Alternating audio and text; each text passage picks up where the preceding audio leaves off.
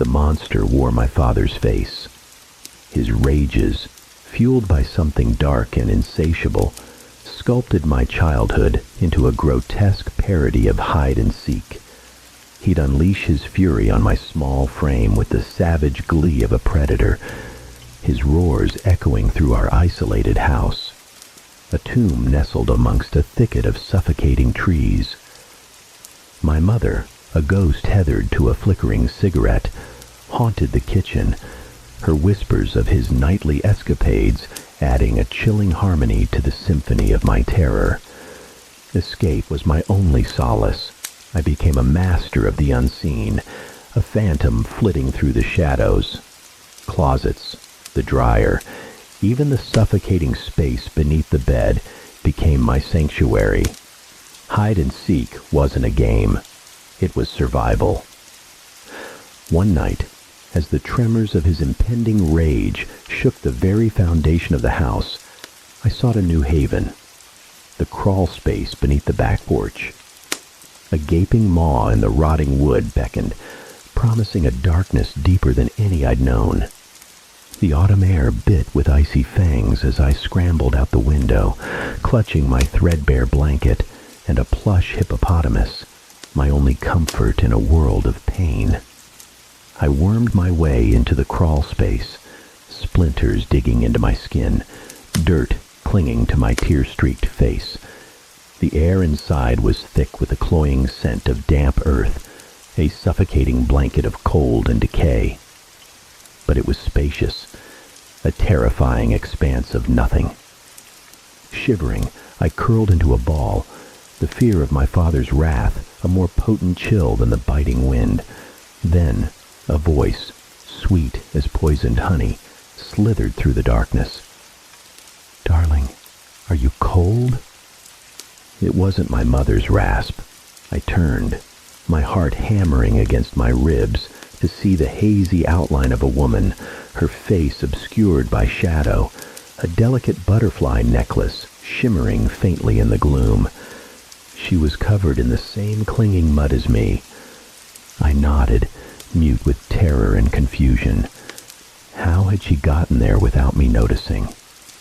She crawled closer, her movements unnervingly fluid, and enveloped me in an embrace that radiated an unnatural warmth, like a bonfire built on bones.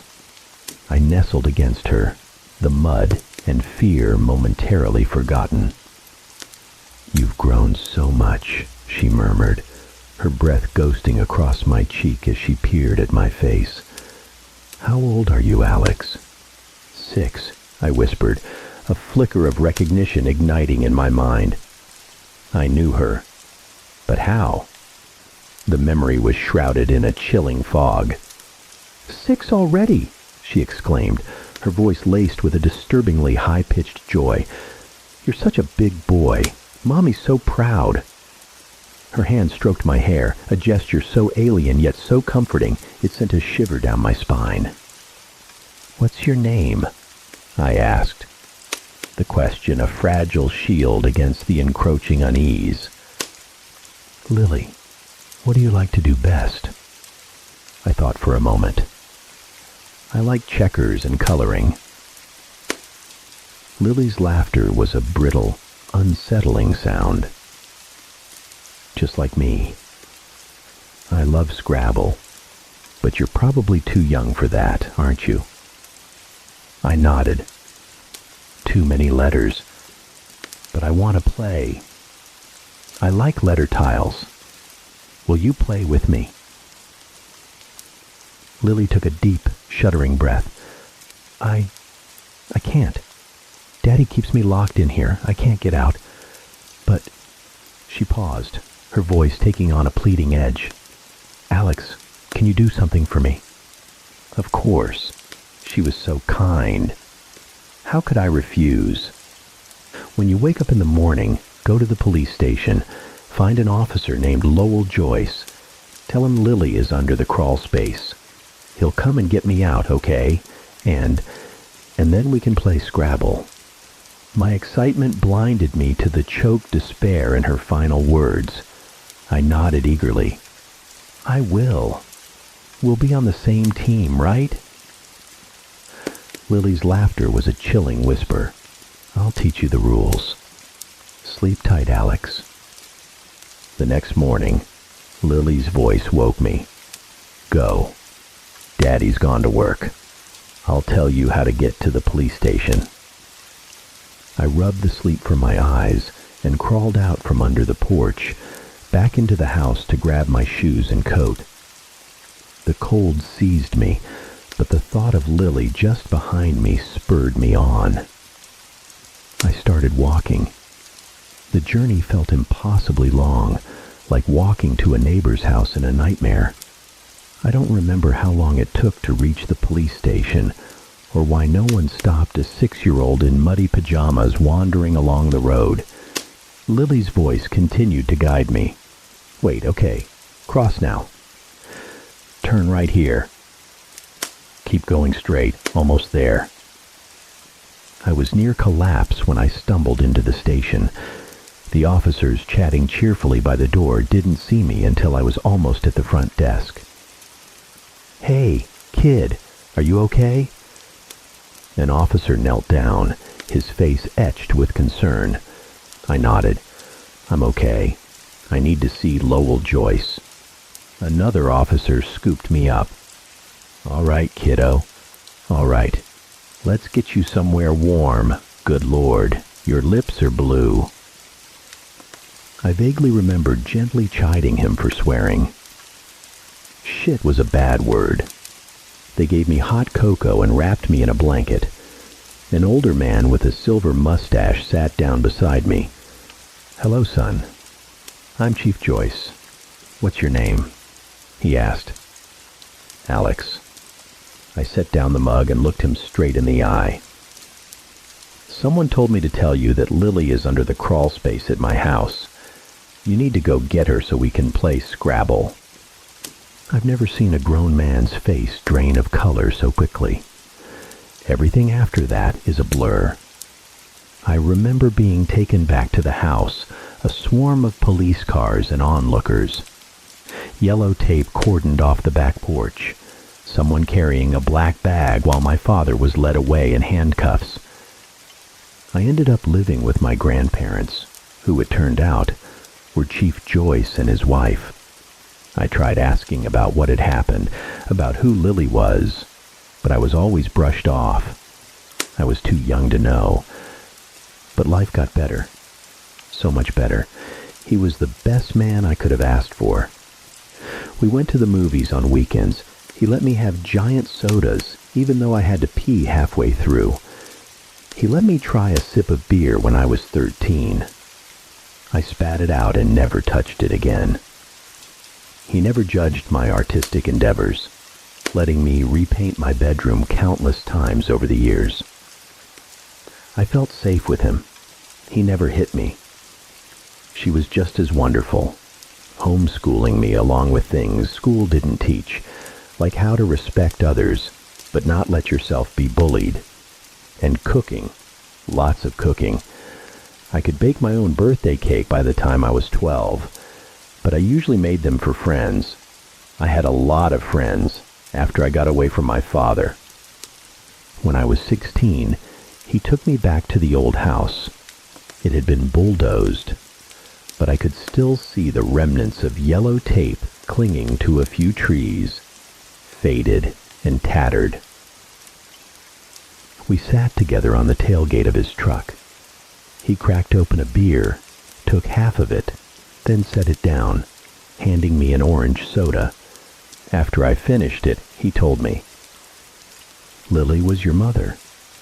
It was a good thing I wasn't swallowing, or it definitely would have come out my nose. My mom? I echoed, confused. Your birth mother. The woman who lived with your father wasn't your mother. He grabbed another beer. Lily was my daughter. I loved her so much, but when you were about 6 months old, she disappeared. My stomach twisted. My father kept her under the crawl space? I asked, starting to feel sick. He took a deep breath before setting the unopened beer down. That's Something I've never understood. Lily told you to find me? And that she liked Scrabble? Yes. She kept me warm that night. I probably would have frozen to death without her. I was being stupid. Even I knew that.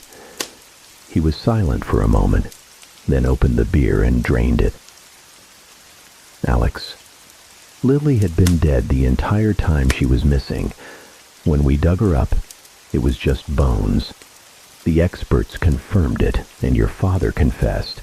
They had an argument, and he pushed her down the stairs. She broke her neck. He clenched his fist. I knew he was involved in her disappearance, but I never had any proof until you walked into the station, covered in mud, and told me she was under the crawl space. I was numb. I couldn't breathe. All I could do was shake my head. But I saw her. She was alive. She was wearing a butterfly necklace. I trailed off as he pulled an evidence bag from his shirt pocket. It was the butterfly necklace, rusted, and some of the paint chipped. But I remembered it as clearly as I remembered Lily's voice. He took a shaky breath as he placed the bag in my hands. Lily loved you very much. That's why she stayed with that bastard. You were her whole world. She kept taking pictures and sending them to us in the mail. Sometimes a mother's love can do things no living person can. Tears streamed down my face as I clutched the necklace to my chest. Choking back sobs, I leaned against him. He held me tight, and I swore I felt a few of his tears fall on my head. And just for a fleeting moment, I swore I felt that same unnatural warmth I'd felt that night under the crawl space.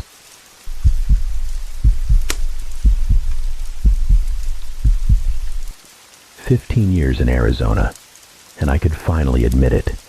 This was the most peace I'd ever known. Before that, I grew up in a small town, so far out in the sticks, I can't even remember what state it was in, or if it was even in America at all.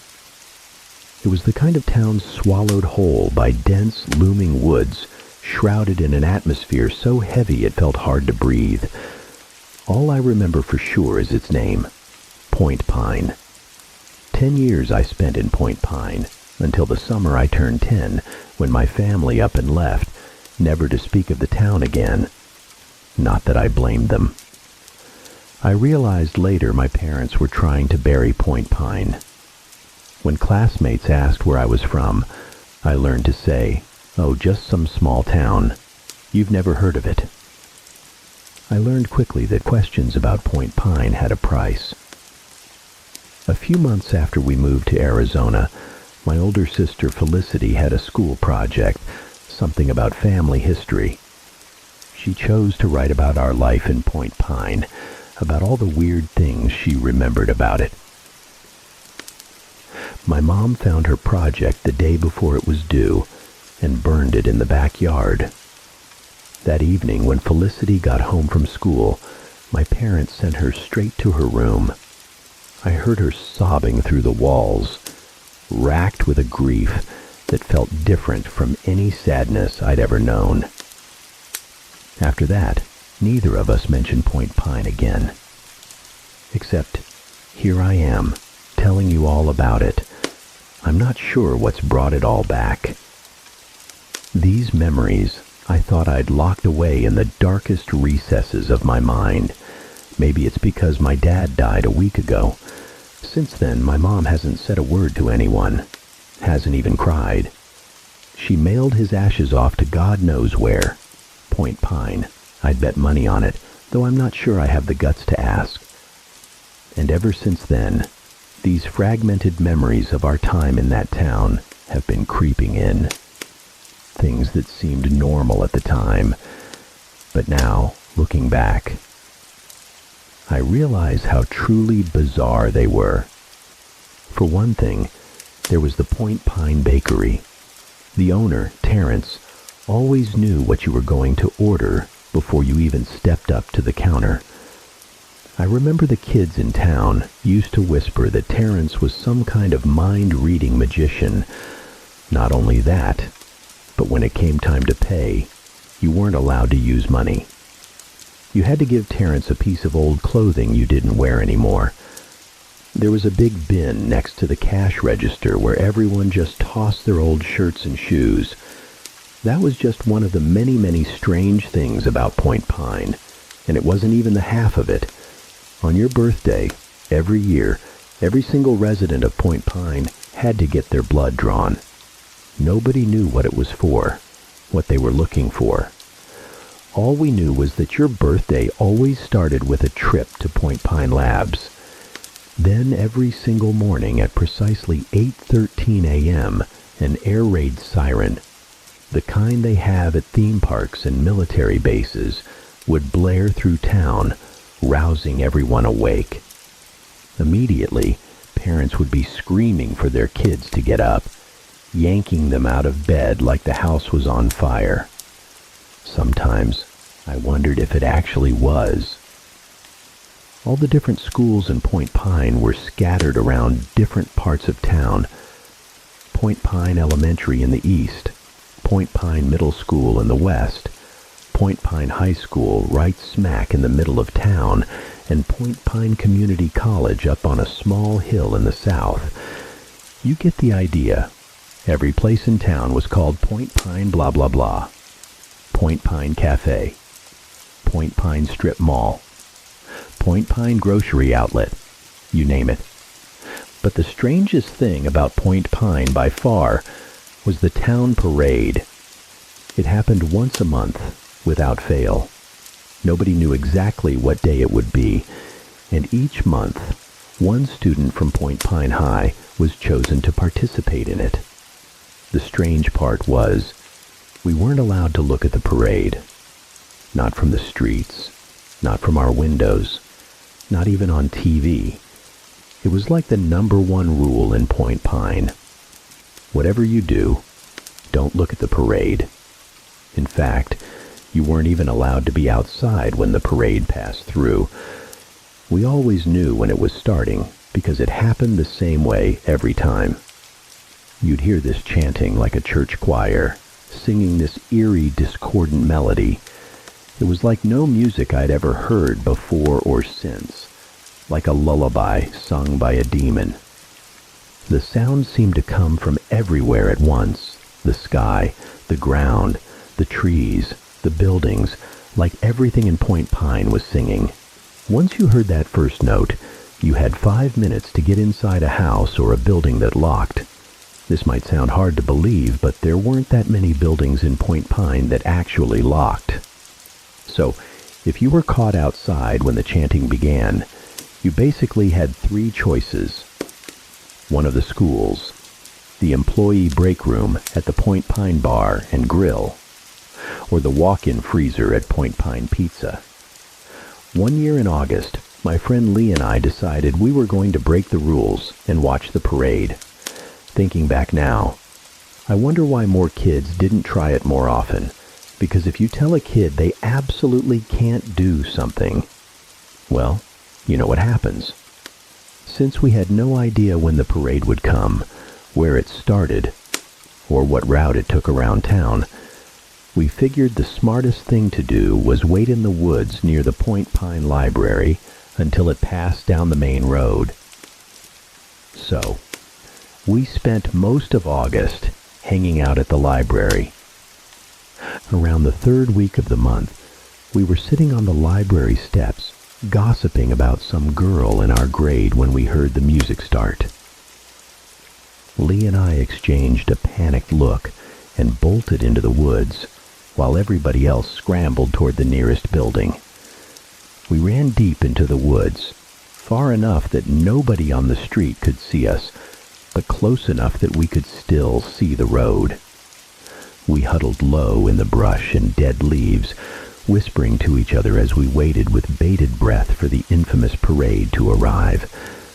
That year, the student chosen from Point Pine High was a girl named Reed, a friend of my sister's. She was a few years older than me, but she and Felicity had become close because Reed lived next door. "Dude, I see it," Lee whispered excitedly. I strained my neck to see what he was looking at. I was always a small kid. Even now I'm shorter than most guys my age, or any age, really. So Lee always had at least a foot on me. "I don't see anything," I hissed back. "Shh, they'll hear you." I shut up, craning my neck to try to catch a glimpse of the parade. Oh no, oh God, no. Suddenly, Lee crumpled to the ground, his hands flying to his head. He curled up in a ball, groaning. "What? What is it?" I asked, my eyes darting between Lee and the road. "I saw her. I saw the girl," he said, his voice trembling. "Reed?" I asked, still scanning the road for any sign of the parade. Lee grabbed my arm, yanking me down to the ground. "Ow!" I yelped. "What are you doing?" I hissed, but Lee just shook his head frantically, his eyes wide with terror.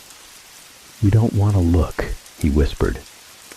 For the first time since I'd known him, I saw real fear in Lee's eyes, the kind of fear that chills you to the bone. I turned away from the road, looking down at Lee. "What did you see?" I whispered.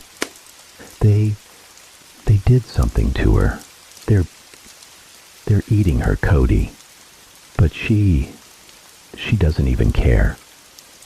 Lee was shaking now, tears streaming down his face. I turned away from the road, no longer wanting to see. The chanting was getting closer now. "Cody!" I heard a voice, high-pitched and sing-song, calling my name. "Don't look," Lee whimpered. "Cody, Cody." The voice sounded just like Reed. "Watch us, Cody." I squeezed my eyes shut. The chanting continued for another minute or so, and then I heard Lee start to wail, a sound of pure primal terror that I will never forget. I kept my eyes squeezed shut. Then, just as quickly as it started, the chanting faded, along with the sound of whatever the hell else had been happening on that road. It was only when I heard the telltale sounds of people emerging from their hiding places that I dared to open my eyes. I reached down and pulled Lee to his feet. He stood up, but his head remained bowed, his eyes fixed on the ground. "Lee, what is it? What's wrong?" I asked, my voice shaky. I heard him sniffle, and something wet and warm splattered on my hand. I realized with a jolt that Lee was crying, sobbing, really. "Lee?" He finally lifted his head, and when he did, he looked straight at me. "They took my eyes, Cody," he whispered. I will never forget the look of Lee's empty sockets, the blood trickling down his cheeks, the ragged edges of skin where his eyelids used to be. I threw up in the woods, and it was a long time before I could bring myself to lead him out of there. Some adults saw us and called my parents, and that was it. The next day, my family left Point Pine. I never found out what happened to Lee after that day. As soon as we left Point Pine, my parents resumed their charade of pretending it never existed. They never spoke of it again, and I was too afraid to ask about Lee. As far as I know, he was the only person who ever looked at the parade, and he paid a terrible price. I don't know if Point Pine is even still there. Part of me wants to go back and see what became of the place, but even if I knew how to get there, I don't think I ever could. Something tells me I wouldn't be welcome. And even after all these years, I still can't shake the feeling that somehow, some way, my parents are still connected to that town.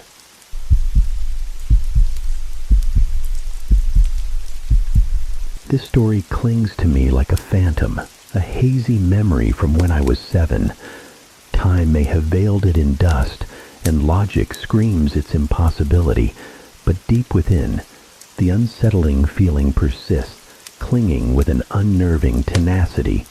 It was a bustling Tokyo subway station. I stood beside my father when I saw it. A towering monstrosity, cloaked in shaggy black fur. Its leathery wings, the color of clotted darkness, unfurled behind it, and a maw like an anteater's yawned at its center. I was paralyzed, eyes glued to the grotesque creature, until a voice, like gravel scraping across tombstones, slithered from its depths. "That human looks strange," it muttered, as if it can see me. "I can see you," I replied, voice trembling. The demon flinched, almost leaping from the ground. You can see me?" "Yes. Can't everyone?" I asked, naive to the horror unfolding. "Not unless they're attuned to the 5th dimension." Am I in the 5th dimension? Curiosity momentarily eclipsed fear. "Perhaps your mind wandered here. What were you thinking about before you saw me?" I racked my brain, then offered a playful smile. "Trains." "Ah, yes, trains. The threads between our worlds. Perhaps your mind strayed. Or perhaps you're simply going mad." "I hope not." I shook my head, a chill snaking down my spine. "But in the 5th dimension, madness is a gift." The demon chuckled, a hollow echoing sound. I giggled nervously. "Are there subways in the 5th dimension?" "Of course," it replied matter-of-factly.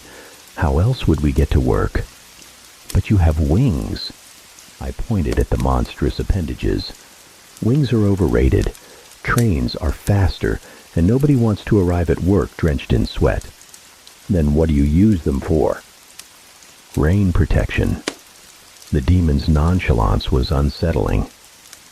"Can I see?" I asked, both terrified and strangely drawn to the creature. "Very well." With a groan, it unfurled its wings, engulfing a swath of the station in an unnatural shade.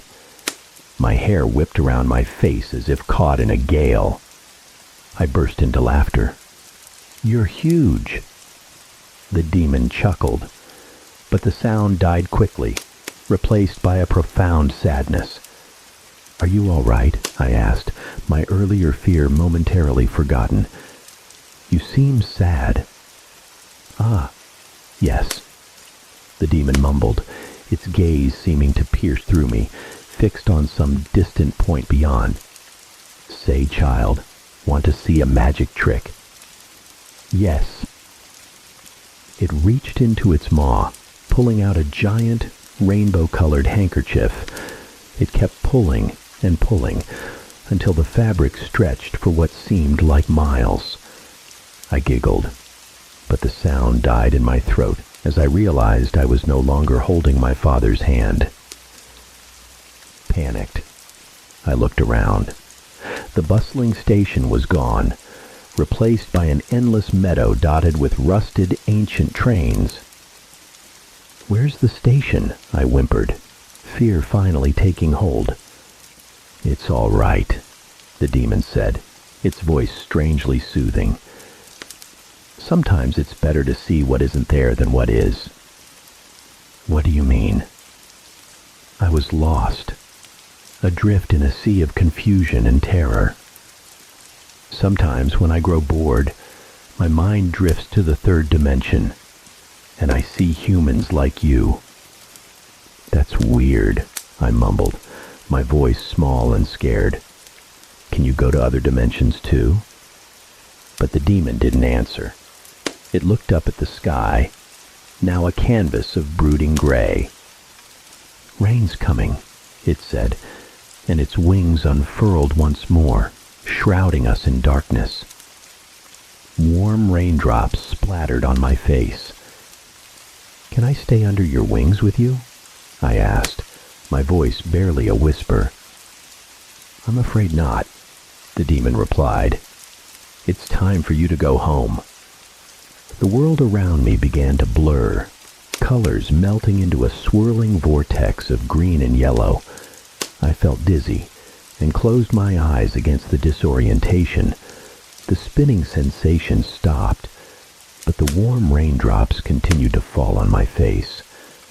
When I opened my eyes, my mother was sobbing beside me, but my father was gone. "Where's Daddy?" I asked, confused. "Didn't he bring me home?" "Yes, sweetheart," she choked out, unable to meet my gaze. "He brought you home, and then he had to go." "Oh," I replied. "When's he coming back?" I don't know." He never did. It wasn't until much later that I learned the horrifying truth. My father had taken his own life that day.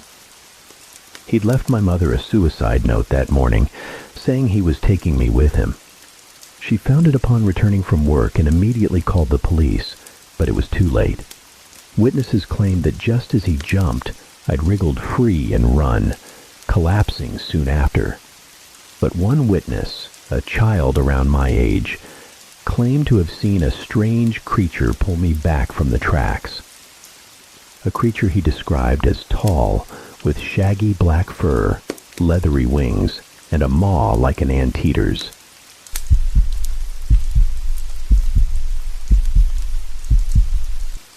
The reek of stale alcohol clung to me like a shroud as I stumbled home at 11 p.m. Exhaustion gnawed at my bones. I collapsed onto the sofa, lit a cigarette, and fired up YouTube on my laptop. Some vapid travel vlog flickered on the screen, barely registering when the front door clicked open. My roommate, a quiet, almost spectral presence, drifted in, hung up his coat with unsettling precision, and vanished into his room. Standard operating procedure. He was a man of few words, only speaking when spoken to, but impeccably tidy and non-confrontational. I couldn't fault him. My attention drifted back to the screen. 5 minutes later, the hiss of the shower started up from his room. Nothing out of the ordinary. I was halfway through a bare-knuckle boxing compilation, eyes drooping, on the verge of oblivion. Then I woke up. Darkness pressed in, my head a throbbing drum, my throat parched. I sat up slowly, waiting for the dizziness to subside, and fumbled for my phone.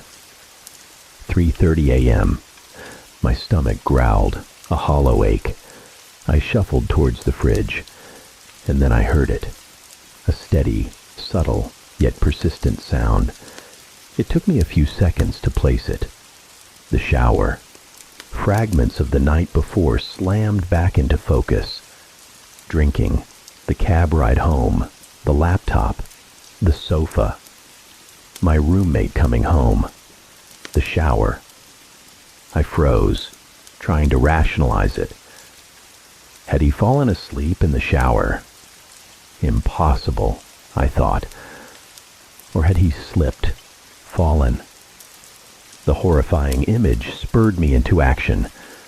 I ran to his room, but the bathroom door was locked. I hammered on it. "Hey man, you all right in there?" Silence. I considered kicking the door down, but decided to call 911 first.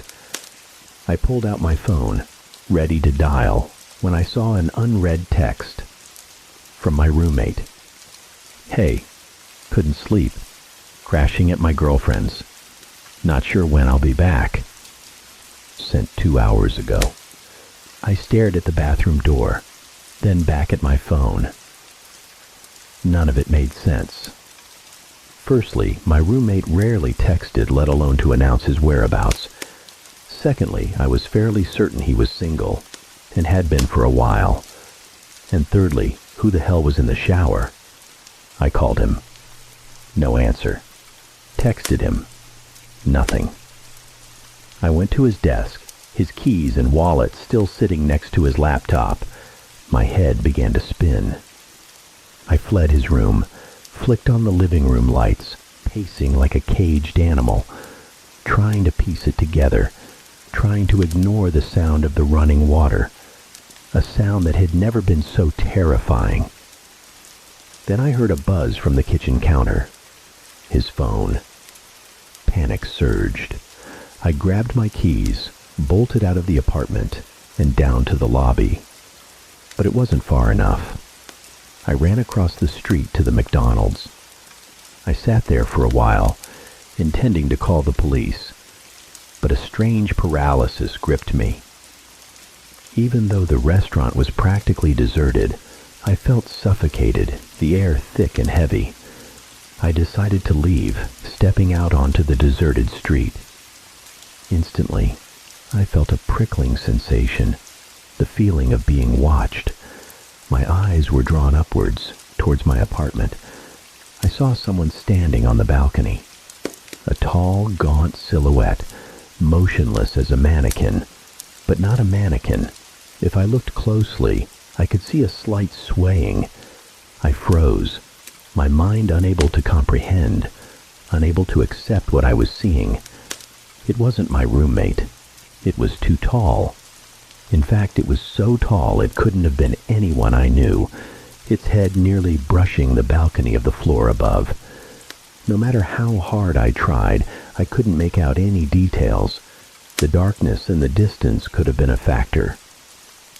But something told me otherwise, that this thing simply had no details to observe, that it was just a pure, condensed mass of shadow. Every instinct screamed at me to run, but a whispering voice in the back of my mind told me that if I ran, it would follow. I retreated back into the McDonald's, locked myself in the bathroom, and finally managed to call 911. I told the operator that someone had broken into my apartment, but I had escaped without them knowing, and they were still inside. It was the closest I could get to the truth without sounding insane. The operator said they would send someone, told me to stay put. I emerged from the bathroom and waited at a table near the front door until flashing red and blue lights light through the night. I went outside to meet the police, glanced up at the balcony, saw it was empty, but the living room door was still wide open. They bombarded me with questions, my answers fragmented and incoherent. Was the intruder armed? Did I know who it was? What were they doing? I said I didn't know. I didn't understand, but they kept asking. Finally, I almost screamed at them to go up there and see for themselves.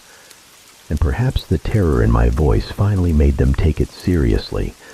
They told me to wait by the entrance, and I watched them enter the building. I stood there for what felt like an eternity, growing increasingly anxious about what they would tell me when they came back down. A few minutes later, a gunshot echoed, flat and heavy. My heart plummeted. I continued to wait, unsure what else to do. 20 more minutes of silence passed, and still no sign of the police. Soon, I heard the sirens of more police cars approaching. Everything after that became a blur.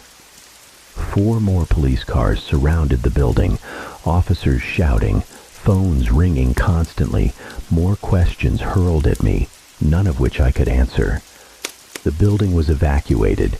Residents panicked and confused as they were herded outside, while the police grew increasingly frantic. I heard sporadic gunshots, shouts, strange, unidentifiable sounds. My memory of what happened next is hazy, but I remember being shoved into the back of a police car. After being taken to the station, I was led into an interrogation room where 2 men in suits were waiting for me. They didn't introduce themselves, instead launching into a barrage of questions, each one more bizarre than the last. What company does your roommate work for? What's his job title? How many people have been inside your apartment since your roommate moved in? Have you ever heard voices inside the apartment between the hours of midnight and 3 a.m.? Voices that weren't your roommates. Have you ever seen a group of people standing outside your apartment between the hours of midnight and 3 a.m.? Very tall people? And one of the most chilling. Have you ever seen anyone standing at the end of your bed when you woke up between the hours of midnight and 3 a.m.? If so, do you remember what they looked like? Any distinguishing features? As they continued their interrogation, my mind began to dredge up strange occurrences that had happened since my roommate moved in. Things I had dismissed as hallucinations, simply because I had no other explanation. I had heard voices, always emanating from the room next door, where my roommate slept. I was always incredibly tired when I heard them, but I remembered it sounding like a young woman, or a man with an incredibly deep voice. I never made out any words. It always sounded like meaningless murmuring. And then there was the time I went to the bathroom in the middle of the night. Still half asleep, I hadn't turned on the light when I entered. But as my eyes began to adjust to the darkness, I could have sworn there was someone sitting on the toilet. Someone very tall. Of course, when I flicked the light on, there was nothing there. At the time, I easily attributed it to sleepiness, and I never thought about it again. After I had done my best to provide any helpful information, the two men in suits spent a few minutes making notes on their phones. When they were done, they stood up abruptly, told me they would be in touch, and left the room. A police officer came in a few minutes later, told me that since I couldn't go back to my apartment, they would put me up in a nearby hotel until they got the situation under control, and I should stay put until they called. "What happened?" I asked him. "What did you find up there?" He stared at me for a long moment, not as if he was thinking, but as if he deeply resented having to say whatever he was considering. Finally, he just shook his head. "I don't know," he said. "I really don't know." I nodded, trying to smile even though I was sure it didn't look anything like a smile. It's now the next day, and I'm in the hotel. I can't sleep, of course, can't eat. The police officer still hasn't called. When I try to search for information about the evacuation online, all I find are articles saying it was due to a fire. A goddamn fire. Update. I drifted off and just woke up. It's 1 a.m. and I hear the shower running.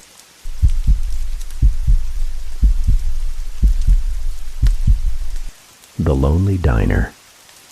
The name itself sends a chill down your spine. It sits isolated on a desolate stretch of highway connecting Carson City and Reno. I work here not out of passion, but because life's cruel hand dealt me a losing streak, leaving me stranded on a dead-end road.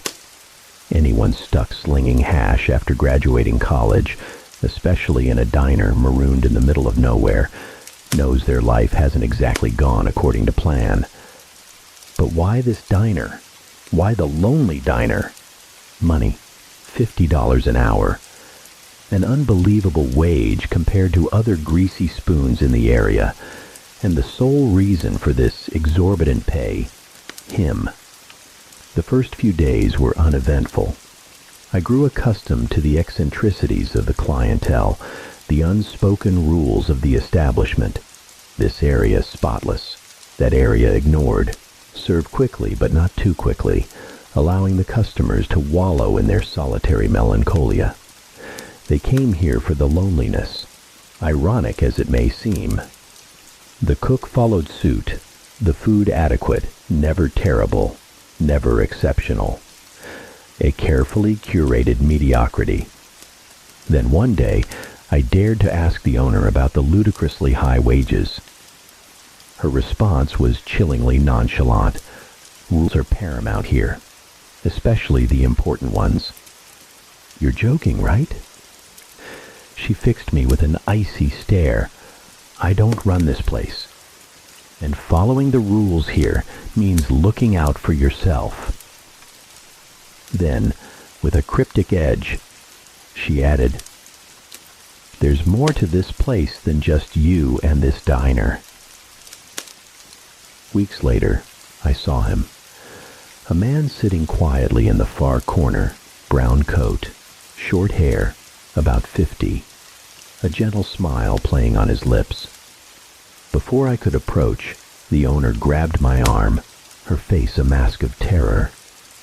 "The important rule, don't go near him, don't talk to him." "But he's a customer." Her grip tightened, her voice a hiss. "Don't ask, just do as I say. The consequences are dire." I watched him from afar. Unlike the other patrons, he didn't exude loneliness or nostalgia. He was curious, a casual curiosity, yet unsettlingly intense. He appeared once a month, like clockwork. I tried to pry information from the owner about him, but all I got was, "I don't know." Then one day, the owner fell gravely ill, coinciding with his usual visit. My curiosity finally overwhelmed me. "Hello, can I get you something?" I called out. He turned, feigning deafness. I repeated the question, louder this time. "Excuse me, miss," he replied, his voice disconcertingly normal. "I couldn't quite hear you.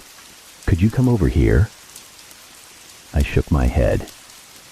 "I don't mean to be rude," he continued, "but I don't think anyone's taken my order yet." I turned away, trying to ignore him. He vanished as mysteriously as he arrived, without a sound. The following week, I was summoned to a meeting with a sharply dressed man, an earpiece nestled in his ear. He stared at me, then turned to the owner. "How long has she been working here?" 6 months. "Do you trust her?" "I do." He turned back to me. "Last week, the Wanderer came. The owner was out. You were not. Tell me everything." "The Wanderer?" "That's our designation for the man in the corner booth, or rather, the government's diner." "I'm sorry, what?" "Precisely. Congratulations, you're part of a clandestine government operation. The Wanderer isn't just a nickname. It's our legal definition for this conundrum. He's a phenomenon we've been tracking for years. At first, he just wandered the desert, asking strange questions to strangers. Harmless enough, a bit odd, but not illegal. However, sometimes strange, terrible things happen around him.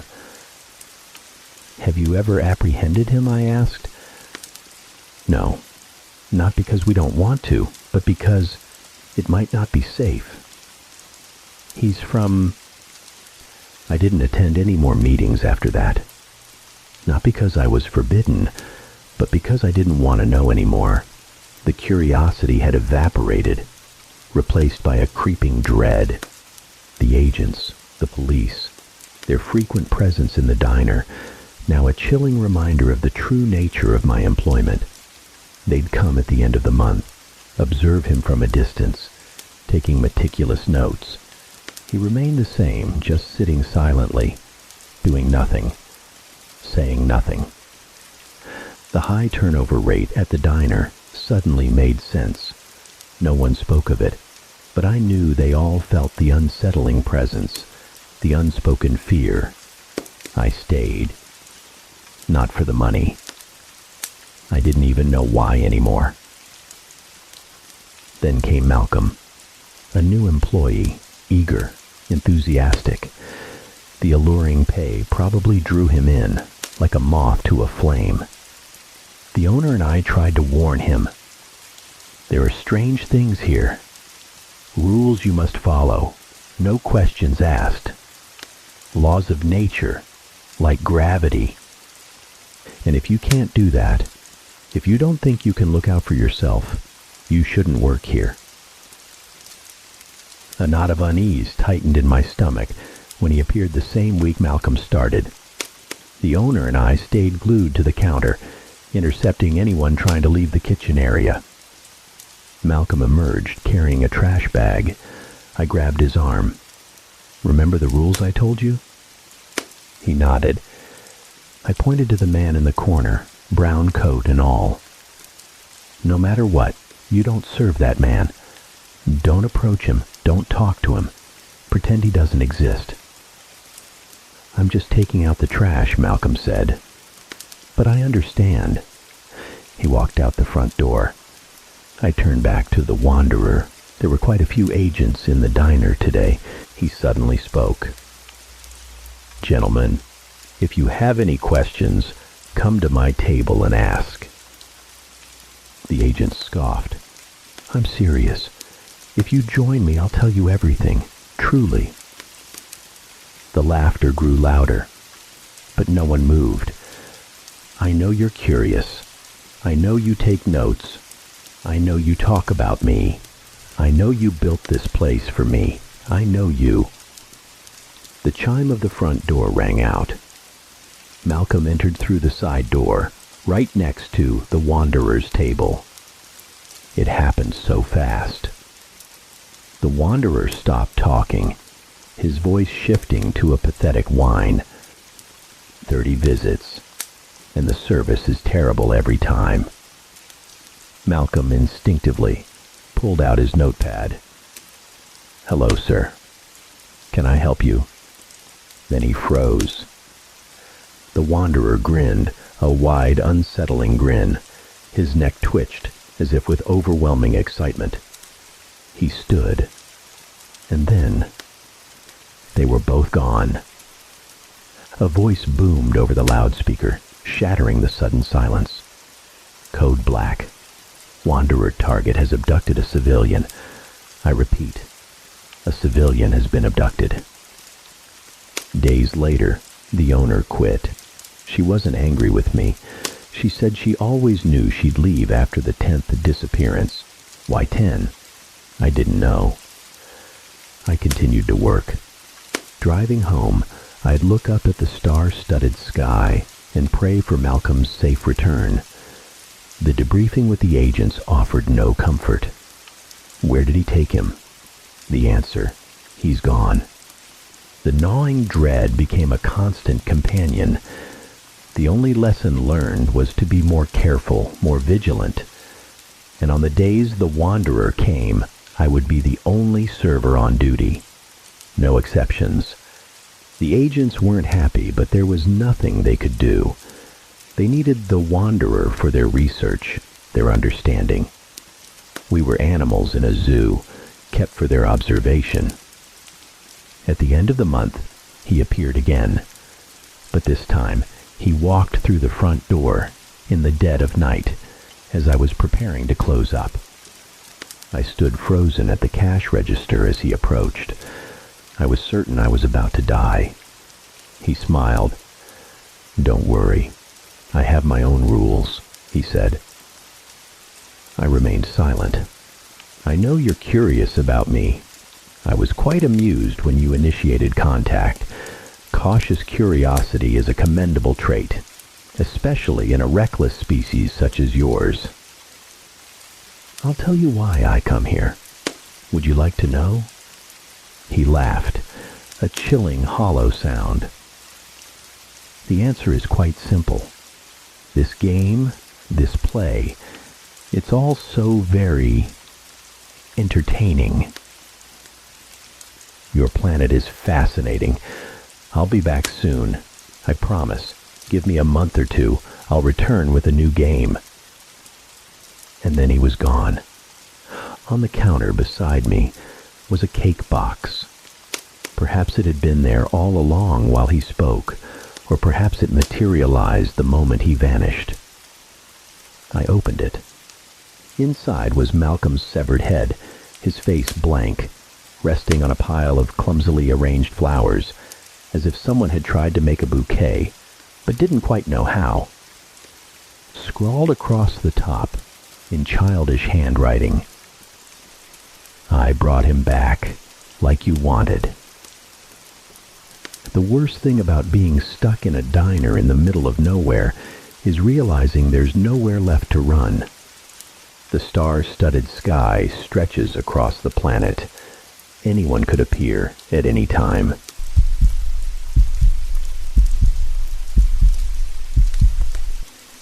My name is Lily Madwip, and I see things. Things that haven't happened yet. Quit staring at me, creep. That's Roger, my brother.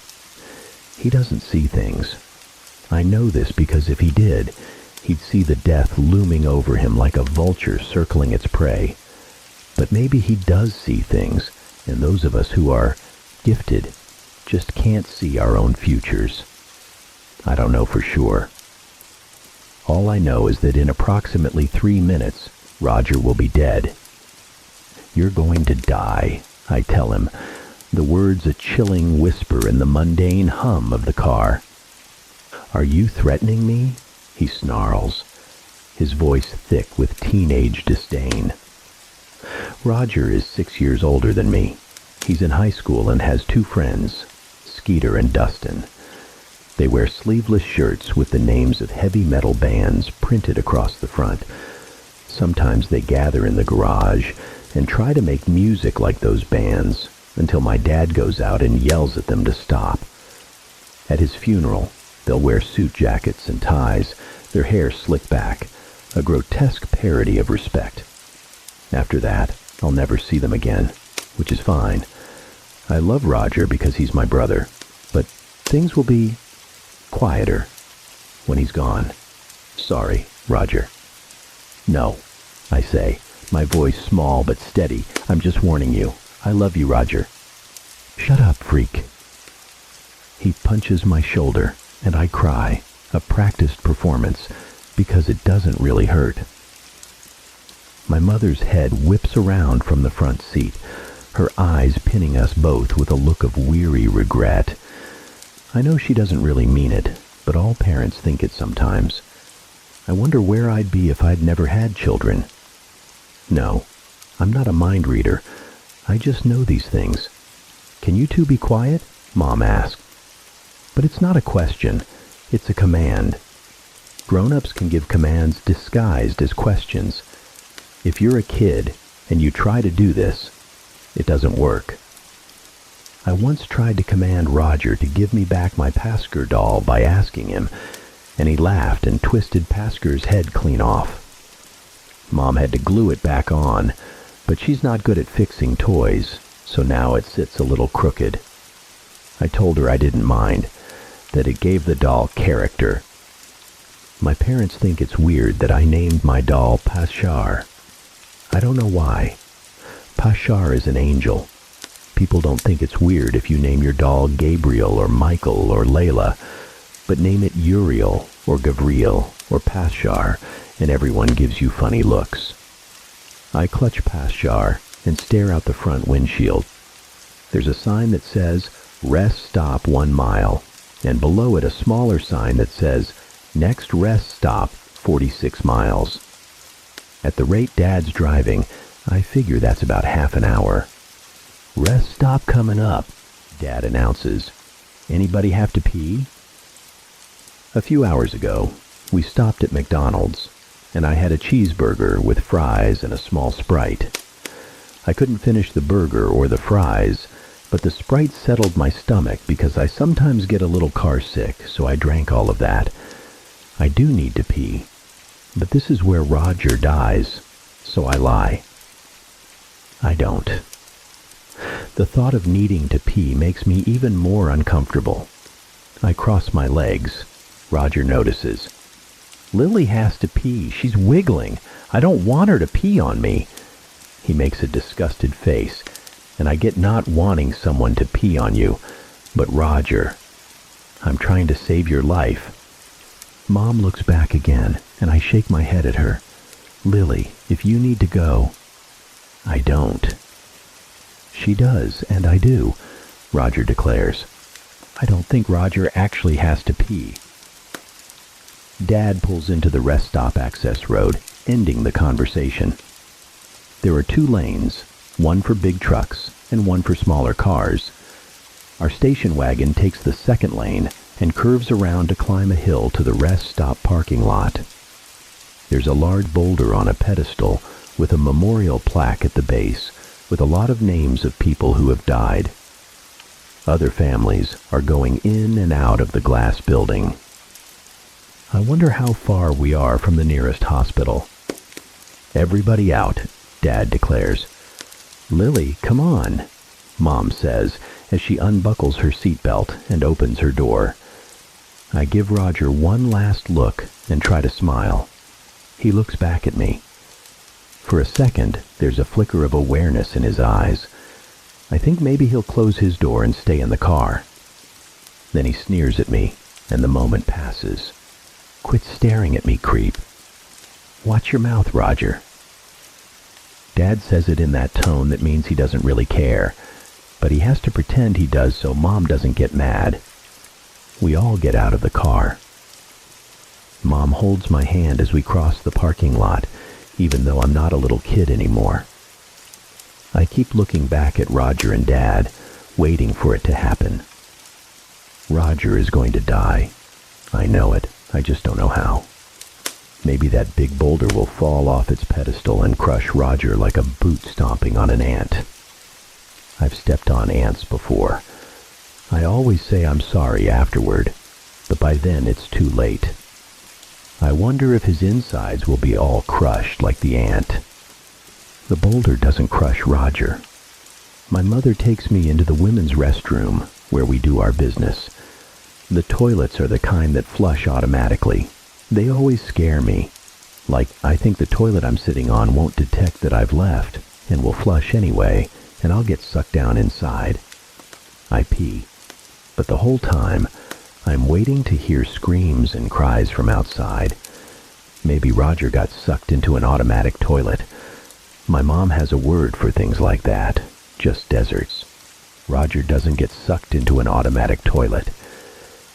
We meet back in the lobby area, where there's an information desk and little cubbies filled with tourist maps and brochures for hotels and water parks. I want to look at one for the drive-through safari zoo, but Dad is in a hurry to get back on the road, so Mom pulls me back to the parking lot. We pile back into the station wagon with empty bladders.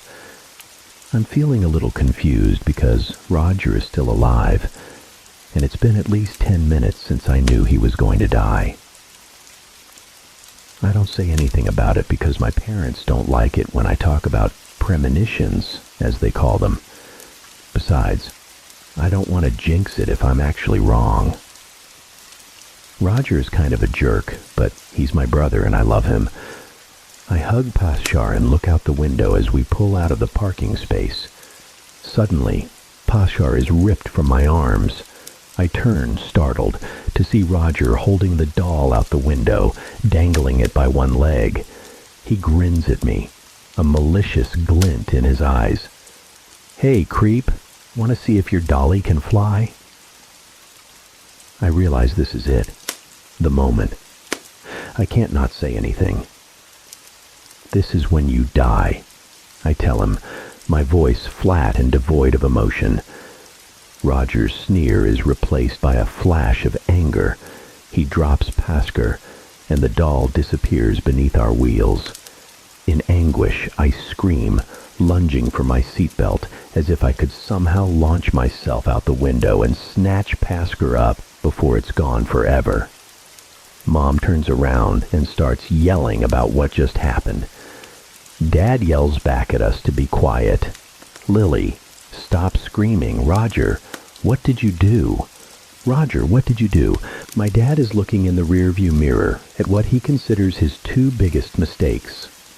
My mom is glaring back and forth between me and Roger.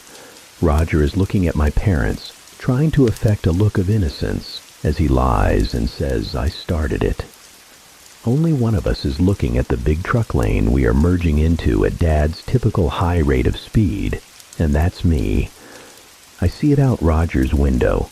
A monstrous semi with multiple large tires and a massive trailer behind it, hurtling toward us. The driver in the cab looking as shocked and confused as I feel. I'm not screaming about Pasker anymore. I'm screaming for Dad to brake or swerve or something, but he can't differentiate between types of screams, and it's too late anyway. Do you know what a T-bone is? I always thought it was a kind of steak. My Uncle George once ordered a T-bone at a restaurant, and he got this huge piece of meat with the bone still in it. That's why they call it a T-bone, because the bone is there, and it looks like a T. Apparently, a T-bone is also a type of collision where one vehicle slams into the side of another vehicle, because the two vehicles make a T shape, just like the bone in the steak my uncle ordered. That's what the semi did to us. It T-boned us, right in front of the entrance to the interstate. The nearest hospital was 23 minutes away. I never would have guessed that number. They took Roger and my dad there in ambulances. Dad had a dislocated shoulder and a lot of cuts and bruises. Roger was airlifted to Boston Memorial Hospital. He got to ride in a helicopter, although he was unconscious, so he missed out. He died of internal injuries before he got there. Mom and I were treated for various minor cuts from the glass and stuff. The truck driver was okay, but shaken up by the whole thing. I hope he doesn't blame himself for Roger's death. It wasn't anybody's fault, but Roger's. One of the EMTs who treated us at the scene found Paschar and gave it back to me. It always finds its way back to me. The EMT asked me what my doll's name was and gave me a funny look when I told him. I didn't tell him that he was about to get a call for an elderly woman having a stroke in some place called Middlebury. That kind of mundane information gets tuned out by most people, like how I know my parents will cry and hug each other and worry about Roger until they find out he's dead. Then Dad will become more distant because he secretly blames me. It's not a secret, Dad, I know. And Mom will hold me tighter every night at bedtime. I see it, but they don't need to know I see it. I hope Roger is in a better place, but Pasker tells me he's not. Pasker is always right.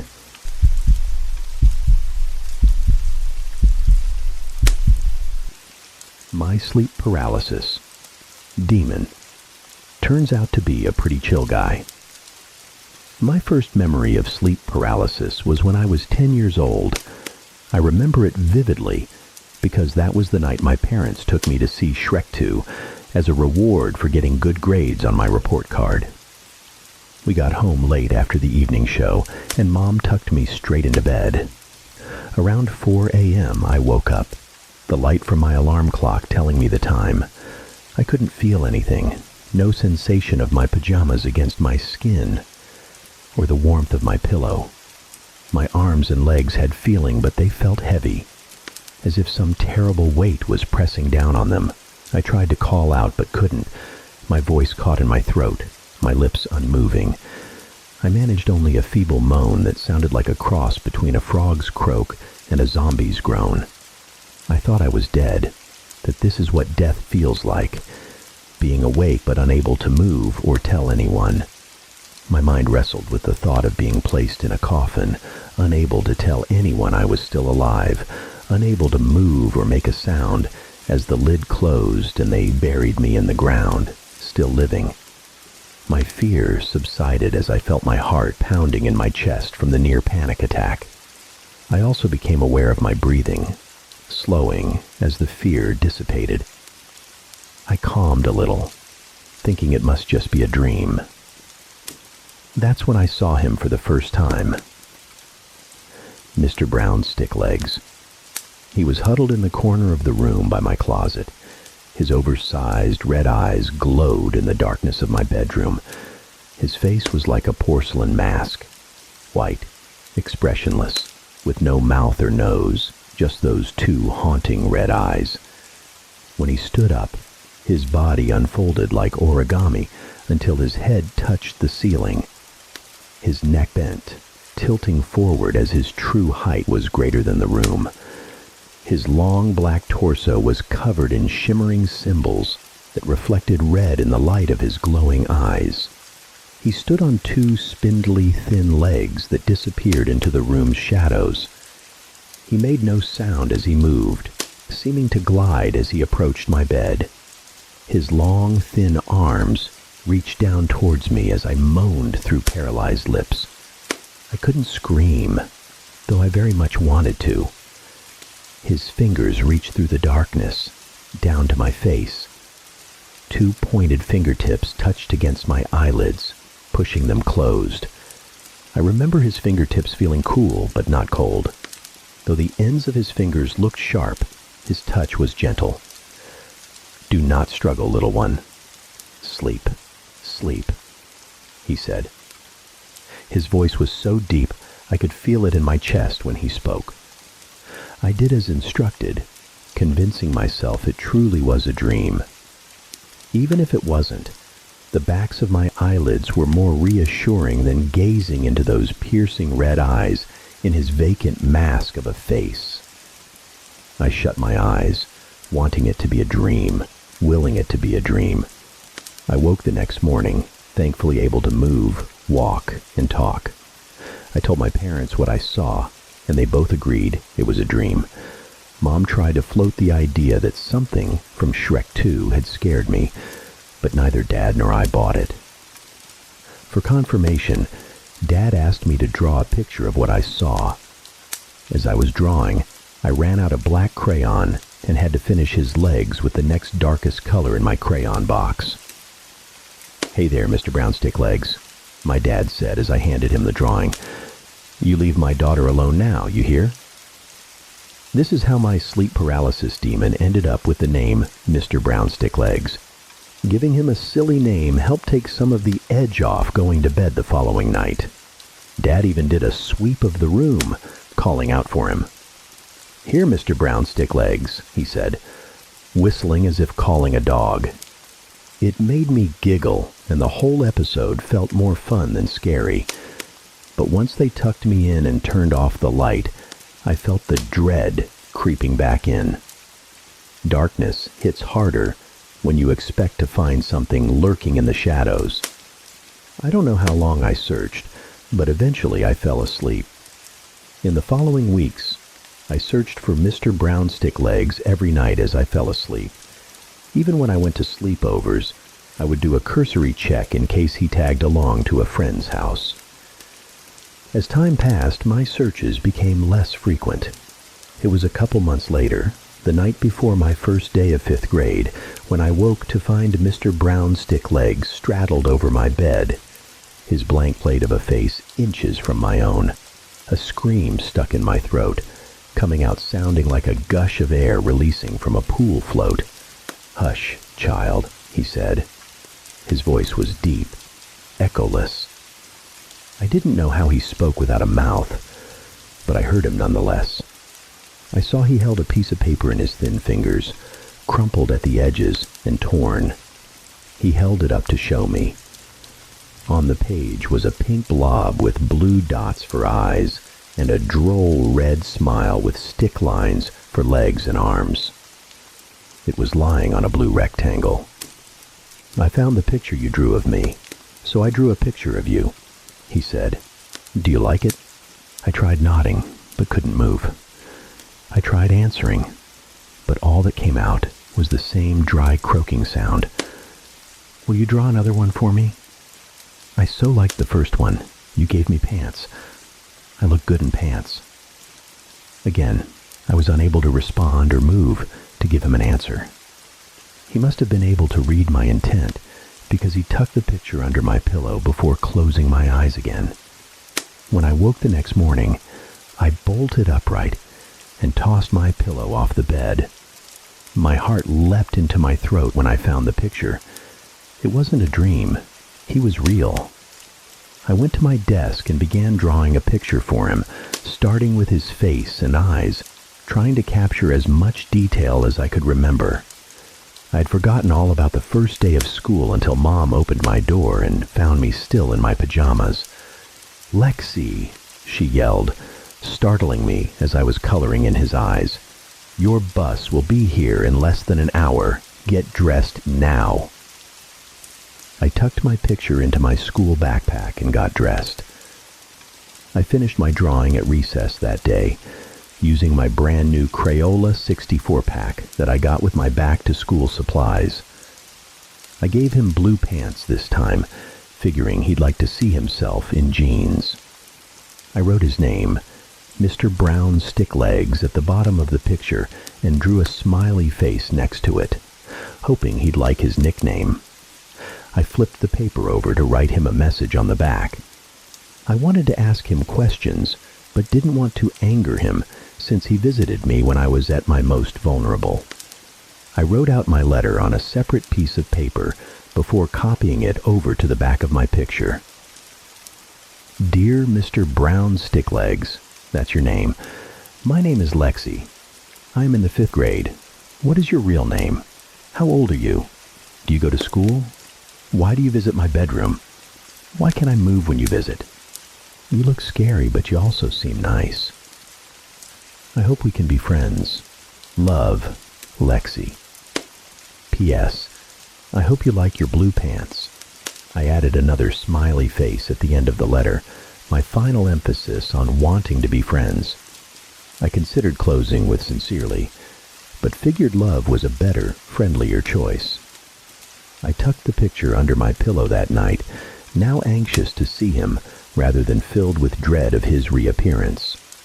But like last time, he did not return the next day, or the day after.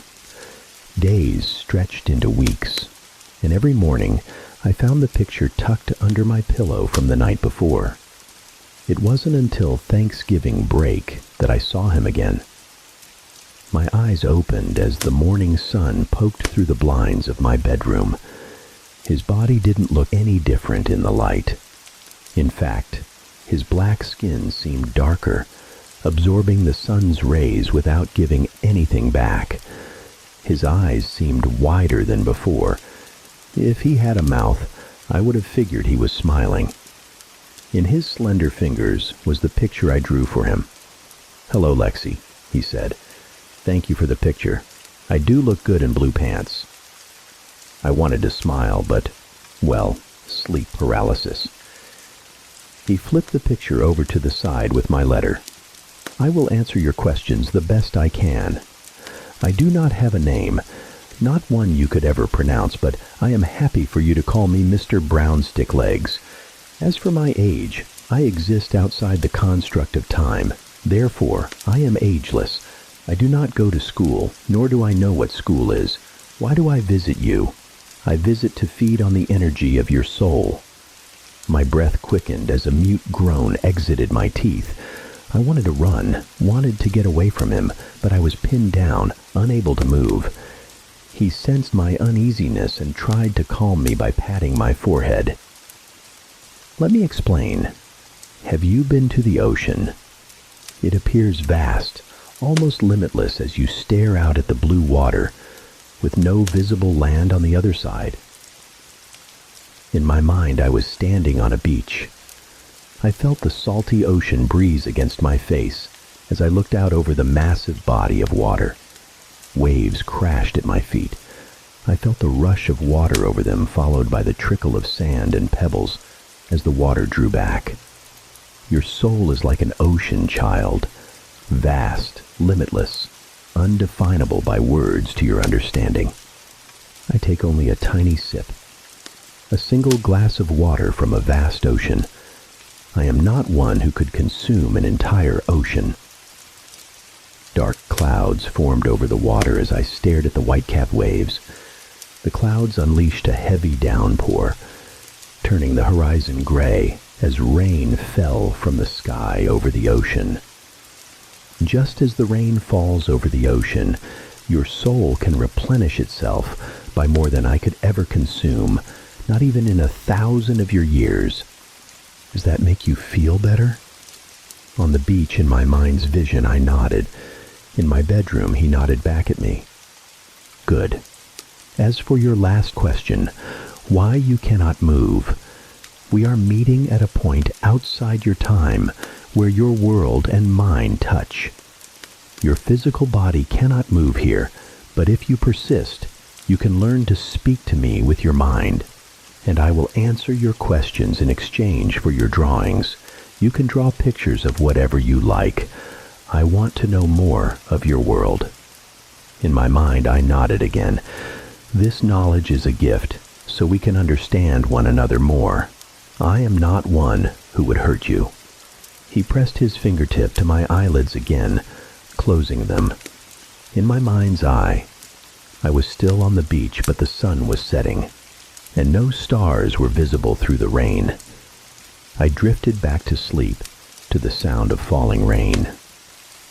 The next morning, I asked my parents for a sketchbook and colored pencils. They tried to hold me off until Christmas, but since I spent most of my afternoons and weekends drawing pictures up in my room, Dad let me open one of my gifts a week early. A Strathmore sketchbook with 100 pages and a 50-pack of Crayola-colored pencils. I started by drawing the rest of my family. Mom, Dad, my little brother Tommy, our cat Libby, and even though he had died, our dog Pancakes. Next I drew our house, then our car, then my school. I kept drawing anything I could think of. Trees, birds, insects, until my sketchbook was full. I used my allowance to purchase more books so I could keep drawing. I honed my craft, redoing my earlier drawings in greater detail. My thoughts considered his wording. I am not one who could consume an entire ocean. I wanted to ask him if there were those who could, but I wasn't sure if I wanted to know such things. Mr. Brownsticklegs didn't return until my freshman year of high school. To him, it wasn't like any time had passed. I read up on lucid dreaming in the time between visits, so that when he returned, I would be better capable of talking to him. He held my books in his hands, flipping through my drawings, doting over the increased refinement of my drawing skills. I had filled a dozen sketch pads and upgraded from Crayola to Prismacolor Premier pencils for my drawings. His biggest surprise was when, after he complimented my drawings, I spoke to him. "Thank you," I said, seeing the words in my mind as I spoke them aloud. If he had a surprised expression, his eyes showed it. "You have been very busy, child," he said. "Do you have any questions you would like to ask?" I hesitated, but finally formed the words in my mind. "Are there creatures who can consume an entire ocean?" He didn't respond right away, which made me think I had not asked properly. As I asked him a second time, he put a finger to my lips as if to shush me. "There are those who can. They are known as the Dark Ones. They are capable of consuming entire souls, emptying them out, leaving them dry and barren. You should not fear them, but you should also not provoke them." His eyes curved downward, as if concerned or afraid. "What do they look like?" I asked. In my mind, my visions were filled with images of great, terrible creatures, spiders taller than the Empire State Building, on thin, spindly legs of shadow and smoke. Tentacled monsters in the seas lofting blue whales like they were toys, ripping them to shreds with their curved, chitinous beaks. Great, ghastly flying creatures that knocked over orchards and forests with the beat of their leathery wings. "I showed you only because you asked," Mr. Brownsticklegs said, "but it is best that we don't talk or think about them. Let them be." I nodded in my mind. He leaned forward and pressed his plate-like face to my head as if to kiss me on the forehead, which was odd since he didn't have a mouth. Then, as usual, he closed my eyes, and I drifted back to sleep. My life took a downturn during the latter years of high school. My dad lost his job, and when the search for a new one dragged on, he turned to drinking to cope with his failure. He wasn't abusive, but he wasn't fun to be around either. In the months following, my parents would hush their arguing when I entered the room, greeting me with smiles as if nothing were wrong. That lasted until the day I came home from school, to them fighting over a foreclosure notice from the bank. We moved out over a weekend from our home in the suburbs to an apartment on the other side of town. I internalized my feelings during that time. I withdrew from my friends and school activities besides the art club, the only one we could still afford. I saw my friends driving to school and hanging out while I rode the bus, too poor and too far out of the way to join in. My tastes began to change as well. Out was the bubblegum pop of Katy Perry, Kesha, and Taylor Swift. Instead, I listened to Pierce the Veil, Sleeping with Sirens, and Bring Me the Horizon. My clothes and makeup became darker, more black t-shirts and skirts with black eyeliner and black fingernail polish. Mom called it my goth phase, not that she understood. My drawings became darker too. I moved from colored pencils to charcoal, drawing skulls and gothic-looking cemeteries as my passion for drawing animals and flowers waned. I also drew the dark ones in great detail, exactly how I remembered them in my mind's eye. Mr. Brown Sticklegs visited me again a month after we moved into the apartment. He looked more at home in my room of blacklight posters and death metal bands than he did in my previous room. His eyes were dim, not the vibrant red as they were before. He stared at me as I lay in bed, unable to move. He moved inches from my face as I heard his words in my mind. "Your soul tastes different now." He didn't speak of my drawings.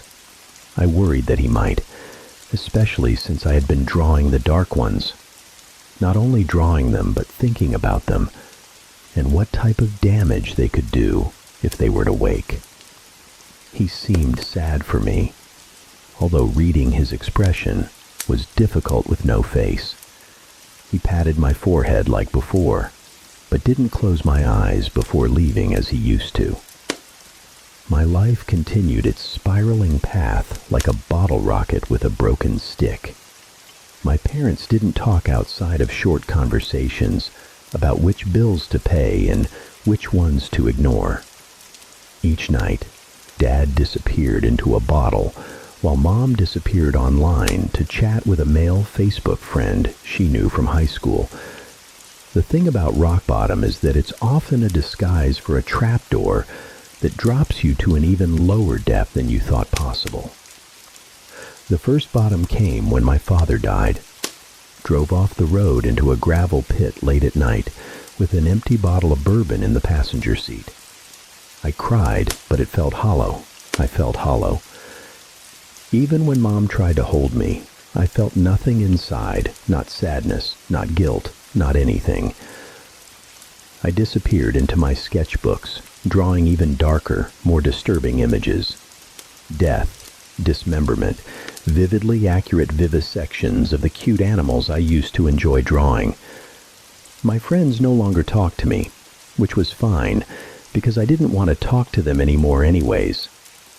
I found people to hang out with, not friends, but people who could get me access to moments of chemically induced euphoria to forget about life for a while. Just like that, the trapdoor opened, dropping me to a new rock bottom of addiction. One thing I had in common with my dad, but instead of falling into a bottle, I fell into a needle. I stole money from my mom's purse to feed my habits, not that she noticed. She was busy with her old Facebook friend, who had moved from online acquaintance to nightly sleepover companion. When the time came to begin my senior year, I didn't bother going back. I kept drawing, filling entire sketchbooks with the dark images that reflected my bleak outlook on life. The dark ones were prevalent subjects during this period of my life. I drew them feasting on humanity, raking flesh from bone in their jagged teeth behind lips of smoke. I came home one night to find my mom and her new male friend in the middle of a fight. It was different from her fights with Dad, more violent, more physical. When he raised his hand at me for trying to intervene, I decided it was time to bolt. I left home, hitching rides with anyone with a set of wheels I could manage to put up with for short periods of time. My preference leaned toward those with access to the chemical release I craved. The more I could numb, the more I could escape. I found certain drug combinations had similar effects to sleep paralysis, where my mind's ability to control my body's action became severed. In those moments of numbed paralysis, I'd see Mr. Brownstick-Legs watching from afar as I dulled the pain. I saw what I perceived as the Dark Ones too, but they weren't hiding in the shadows like Mr. Brownstick-Legs did. They were the shadows. I called out to them as well, for in those moments I wanted nothing more than to be hollowed out and empty, a void so dark no pain could ever penetrate it. When they didn't answer, I called out to Mr. Brownstick-Legs, but he would vanish every time. Perhaps it was all just a drug-fueled hallucination. Overdosing was never my intention. I was pushing too much, trying to find the edge of the void after feeling so low, so very low, searching for that something extra to filter out the background noise. I took it too far, giving myself a near-lethal dose. At one moment I was lying next to strangers on a stained mattress in an abandoned warehouse. Then came the initial rush of euphoric bliss. And then, nothing. Whoever I was traveling with at the time dumped me on the curb in front of the ER, making me someone else's problem. This was my rock-bottom moment, although at the time it felt more like free fall. I spent 3 weeks in a coma. I was aware of my surroundings and could hear the doctors and nurses as they checked my vitals and tended to my cleanliness and upkeep, but I couldn't move or speak. At the end of my 3rd week in the ICU on a ventilator, I looked up to find Mr. Brownstick-Legs hovering over me, his round red eyes peering through the darkness. "What have you done to yourself, child?" His voice spoke inside my mind. In my mind, I was beside him, standing in the middle of a vast salt-flat desert. The ground was cracked and dry in a hexagonal pattern that stretched in all directions. "This is your soul now. There is nothing left to drink." I heard the beep of my heart rate monitor back in my hospital room speed up as fear entered my mind. "I called out to the Dark Ones," I said. "I asked for them to come. They emptied me out, emptied my soul. No, my child, you did this. You have not replenished, you have only consumed, and now nothing remains." I dropped to my knees in the middle of the salt as I felt a rumbling deep inside the hollow pit of my stomach. I leaned forward onto my arms, but they were no longer my arms. They were pitch black and empty. I could feel them. But when I looked at them, they were empty voids of smoke and shadow. I stood up on my legs, but they were no longer my legs. The darkness swirled up my torso and down my arms. The emptiness inside me consumed my entire body until only my head remained. What's happening to me? I heard a snap as my arms and legs split, forming 8 black, spindly thin legs. I collapsed onto them, unable to support myself. Mr. Brownstick-Legs glided down in front of my face, his eyes inches from my own. "As I told you, child, only the Dark Ones have the ability to consume an entire ocean of a soul. That is your fate. That is what you will become." Back in the room, my heart rate monitor crashed to a flat line. I felt the cold darkness swirl up my neck to my head as the void consumed me. I was aware of the nurses and doctors huddled around my body, prepping the crash cart, but all I felt was the cold consuming what was left of me. "Help me," I uttered. "Please." My physical body jolted from the electric paddles, but I felt nothing, only the cold darkness. A needle injected into my IV line as they recharged for another burst of electricity. Still I felt nothing. only cold, only darkness, only the vast emptiness of the void. Mr. Brown's stick legs tilted his head as he stared through his unblinking red eyes. He leaned forward, pressing his plate-like face to my forehead. I felt a vibration against my skin, followed by the tingling sensation of heat returning. The darkness receded back down my arms and legs. As he pulled back, the red in his eyes had diminished. A gift for the girl who gave me pants. A tear formed in my eye. It rolled down my cheek and fell onto the parked landscape below. Before I could say anything, an electronic jolt coursed through my body, pulling me away from the salt-flat expanse and back to my hospital room. The sinus rhythm of my heart rate monitor returned to normal. I felt the cool gel of the defibrillator paddles against my chest. I remember squeezing the hand of one of the attending nurses, who smiled down at me. "Look who's awake." I cried, but it was different than before. I felt the pain I had long been avoiding, but I felt something else as well.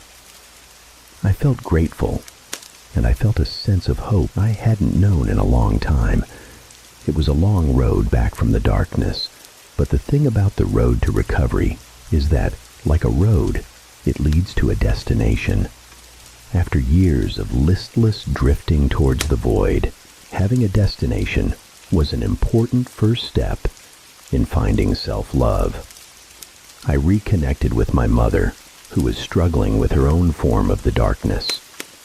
We leaned on one another, talking and going to therapy as we worked through the issues that drove us apart. After my release from the hospital, I moved back home with her Facebook friend long gone. I got my GED and used my many sketchbooks as a portfolio to get an apprenticeship at a tattoo parlor. I've been clean for 4 years now, and it feels good to smile again. Granted, I still prefer Pierce the Veil to anything from Katy Perry's catalog, and my tattoos and jewelry have more skulls than fluffy bunnies. But that's all on the surface. I no longer crave the darkness to consume me. I often think about the vision with Mr. Brown's stick legs on the salt flats that night in the hospital. I had not seen him since that night, and I often wonder about the state of my soul since that day. Has it replenished, or is it still the dried-up, barren wasteland that he took me to on that night? Last night, around 3 a.m, I finally got my answer. I woke up with a heaviness on my chest, arms, and legs. At first I felt the grips of fear grabbing hold, much like the first time I experienced it. But then in the dark corner of my room, I saw glowing red eyes staring back at me from the shadows. In spite of my sleep paralysis, couldn't help but smile when I heard his voice call out to me, "Child, your soul tastes much better now."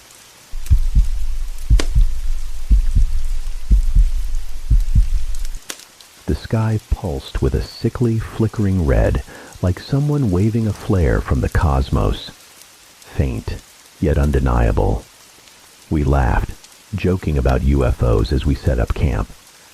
I was certain there were 5 of us, close friends since middle school, celebrating graduation with a camping trip. The crimson glow vanished unnoticed as we chatted and wrestled with tent poles. Dave finished his tent first and volunteered to gather firewood. I remembered working alongside him last year at a desolate gas station. Those late-night shifts were strangely more bearable with him around. Eric fumbled with the tent instructions, his signature round glasses magnifying his anxious blinking.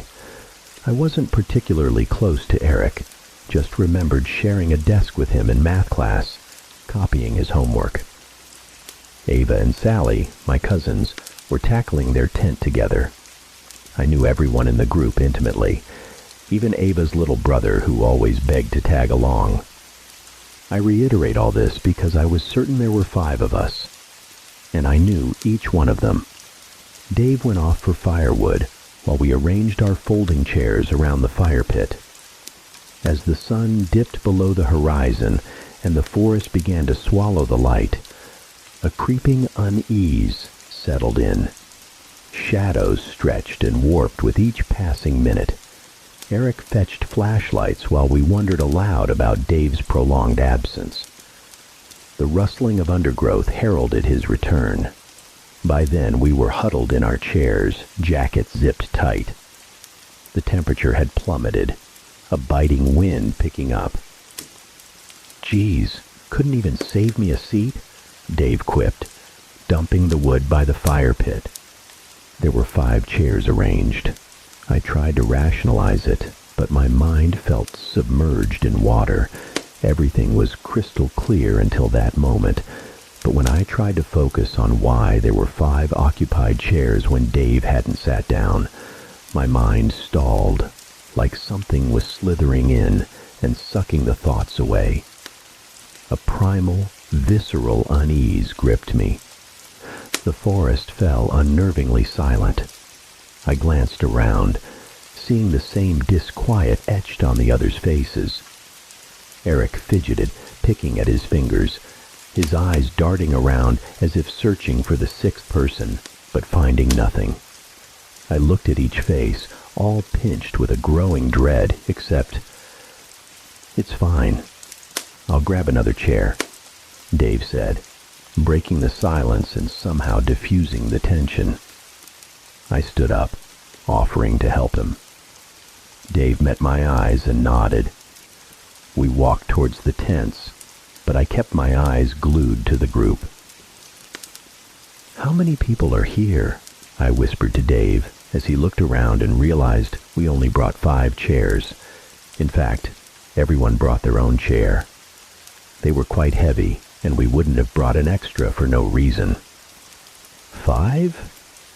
I mean, there are 5 chairs, Dave replied, his voice shaky. "No, I just thought maybe someone forgot to bring theirs," I said. My mind was struggling to confront the problem, and now grasping for reasonable excuses. I wasn't in control of my own thoughts anymore. It felt like swimming through a dream, and if I tried to force myself to think about the 6th person, my head would start to throb.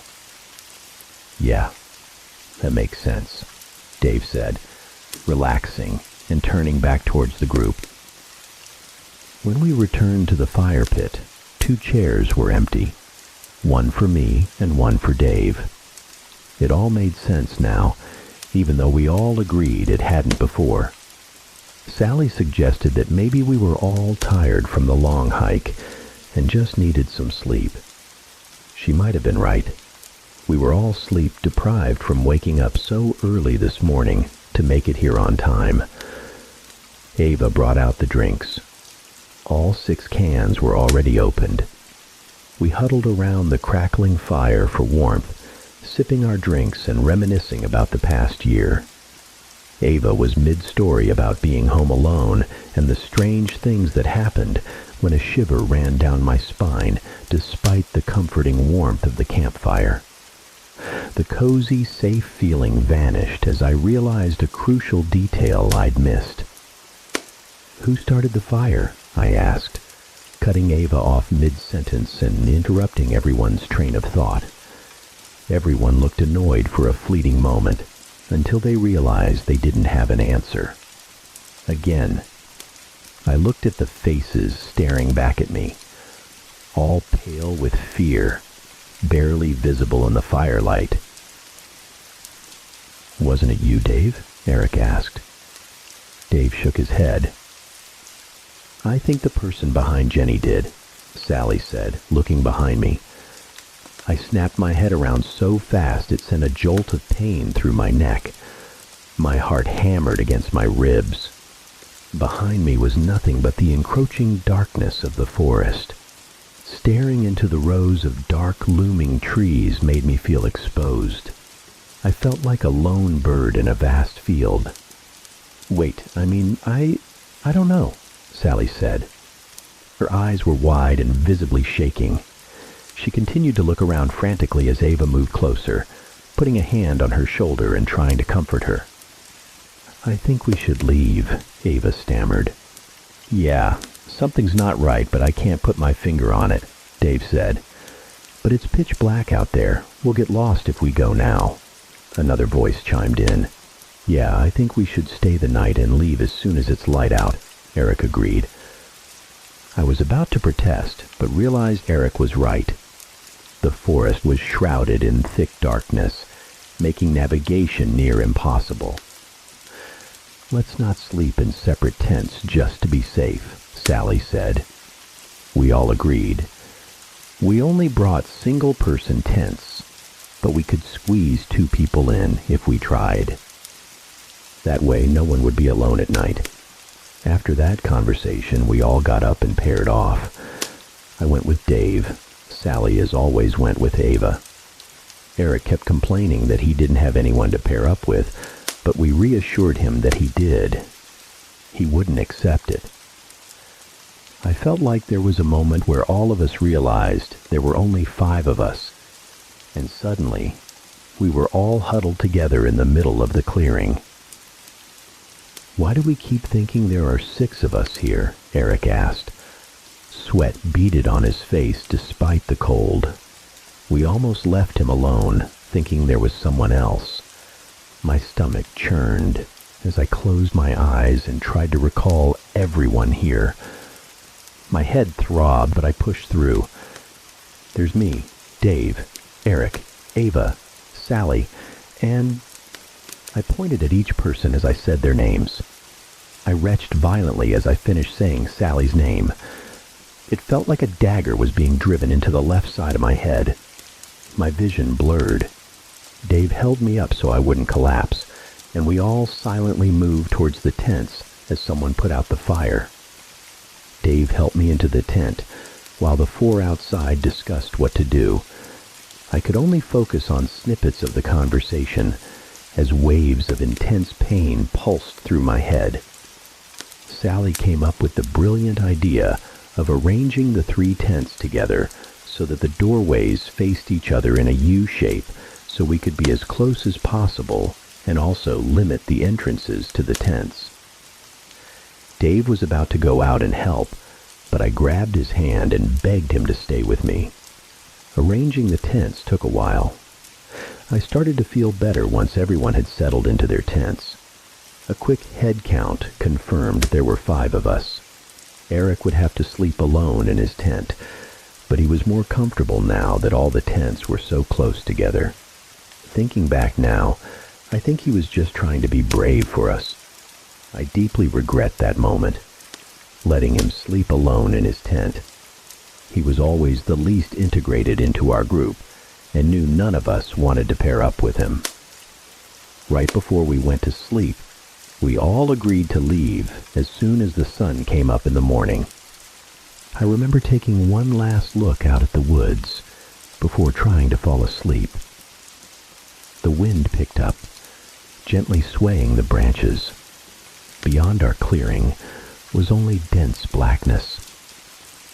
It felt like the trees were closing in on me. Under the faint moonlight illuminating the clearing, I turned my head to look at the other 2 tents and saw someone standing next to them.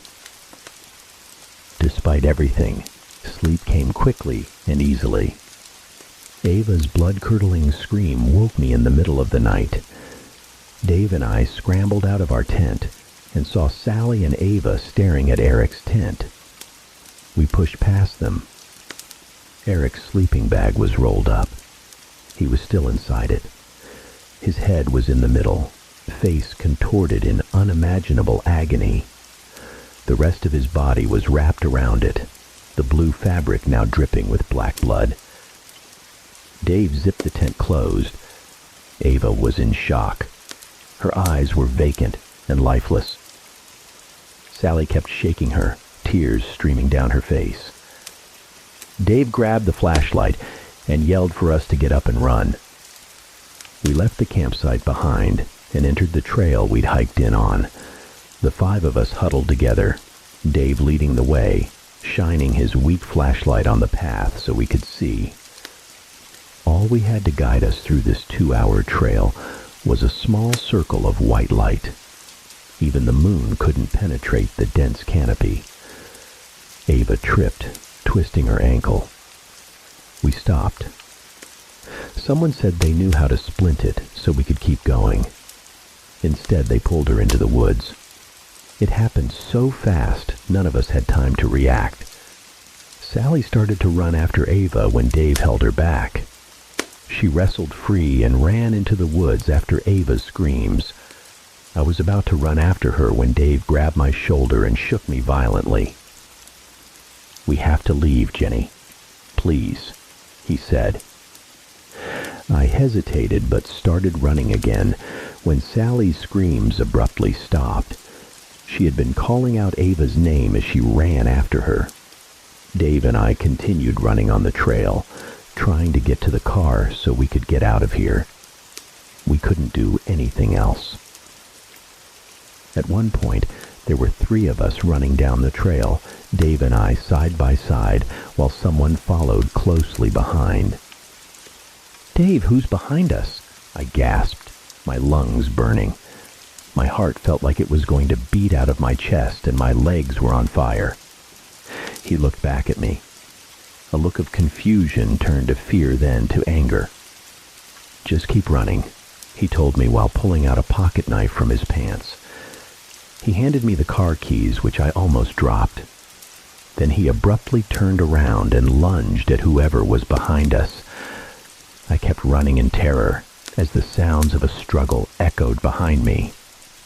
I tripped and tumbled down the trail for what felt like an eternity. I didn't allow myself to stop. I almost cried when the trail ended and I emerged into the familiar parking lot. Not wasting a second, I ran to the car, started it, and sped out of that forest onto the highway in seconds. I'm typing this post at a rest stop. My phone finally has service again, and I've called 911 to try and explain the situation. I don't think they believed my story, but they sent a car to my location anyway. While I wait, the sun has finally begun to rise. After I post this, I'm going to check why the person in my back seat has been so quiet this whole time.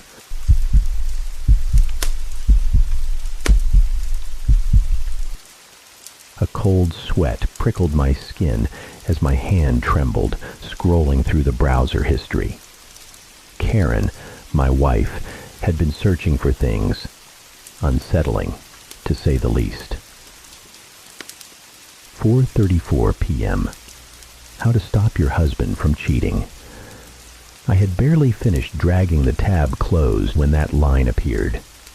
Fear, cold and sharp, punched the air from my lungs. I frantically checked my zipper, my gaze locked on the screen. Amy and I, we were always careful. Never a touch in front of Karen. Never a word spoken too intimately. There was no way she could know, not even from my phone. Every picture, every sweet nothing from Amy, deleted. Phone calls only. Amy, the new hire. Vibrant, alluring, a whirlwind of energy that drew every eye and set every male heart racing. I tried to ignore it at first, even ducked out early to avoid her. But her laugh, that melodic ripple, it got to me. 4:37 p.m. How much does a divorce cost? A bead of sweat rolled down my temple. Divorce? Karen wanted a divorce? Why? 4:39 p.m. Why do humans have emotions? My lips tightened. If she did know, the pain must be unbearable. This morning I woke up late to a note on the table. Gone to the market. Don't wake up. I meant to call her. A warm drop of blood splattered on the keyboard, snapping me out of my thoughts. Blood. I glanced at the ceiling. Nothing. A metallic tang filled my nostrils. I brought my hand to my face. A smear of crimson stained my palm. Panicked, I stumbled to the bathroom, clutching my nose. Once the bleeding stopped, I returned to the computer. 4:44 p.m. What part of the brain is responsible for love? This was strange. Karen never cared for science, for biology. Was this someone else's search history? Was the computer hacked? No, everything was normal. Karen's smiling face greeted me from the login screen. So why was she searching for things about the brain? 4:49 p.m. What is excerebration? Excerebration? Some new divorce term? Curiosity, morbid and immediate, had me clicking the link. I wanted to know what Karen was planning. I wish I hadn't. The search results loaded, and my stomach churned. Gruesome images made me want to retch, but it was a bolded paragraph that snagged my attention. An ancient practice involving the chiseling of the nasal bone to extract the brain. My heart hammered against my ribs. My finger hovered over the back button, but I couldn't tear my eyes away. I clicked through the history, each line more terrifying than the last. 5:01 p.m. Can humans live without a hypothalamus? 5:05 p.m. Location of hypothalamus. 5:11 p.m. How much temazepam is safe to consume? Goosebumps prickled my skin, but I couldn't look away. I was so consumed by the horror unfolding on the screen that I didn't hear Karen come home. Honey? I'm back. My voice caught in my throat. What could I say? How could I ask her about this? Honey? Karen called again, the click of her heels getting closer. Yeah, I choked out, shoving the box of tissues into the drawer. What's up? Just me. Karen smiled, peering at the doorway. You okay? You look like you had one too many last night. I stammered. Did I? Karen's brow furrowed, her gaze lingering on me as if unsure if I was joking. What is all this? I asked, gesturing at the computer screen. Karen stepped closer, her eyes scanning the monitor. What do you mean?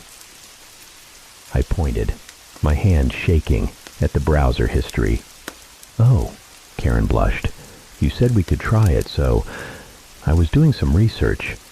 Try what? Try what? I was lost. You know, the exy thingy. You're the doctor. I thought you'd know better than me. The blood in my veins turned to ice. Excerebration. Karen, what have you done? Before she could answer, a warm gush of blood erupted from my nose. Karen stared, her face draining of color. What? A small, fleshy lump dislodged from my nostril, landing on my shirt. We both stared at it in horror. Karen screamed, spinning on her heels, but I grabbed her, pinning her against the wall. Tell me what you've done. Karen struggled, but I held her fast. Blood trickled down her chin, staining her blouse crimson. Dee, don't you remember? Karen cried, pushing against me. Don't you remember what you did? I searched her terrified face, desperately trying to recall the events of the previous night. No. What did I do? You came home from work and told me you were leaving me for Amy, Karen sobbed.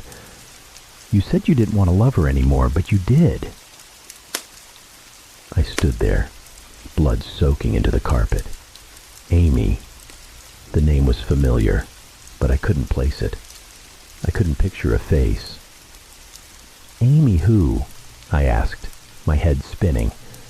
Amy who? Karen shrieked. The woman you've been seeing for the past 6 months. I haven't, I stammered, my entire body trembling. I don't remember. Karen looked at me, her blood-soaked blouse a macabre shroud. What?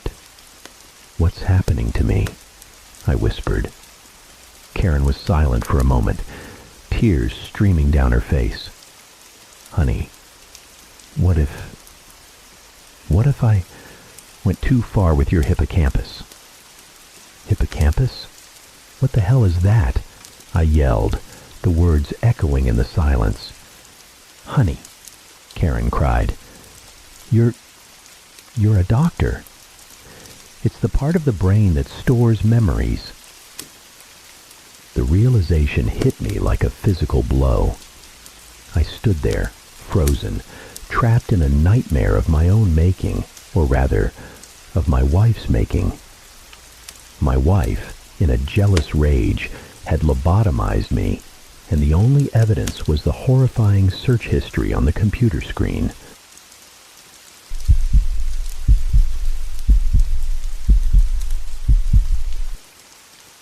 "15 years I spent in the belly of that sun-baked hellhole in southern Arizona, witnessing horrors the human mind was never meant to comprehend.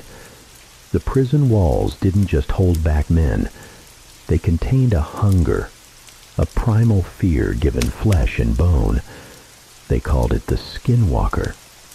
It began as a whisper, a chilling legend passed between inmates in hushed tones, barely audible above the clanging bars and the muffled sobs of the damned.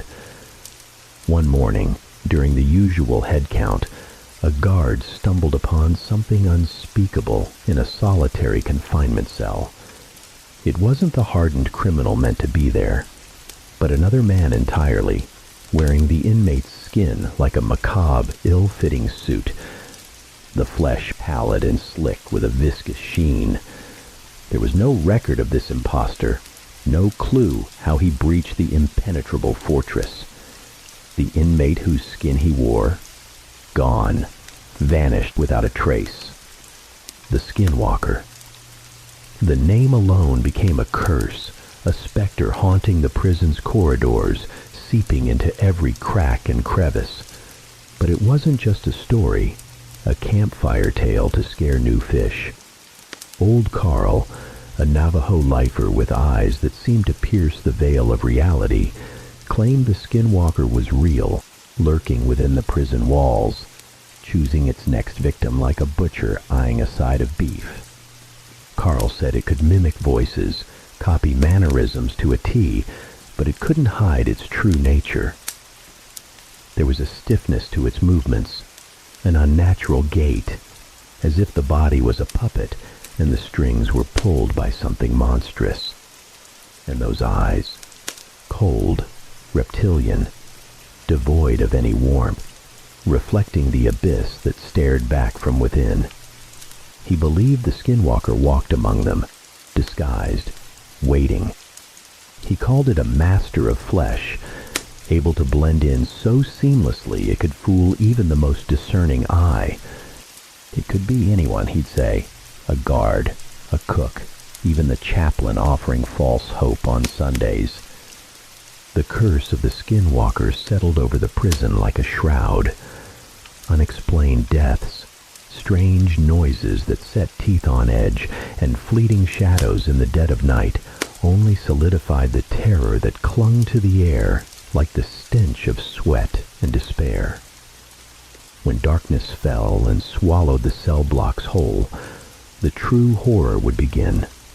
Guttural sounds, like pigs being slaughtered, punctuated by the scrape of flesh on cold concrete, echoed through the halls. Footstep, hurried and uneven, a presence darting just out of sight, always just out of sight, but you could feel its hot, fetid breath on the back of your neck.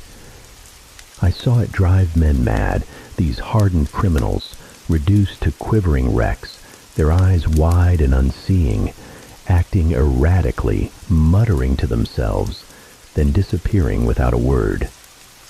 They would grow quiet, withdrawn, avoiding eye contact, as if afraid of what they might see reflected back, until one day they were simply gone, transferred without explanation. Or maybe their skin was just a little too loose that morning. their smiles a little too wide, their eyes empty. Even I, a man who had stared into the abyss for 15 years, wasn't immune to the creeping dread. The constant fear became a dull ache behind my eyes, a knot of tension in my gut that never quite untied. A week before my release, my cellmate, a man I thought I knew, a man who had shared his meager meals and whispered confessions in the dark, changed. He grew quiet, sullen, his gaze lingering on me with an unsettling intensity, like a starving man eyeing a steak. One night, I woke with a gasp, a cold sweat clinging to me like a second skin. He was halfway through the bars, contorting his body through the impossible space, his bones cracking and reforming, a grotesque parody of a smile twisting his lips. I squeezed my eyes shut, praying it was just another nightmare in this waking hellscape. But when I opened them again, he was gone, and the faint scent of decay lingered in the air. The day I walked free should have been a victory, a chance to forget, to breathe air untainted by fear and despair. But as I glanced back at the looming structure, I knew some horrors stay with you, etched onto the very fabric of your being, woven into the marrow of your bones. The air outside hung thick and heavy, the sun a blazing inferno that did little to dispel the chill that had burrowed deep inside me. 15 years I had spent in that hellhole, but my mind was still trapped within its walls, haunted by the skinwalker's vacant stare. My feet dragged against the dusty earth, the prison's shadow stretching out like a monstrous claw, raking at the clear blue sky, trying to pull me back into its grasp. I glanced back, a shiver crawling down my spine, turning my blood to ice water. The iron gates clanged shut, a final resounding boom that echoed in the silence, sealing in the countless souls and their torment. Or maybe it was sealing me out. I thought of Carl, the old Navajo with eyes that saw too much, who had warned me about the skinwalker. It wasn't just a creature, he'd said, his voice raspy and low, like the rustle of dry leaves. It was a presence that lived within us all. The more we feared it, the stronger it became. Would its curse follow me? Would it haunt me for the rest of my days, a chilling reminder of the darkness I had witnessed? Was it already too late? In the empty yard, I saw Carl's face, etched into my mind, his features shifting, his skin crawling, his eyes burning with an unholy light. He stood there, solitary and silent, a phantom born of my fear, or maybe something more. His smile, a grotesque mockery, threatened to swallow me whole, drag me back into the abyss. I turned and walked faster, putting as much distance between me and the prison as possible, but each step sent a jolt of fear through me. The skinwalker was still out there, lurking in the shadows, waiting to claim its next victim. And I knew, deep down, that some horrors could never be outrun. They could only be survived, one terrifying moment at a time.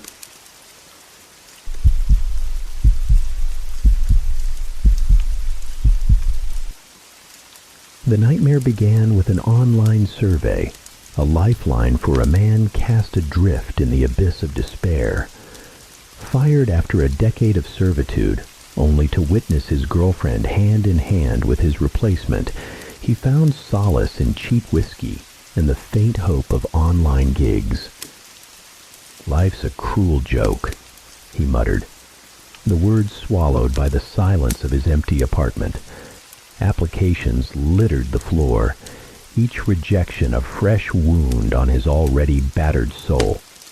Online surveys promising a paltry $5 gift card became his temporary salvation.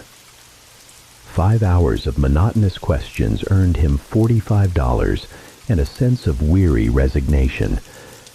It was $9 an hour, a far cry from his former life, but it kept him afloat. As he was about to slam his laptop shut and seek refuge in the bottom of a bottle, a small, stark ad caught his eye.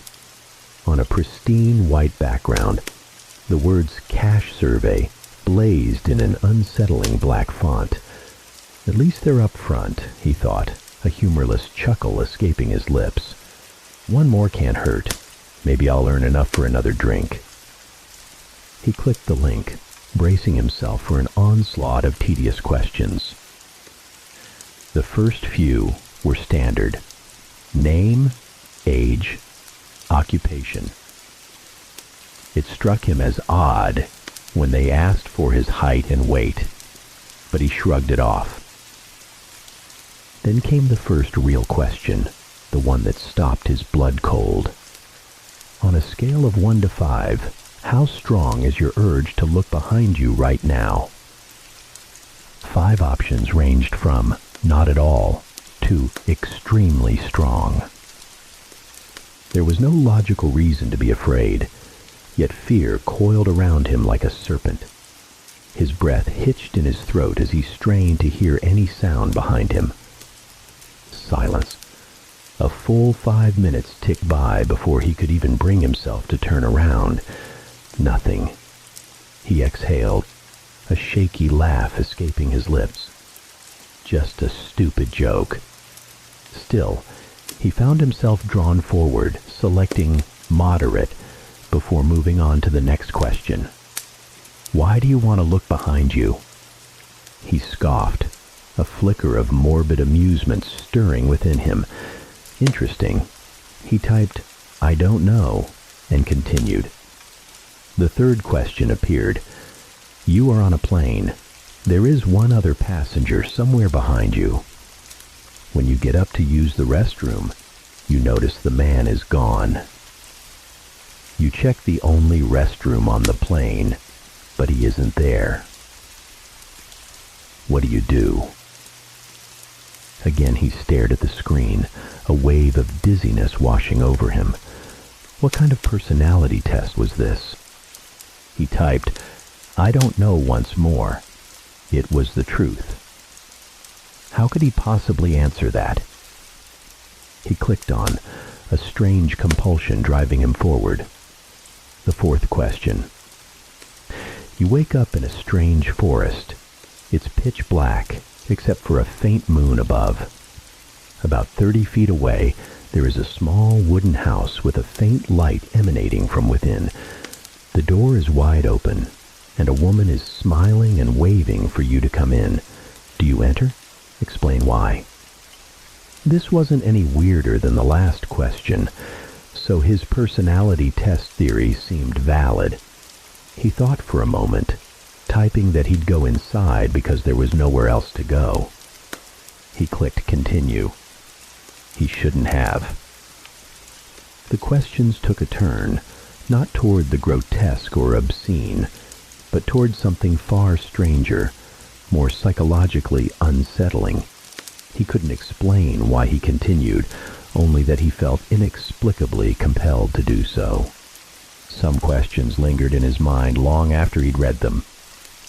Let's say you wake up one night and find an elevator in your home. At midnight each night afterward, it opens for 5 minutes, revealing a duplicate of yourself, increasingly injured as the nights go by. Do you continue living as you are? Or do you get in the elevator one time and end it all? And you're in a hotel room when you're awoken by frantic knocking on your window. You look through the blinds to see a man with no eyes. He presses his mouth against the glass and tells you to kill the woman in your bathroom right now. Do you listen to him? And the most disturbing of all, you're watching home videos with your mom. One of them includes footage of her being murdered by a masked intruder. She only laughs and says nothing when she watches it. In your opinion, is this cause for concern? Alongside the increasingly bizarre questions, strange occurrences began to bleed into his reality. There was a knock at his door. Through the peephole, he saw a man standing there, shaking his head vigorously, mouthing the word no, his eyes wide with a terror he couldn't comprehend. He didn't open the door. His phone rang incessantly, the caller ID flashing surveyor. Each time, it went to voicemail, but the messages were just garbled whispers interspersed with static. In retrospect, he realized they sounded more like screams. An hour bled into the next, his mind on the verge of snapping. He was afraid to look behind him, even though there was no indication anything was there. He heard scratching coming from the air vent and dragged the sofa over to block it. Finally, he reached the last question of the survey, but it wasn't a question at all. It was a statement. Don't let them in. Don't trust them. As he read the words, he heard another knock at the door. He crept towards it and peered through the peephole. This time, it was a woman, maybe in her mid-20s, wearing a heavy coat despite the summer heat. She wore sunglasses, obscuring her gaze. She pulled a piece of paper from her pocket and slipped it through the mail slot. He bent down to read it. It's lying. Get out of the apartment now. 30 minutes passed. He couldn't bring himself to look at the computer screen or the woman outside. She was still there. He could see the shadow of her feet from under the door. He had heard his bedroom window slide open a while ago, but he had barricaded the door with his dresser. Now he heard distorted whispers coming from behind it. Maybe the abyss wasn't so bad after all. But what was he supposed to do?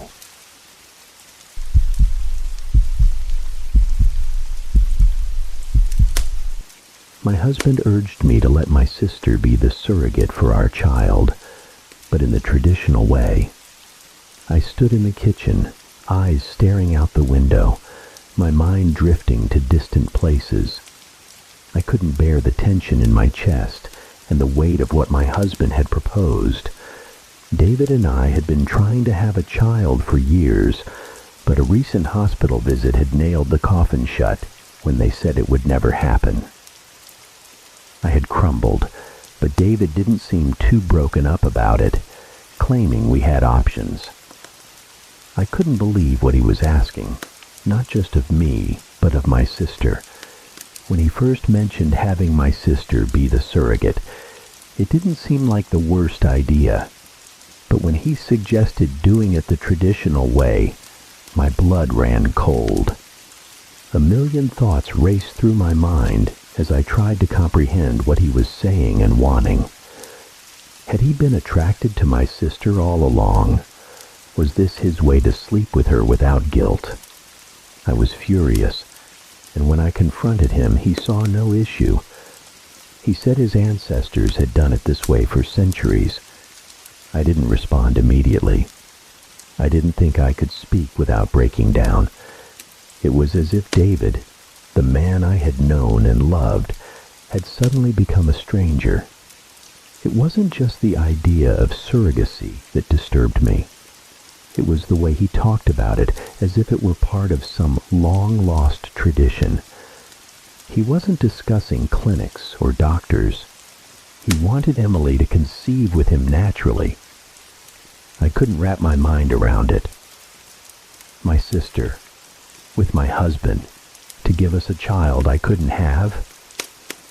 The thought made me nauseous. David was calm, almost too calm as he explained. He said it was the family way, something his ancestors always did to keep the bloodline strong. The more he talked, the more I felt like I didn't know him anymore. It wasn't just archaic, it was terrifying. I tried talking to Emily, hoping she'd be as horrified as I was. At first she thought it was a joke, but when I told her how serious David was, her face changed. She admitted he had talked to her about it. She hoped he'd drop the idea if I disagreed. Now we both knew it wasn't going away. Anger burned within me. How could David suggest this? The thought of him with Emily was unbearable. There was something more, something dark, lurking beneath his words. I couldn't shake the feeling that there was more to his plan than just having a child. I began to dig. I rummaged through his things, searching for anything that could explain what was happening. That's when I found the old family records.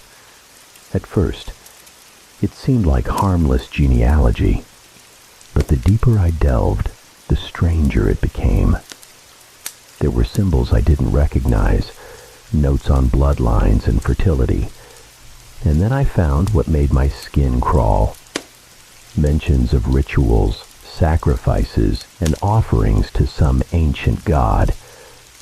Suddenly, everything became clear. This wasn't just about having a child. David wasn't just trying to maintain the family bloodline. He was planning something much darker. My sister wasn't just meant to be a surrogate. She was meant to be a sacrifice, an offering to the ancient god his family had worshipped for generations. I felt sick. My mind raced as I pieced it all together. David had been planning this for years. His calm demeanor, his talk of tradition, was a facade for something far more sinister. I realized I wasn't just fighting to stop an uncomfortable surrogacy agreement. I was fighting for my sister's life. When I confronted him, he didn't deny it. He just looked at me with that eerie calmness, saying it was the only way to ensure the family's future. Emily had to be the one. She was perfect for the ritual. He spoke as if it was decided, as if I had no say in it. Desperation turned into panic, a gnawing fear consuming me. I had to protect Emily, but I wasn't sure how obsessed David was with all of this, or how far he would go to see it through. Time was running out, and I knew if I didn't stop him, I'd lose Emily. And if that happened, the consequences would be worse than anything I could imagine. The night of the ritual arrived. David had prepared everything, symbols drawn on the floor, candles flickering in strange, unnatural shapes. Emily stood by, trembling, terrified of what was to come. I trembled too, but not from fear. I was ready. David didn't know how much I had learned, how far I had gone to turn the tables. He thought I was defeated, that I had accepted his plan. He didn't know that while he was busy obsessing over his precious ancient ways, I had found something older, more powerful. As David began the chant, my heart pounded in my chest, but I remained silent, watching him call upon forces he didn't fully understand. He moved toward Emily, ready to start the final part of the ritual, but that's when I acted. I spoke the words he hadn't expected, words I had learned from the darkest parts of those ancient texts. They weren't meant for me to speak, but I had learned how to twist the ritual, bend it to my will. I had spent weeks preparing for this moment, memorizing everything I needed to ensure he would be the one to pay the price. David froze as the energy in the room shifted. The symbols on the floor shimmered, changing shape, twisting into something he didn't recognize either. His confidence wavered, and for the first time, I saw fear in his eyes. He tried to complete the chant, but the words fell apart. "You don't understand what you're doing," he tried to shout. His control over the ritual was slipping. The power he had summoned cared not for tradition or purity. It sought only one thing, the perfect vessel. David gasped, his face contorting in shock. The ritual had changed. and he was no longer its master. He tried to stand, but his body convulsed, and he fell to his knees. His hands clutched at his stomach as something inside began to swell, pushing outward. The horrifying realization dawned on him.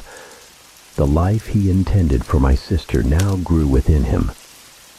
I watched as his belly swelled, the skin stretching tight. Its weight grew, heavy and undeniable. He looked up at me, face pale, desperately seeking escape, but there was none. The magic had chosen. David, who had been obsessed with controlling his bloodline, was now the one carrying it. The look of horror on his face was all I needed to know he understood, and there was no way out. He was pregnant. 9 months later, David was but a shadow of the man he once was.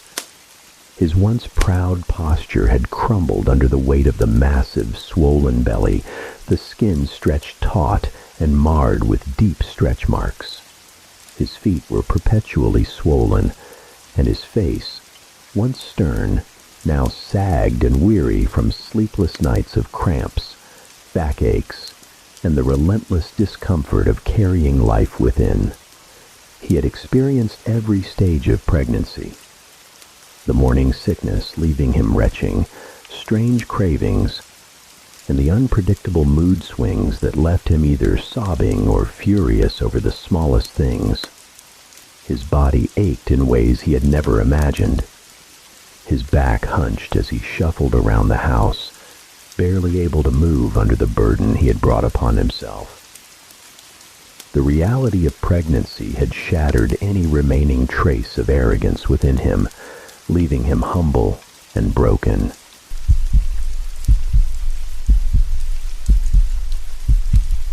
The lost dog signs kept appearing in my neighborhood, but the thing in the picture wasn't a dog. I live in a remote spot in the Great Plains, specifically northwest South Dakota. Not the worst place to live if you like corn, but as you can imagine, not much happens here. Not much changes in my quiet world, but when something new emerges from the monotony, I pay attention, like the case with the sign I saw about 3 years ago. It was a Friday night at the end of October, and I was driving home from a party around 10 p.m. I had just reached the loneliest stretch of my drive, a winding forest road with more deer than cars passing by on any given day, when my headlights illuminated a flyer pinned to an elm tree. As I passed, I caught sight of the words, "Lost Dog," along with a picture, presumably, of the mentioned animal. The spot where the flyer was placed was odd enough to make me stop, but from my quick glance, the photo was even stranger. Maybe I was tired after a long day, or perhaps the printer had mangled the flyer, but the picture didn't look like a dog at all. It looked like a random collection of shapes. As I said, not much happens in my town, and the flyer was probably the most interesting thing I had seen all month. There was a turnout just beyond the elm, so I slowed down, pulled over, and stopped. I grabbed the flashlight I always kept in the glove compartment and stepped out to take a closer look. The flyer was even stranger up close. First, there was no contact information, and the reward seemed excessive. The photo was bizarre. Do you remember the AI-generated image shared on Twitter a few years back with the caption, "Name one thing in this photo"? That's what the so-called dog reminded me of. A jumble of colors and shapes that seemed like they should be recognizable, but weren't. It had a brief description of the dog below it. John, Shepherd Mix. White fur, brown nose, blue eyes. $10,000, a strange name for a dog. I assumed it was a piece of art, which dispelled some of the unease that had begun to form in me as I stared at the picture. Part of me wanted to take the flyer, but I didn't want to be selfish with the artist's work, so I settled for a photo. Just as I was tucking my phone away, the sound of snapping branches startled me. Maybe the deer wanted to view the art, I thought, shining the flashlight into the forest. I waited a moment, staring into the woods with bated breath. But though it felt like there was an animal right behind me, I saw nothing. I then returned to my car and continued home. The next day, I called my friend Eric, hoping to meet him at our favorite bar. Mid-call, I remembered the picture I had taken of the lost dog flyer and opened my photo library to send it to him. To my disappointment, the photo I took was entirely black. Either I had accidentally covered the lens with my thumb, or the picture had been corrupted. This was a bit strange, but I'm not very tech-savvy, so I assumed it was a glitch and told Eric where to look if he came into town from that direction. Turns out, I didn't have to wait for my next drive out of town to see the flyer again. The following evening, Eric and I were walking back to our cars from the bar. Across the street, plastered to a telephone pole, I saw a familiar flyer and quickly dragged him over to point out the artwork. I grinned as I pointed it out to him, excited that someone was using our town as a canvas for their project, and even more thrilled because I was one of the first to notice it. This flyer was just as informationless as the first, and had the same abstract mess of shapes for its dog. Eric, always the more educated of us, having an interest in art history and the like, looked more worried than amused when I turned to gauge his reaction. "What's up?" I asked him. Instead of answering, he just shook his head. "No, you'll think I'm crazy." I tried to persuade him a little more, but realizing he wasn't going to reveal the source of his unease, I let it go. Before I continued to walk towards my car, I pulled out my phone and took a picture of my shoes, which appeared in my photo library without issue. Then I aimed my phone at the flyer, clicked the shutter, and nothing. Again, the photo was completely black. That night, when I got home, I went down a rabbit hole of anti-surveillance patterns, designs created with the intent to confuse cameras and facial recognition technology. Apparently, anti-surveillance fashion had been a big trend in some parts of the world, so it was possible the lost dog artist was using one of those patterns in their work.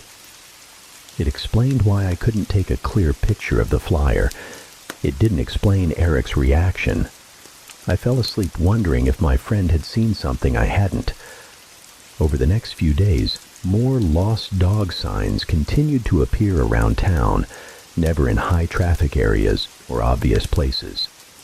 I found one behind the bleachers at the community football field, and another hidden behind another flyer on a public notice board. Whoever this artist was, they weren't Banksy. They seemed to prefer setting up an Easter egg hunt over making a bold public statement. The following Saturday, while on a hike, I was surprised to find a "Found Dog" sign taped to a picnic table in a quiet clearing off the main path. I was delighted to see it. I began to think the art project was designed to encourage our town's residents to appreciate their surroundings more, and my attention to detail was being rewarded. Even more satisfying was the fact that this sign had a phone number to call.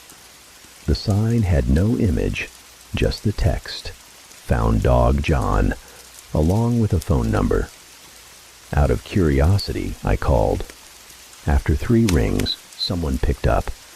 I didn't say anything at first, wondering if I was about to speak with the artists themselves or simply hear some sort of recorded message.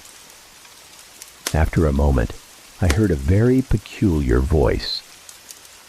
"Are you looking for the dog?" the voice said. There was some sort of heavy filter on the voice. It sounded distorted and deep, and in a strange way, it reminded me of the growl of a large dog. "Yes, I'm looking for John." "What is the keyword?" the voice asked. "Keyword?" I thought, glancing at the paper in front of me and trying to recall the exact wording of the lost dog flyer. Maybe there was a keyword I missed.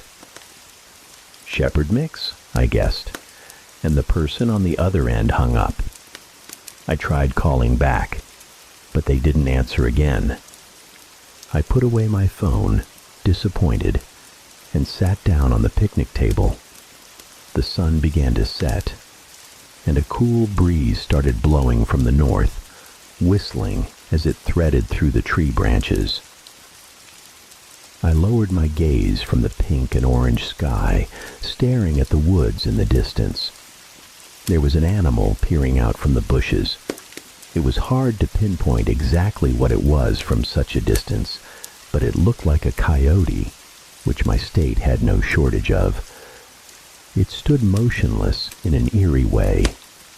I raised my hand slightly and waved at the creature as a joke to myself, and then the thing stood up on two legs. I realized it wasn't an animal, but a person, dressed in black from head to toe and wearing a dog mask on their face. The person turned their back to me and walked deeper into the woods. Needless to say, it wasn't a pleasant sight to witness. I left quickly afterward, half running, half walking towards my car, glancing back over my shoulder every few minutes. If I had seen someone wearing a dog mask wandering the woods a week ago, I would have laughed. I would have assumed they were some kind of role player, as rare as such people might be in rural South Dakota. However, after that strange phone call, the sight seemed more threatening than funny. Was that the person I had just spoken to on the phone? If so, were they really just standing there waiting for someone to see their found dog flyer? The next day, as I made my rounds to familiar places over the weekend, I noticed that the lost dog signs had been torn down. I guess the art project had concluded, although it seemed to have run for an unusually short time. I felt disappointed that nothing more came from it, and that I would never get answers about who was behind the flyers, but I might have moved on with my life and forgotten about it all if not for the visitor I received that night. It was around midnight. I was sitting at my computer, playing video games and trying not to think about work in the morning when I received a message from Eric. Oddly, he asked if he could come over, and it was such an unusual request that I thought something was wrong. I agreed, and he showed up at my door 20 minutes later. He looked terrible, hair disheveled, eyes bloodshot, and his entire demeanor anxious and jittery. As he entered my house, he held a phone in one hand and a rolled-up piece of paper in the other. "You won't believe me. You'll think I'm going insane," he said after declining both a drink and a seat on my couch. I assured him that he could trust me, that I would take his words seriously. After a moment, he unfurled the rolled paper in his hand to reveal one of the lost dog flyers. "This is me," he said, taking me by surprise. "What? Did you make these flyers?" "No." He pointed to the picture in the center of the flyer. "This is a picture of me." I looked back and forth between his face and the flyer. I squinted. I relaxed my eyes. I looked at the picture from different angles. No matter what I did, the so-called dog in question didn't resemble a human, let alone the familiar face of my friend. I chuckled, probably quite awkwardly. "All right, you got me. Very funny." Instead of breaking character and laughing with me, Eric unlocked his phone and opened Instagram. Once in the app, he navigated to his profile and clicked on his most recent post, a selfie from last year. He held the phone up next to the flyer. It's hard to see, but I swear this is me. This is my last photo with a filter to break it down into shapes. You see this white part, circle and rectangle beneath it? That's my face and neck. And these dots, these little blue dots here and here, those are the eyes. And the brown part up here is the hair. I swear, I thought I was going insane, but everything matches. I took the flyer and phone from his hand and tried to match the shapes. Maybe it was the power of suggestion, but the more I looked between them, the more I began to see a resemblance. Also, he continued, ever since you showed me that flyer, I've been hearing all kinds of weird noises. Outside my house at night, I keep hearing sounds like, I don't know, an animal or something. I thought a family of raccoons moved in, but it doesn't sound like raccoons. Have you checked for tracks? Yeah, but you know we have a green lawn right up to the porch. I see the indentations but can't see any tracks. Eric shook his head. Last night, I swear I heard people talking, but I can't tell you what was said. Maybe these flyers have just freaked me out. I recalled the person I had seen during the hike. Whether or not it was truly an edited photo of Eric in those flyers, something strange was clearly happening in our town. I quickly began to regret wishing for a little more excitement. I'll tell you what, I said. I have a few spare surveillance cameras. How about this? Tomorrow morning on my way to work, I'll swing by and set a few up for you. I want to get to the bottom of this too. Eric accepted my offer and left my house looking a bit more at ease than when he arrived. Just for fun, before going to bed, I tried calling the number on the found dog flyer again. This time, I received a blocked message saying that the phone number had been disconnected or was no longer in service. The next morning, I went to Eric's house as planned. I rang the doorbell and waited. When he didn't answer, I tried knocking instead. Still no answer. I waited a total of 10 minutes outside his front door, knocking and sending him a few messages. I didn't panic immediately, because my friend was notoriously known for sleeping in and being late. I left him a voicemail saying that I had to head to work, but would stop by to check on him in the evening. It wasn't until I finished the workday and saw that my messages were still unread that I began to worry. I called his neighbor and asked if she had seen him, and when she said no, I asked her to check on Eric. Fortunately, she had a spare key, and so I went with her to Eric's house. We didn't find Eric inside, nor did we find signs of a struggle, but we found everything else. Keys, wallet, phone, even his shoes. It was that discovery that made me realize I had to get the authorities involved. Although I had never spoken to the police in all my years living here, I drove to the station and reported my friend missing. It's been 3 years since Eric disappeared. In all this time, I haven't received any news from him, nor have the police been able to find any leads. I'm not sure whether to feel relieved or sad. On one hand, I'm grateful for the ambiguity. Who knows?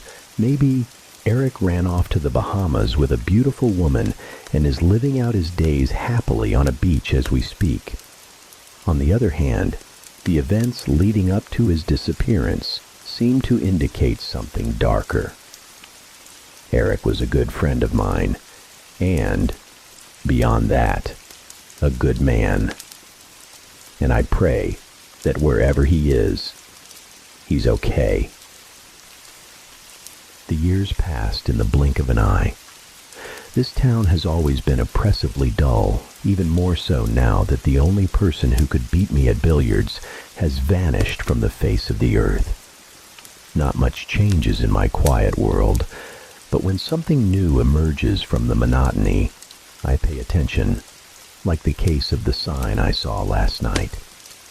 It was early morning, and I was on the old forest road back to town from a friend's party. Still the emptiness, still the familiar stretch of road. Perhaps it was the same elm tree. In any case, as I drove in silence, a lost dog sign caught my attention. Pinned to a tree at the edge of the road, it read, John, Shepherd Mix. White fur, brown nose, brown eyes. $10,000. Beneath the words was a picture. Though abstract and blocky, I couldn't help but notice a striking similarity between it and the last photo of myself that I had posted online.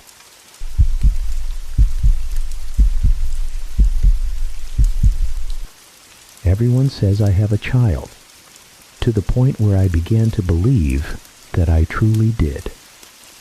The other day, a neighbor dropped by and gifted me a pair of children's shoes. Pink shoes, adorned with glittering sequins at the toes and shimmering floral patterns along the sides. We admired them briefly, and I thanked her for the gift. After she left, I threw the shoes into the wardrobe in my bedroom, the place where I'd been piling up all the baby items people had given me over the past 6 months. 6 months ago, the townsfolk started asking about my baby, but I didn't have a child. I had never given birth, never even been pregnant. I thought they had mistaken me for someone else. My appearance wasn't particularly unique. Perhaps a petite woman with black hair and light brown eyes had just had a baby. But being the shy, polite Southerner I am, I was too courteous to say, "You must be mistaken, I don't have a baby." So I just mumbled things like, "Oh, yes," mostly because I was certain this was just a misunderstanding. Then people started giving me baby clothes, cribs, electric swings, toys, shoes, and even diapers. A peculiar situation, no doubt. But then things got even stranger. One day, while I was at the grocery store, the manager, a friendly old man, came up to me. He asked about my sweet little daughter, whether she liked the formula he had once suggested, and if I needed more. I just smiled. When I got home, I found a canister of formula in my bag, and in my kitchen cabinet, I discovered another almost empty one. I didn't even remember buying it.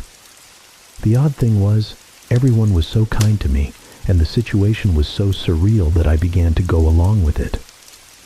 "How's your little princess today?" a neighbor asked as I was collecting my mail. "Oh, she's fine. Slept through the night," I replied.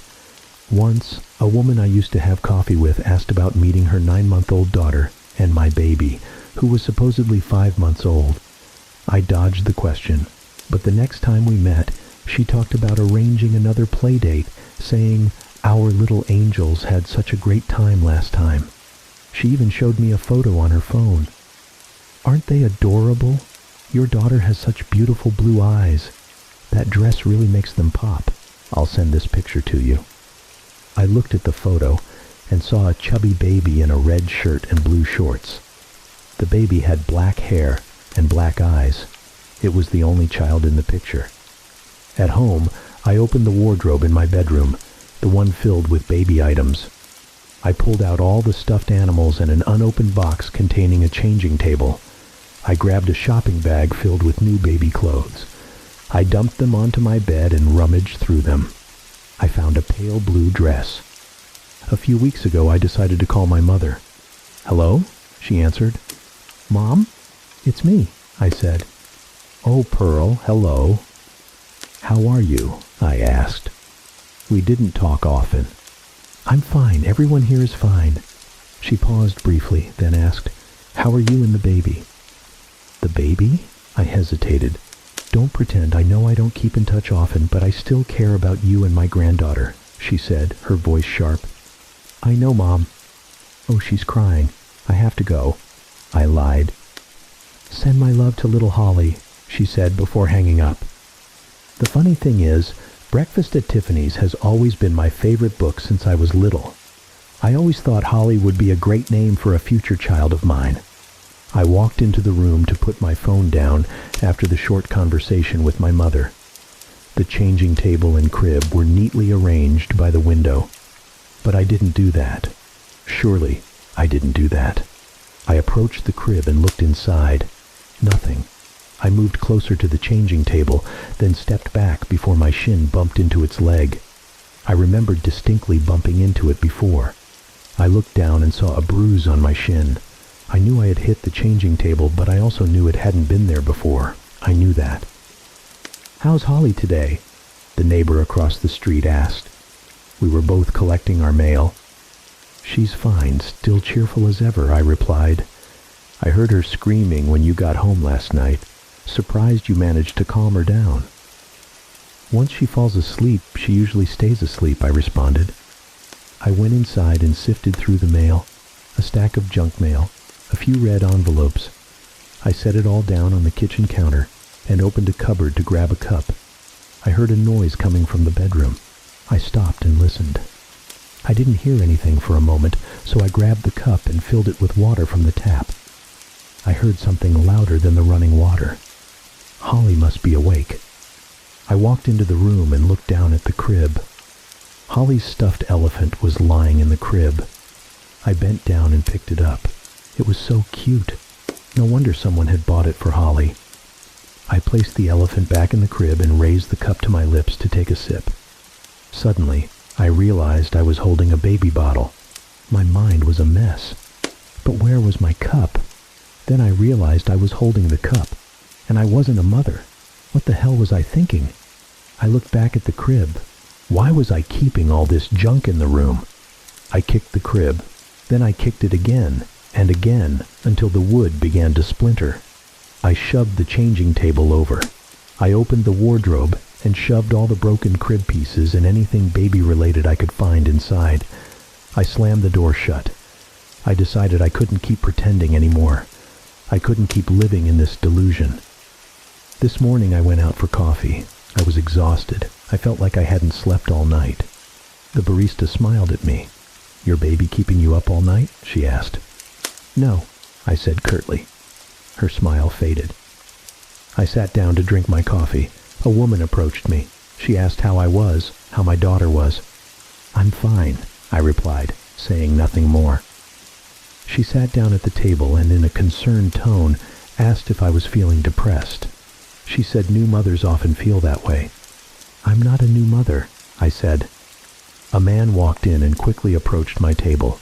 He leaned down and whispered something into my ear. At first I couldn't make out the words. "What?" I asked. "You left your baby in the car seat outside," he repeated. I shot up, panicked, and ran outside.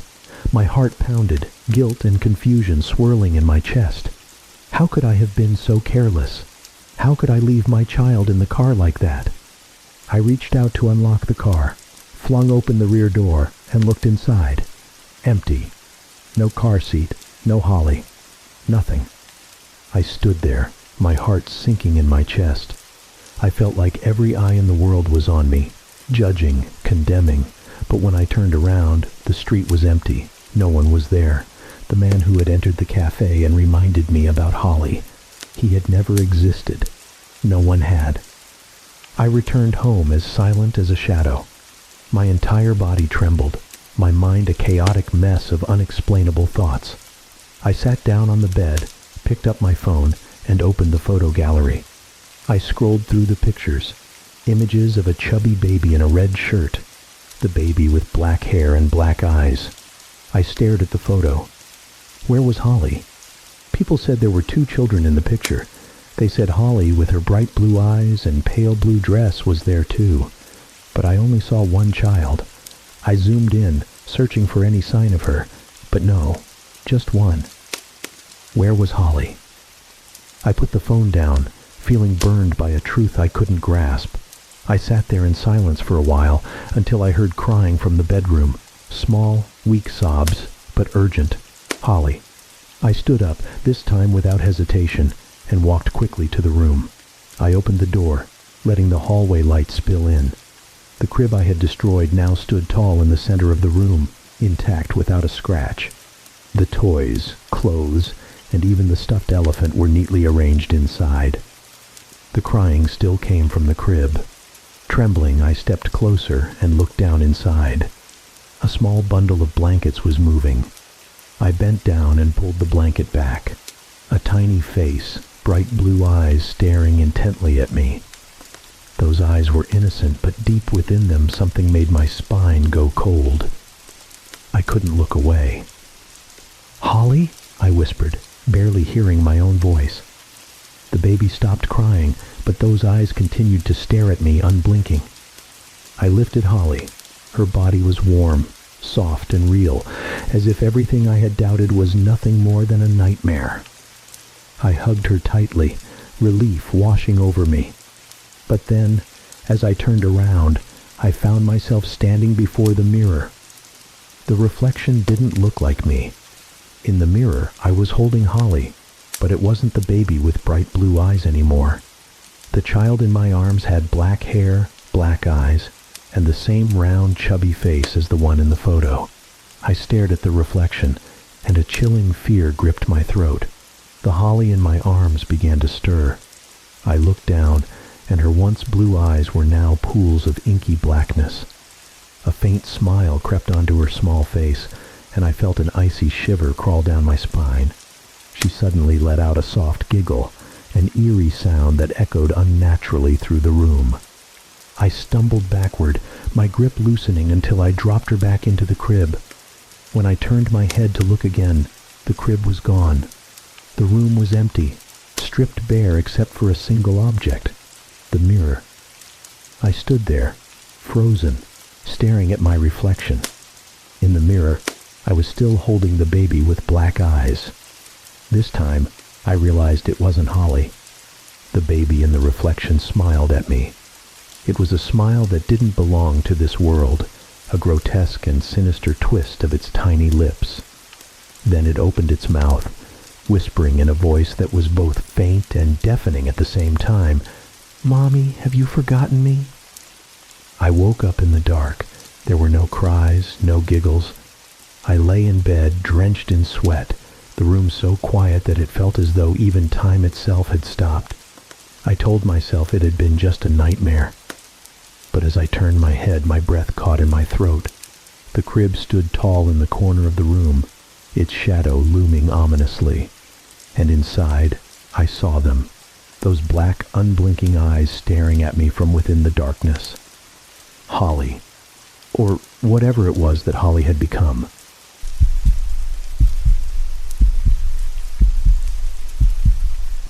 Letter 1. Dearest, when I first saw you, I was taken aback by my newfound ability to see through the suffocating blanket of night and find you there, cradling a tiny turtle in your small hand. "Michelangelo," you whispered, your long chestnut brown hair swaying gently as you knelt to place the creature onto the lush green carpet of your backyard. A smile bloomed on your face, bright as the midday sun, as you watched it lumber across the grass. For a moment, I was reminded of my own little cat, of a time when I too possessed a childhood as innocent and carefree as yours. From my small window, I bore silent witness to the tapestry of your idyllic upbringing.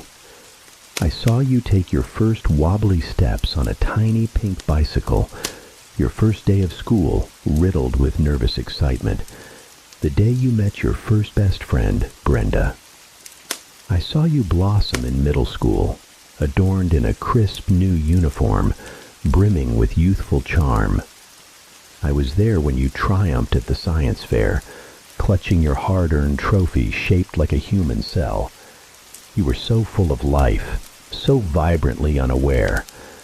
Time, a relentless sculptor, gradually reshaped you. You grew taller, leaner, your features sharpening into the loveliness of youth. I watched, unseen, as envious eyes followed you from your female peers, as longing gazes lingered from the boys, and I felt a shift within myself, a growing unease. I was older now, weaker, more brittle, and filled with wounds both physical and emotional. The will to escape this dark, suffocating existence had long since abandoned me, leaving only a sliver of solace in the form of my window and the life it framed. I lived vicariously through you, finding joy in the simple rhythm of your days. You never knew it, but you were my savior. You were the single point of light in my ever-darkening world, the anchor that kept me tethered to sanity amidst the horrors of my reality. Then one day, a handsome young man arrived at your doorstep in a shiny red convertible, and my heart ached with a familiar pang. Your mother, her face etched with a worry I knew all too well, eventually conceded, her eyes betraying the painful truth. Some cages are meant to be outgrown. I watch you leave, a vision in a floral dress, as beautiful and fleeting as the summer blooms themselves. That night, you returned late, clutching a worn teddy bear and a half-eaten bag of cotton candy. I pictured you at the carnival, the vibrant chaos of the rides and games, the laughter, and then the kiss. His leaning in, cheeks flushed, the hesitant, awkward sweetness of a first love's touch. I saw it in your face, the rosy glow of an inaugural kiss, and I closed my eyes, imagining the impossible. For a fleeting moment, I wished it were me, adorned in that beautiful dress, radiating that infectious joy, feeling the butterflies erupt in my stomach and the sweet pressure of his lips on mine. But more than anything, I was happy for you. I wanted to thank you. Thank you for giving me life, for allowing me to dream again. I wanted to tell you so many things, but the words caught in my throat, strangled by the fear that has been my constant companion. I couldn't reach out, couldn't fathom a way to bridge the chasm that separated our worlds. If only you knew about my little window, about the eyes that watched over you. And then one day I heard him, the monster I share my existence with, mention you. He had noticed you. I heard him complain about how girls like you shouldn't wear such short skirts. And in that moment, when he mentioned your legs, I knew. I knew you were to be his next victim. I knew I had to protect you, to shield you from the darkness that threatened to consume you too. This was my chance to repay you, to ensure you wouldn't become another me. I was luckier than the others. I don't know why he took such a perverse pleasure in keeping me alive, a macabre trophy to his depravity. Most of the others came and went, never to be seen again. Yet here I remain, years later, still imprisoned by his wickedness. Perhaps it was the flicker of defiance he saw in me, the stubborn ember fueled by you, that kept me breathing. The others, they died long before he ended their physical existence. I saw it in their vacant eyes. They had already surrendered to the abyss. He murdered them in front of me, a gruesome spectacle meant to break me, to revel in his absolute control. But I clung to life, to the fragile hope you represented. I had my little window, my sliver of the outside world, a crack in the damp, dark walls of the basement I called a prison. He hated that he couldn't break me, couldn't extinguish the last vestiges of fight within me. He never knew about the crack, so he kept me alive, a prisoner of his own twisted game, a game I was winning, thanks to you. But then, he noticed you, and I knew what awaited you if he ever laid his filthy hands on you. I gathered every ounce of strength I possessed, fueled by a desperate hope, and I plotted my escape. I want to thank you, because if you are reading this, it means I succeeded. I found the courage, formulated a plan, and made my escape. I let him think I was dead. I don't know if it worked, but if it did, he'll come close to check, and when he does, I'm going to kick him, right in the place it hurts the most, with every ounce of strength I have left. Then I'm going to grab his keys and run, as fast as my battered body will carry me, leaving this letter in your mailbox. I know he'll catch me, because I'm weak. So weak. This body is a roadmap of scars, barely held together by sheer willpower. But if he does, then I've made my peace with that too. I'm not sure anyone will hear me scream or see me. This street is always so quiet, so eerily deserted. You were the only light here, it seemed. But if you get this letter, then I know I did what I had to do, and you'll be safe. Monsters are real. His name is Ryan Morehouse, and he is your neighbor across the street. I have been trapped in his basement for what feels like an eternity. I've lost track of time, but I think I'm in my early 20s now. I was 15 when he took me. My parents, they must be devastated. Please don't tell them about me. I don't want them to know what became of me, to see me like this. Just tell the police about his crimes. He needs to be stopped. He needs to be put away where his darkness can no longer touch anyone else. They'll find the bodies. They're hidden within the walls. I grew accustomed to the stench, the ever-present reminder of his depravity, but they will smell it the moment they step inside. There are so many of us down here. Tell them to be gentle. They were good girls. They were my companions, my only solace in this abyss. But most of all, thank you. You are the reason I made it out. You were my light, and now I run from the darkness, from the monster, because of you. Love, the girl in the window. P.S. We found this letter in our mailbox. After contacting the authorities, our neighbor's house was raided. Over the course of 5 days, a total of 15 bodies were recovered from various hidden spaces within the house. He was planning on taking our daughter next, but thanks to this mysterious stranger, his reign of terror was brought to an end. We have yet to locate the girl who wrote the letter. We can only hope she escaped, but sadly, it's unlikely considering Ryan Morehouse is also still missing. We don't even know her name. But we did find the small crack in the wall where she watched our daughter grow up. Letter 2. Hey there. It's me. It's been a while, hasn't it? Since my last letter, I mean. I saw on the news that you got my letter. Now you know about me. I bet you're dying to know who I am. My real name. My parents' names. Where I'm from. What school I went to. What my hopes and dreams are. I don't even know anymore. Maybe you don't care. Maybe I just wish you did.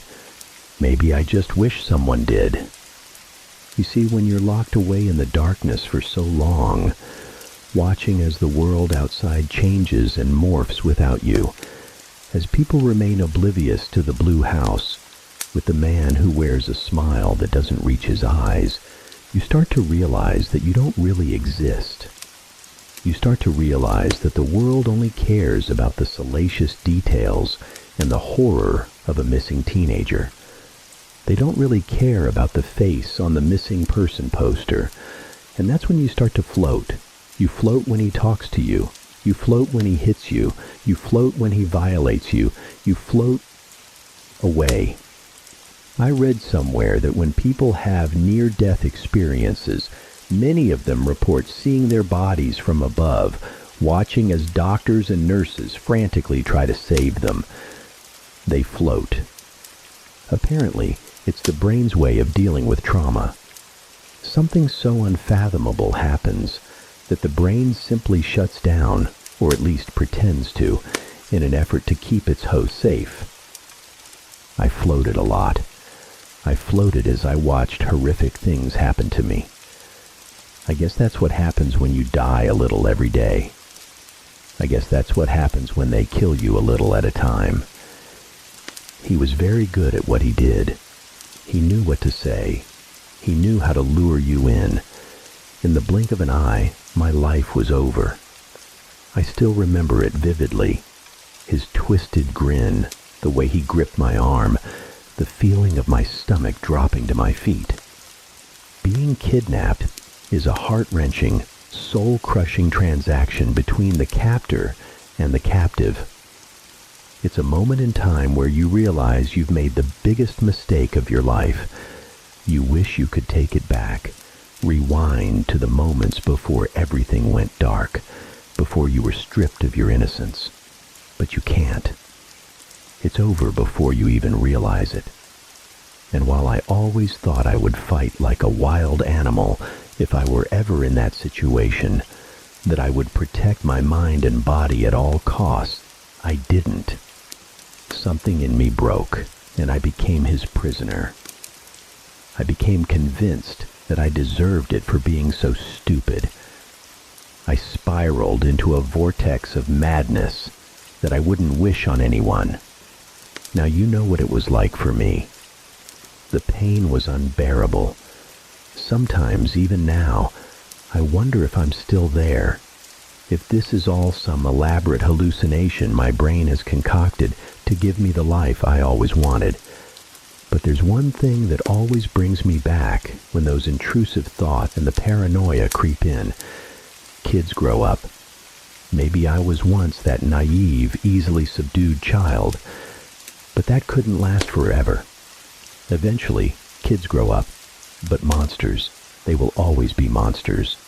Ryan Morehouse. It feels strange to think his name and not feel a shiver course down my spine. But that sensation is fleeting as I realize it was all too real. The pain was real. The girls I met were real. He was real. My escape was real. I lay there, unmoving, not breathing, eyes wide open, mouth agape. As he approached, I could feel my body stiffen in anticipation, but before he could do anything, I floated away. Ironically, he had taught me how to do that. I floated. I soared. I watched from above as his foot connected with my ribs, but this time, even my physical form refused to acknowledge the pain. I can't explain what happened next. Sometimes I think it was a miracle. Everything had to go perfectly. He had to believe I was really gone. I could see the panic in his eyes. It surprised me. How careless he had become. He had grown accustomed to my helplessness. But that day, I had a job to do. I had to protect you. I couldn't bear the thought of you ending up like me, trapped in that God-forsaken basement. As he leaned down to check my pulse, I knew it was my moment.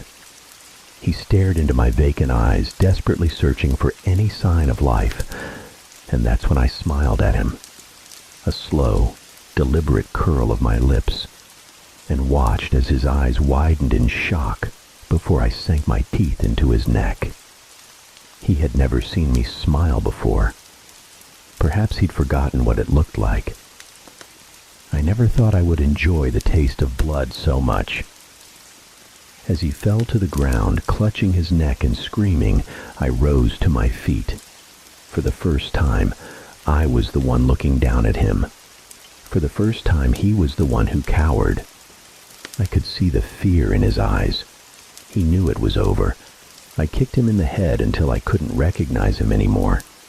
I didn't feel anything, just emptiness. I drove into the night. I still had faint memories of those driving lessons I took before he stole my life. Driving felt liberating. I drove his truck for hours. I knew I had to ditch the vehicle. The police would be looking for him, for his truck after they found the letter I left for you. But I didn't want to be found. Not by the police, not by psychiatrists, not by the media, not even my family. I craved anonymity. I craved a life I had never known. I drove to the desert and walked until the sun rose, leaving his broken body in the passenger seat. I watched as the sky transformed into a kaleidoscope of colors. Freedom coursed through my veins like a drug. As the stars began to dot the night sky, I wondered if you had read my letter. I wondered if you felt safe. I wondered if you ever thought about me. But mostly, I missed you. And that worried me. As I reveled in my newfound freedom under the vast expanse of the desert sky, I heard a noise behind me. I turned and locked eyes with him. I quickly turned back around as he let out a hearty laugh, his blood coating his teeth. Now, he looked like a real monster. "You think it's that easy, bitch?" he said, wiping the blood from his mouth with the back of his hand. "And you really thought I was dead? I've lived through worse, you fool," I replied, a wry smile spreading across my lips. Monsters are truly foolish creatures. They always forget that even the smallest, most beautiful things can house the most terrifying monsters of all. I pulled the gun from my pocket and shot him. Twice. Once in each leg. He collapsed to the ground, screaming in agony. "I'm not a kid anymore," I said, looking down at him as he writhed in pain. "And I'm not a woman." I paused, my voice changing. "In fact, I don't think I'm even human anymore. I wasn't human. I was something he had created. I was something that couldn't feel things in the same way anymore. I was something that could float. I was something that had learned to embrace the abyss. I was that something. And I had learned to accept it. But I didn't think the world ever would. I won't lie to you. Ryan Morehouse and I, we're still together. Don't worry yourself. It was my choice. I can't help but feel that he's the only one who truly understands me. The only one who could ever understand the twisted, broken thing I've become. The only one who could understand me because I am what he made me. But he knows. He knows it's my turn now.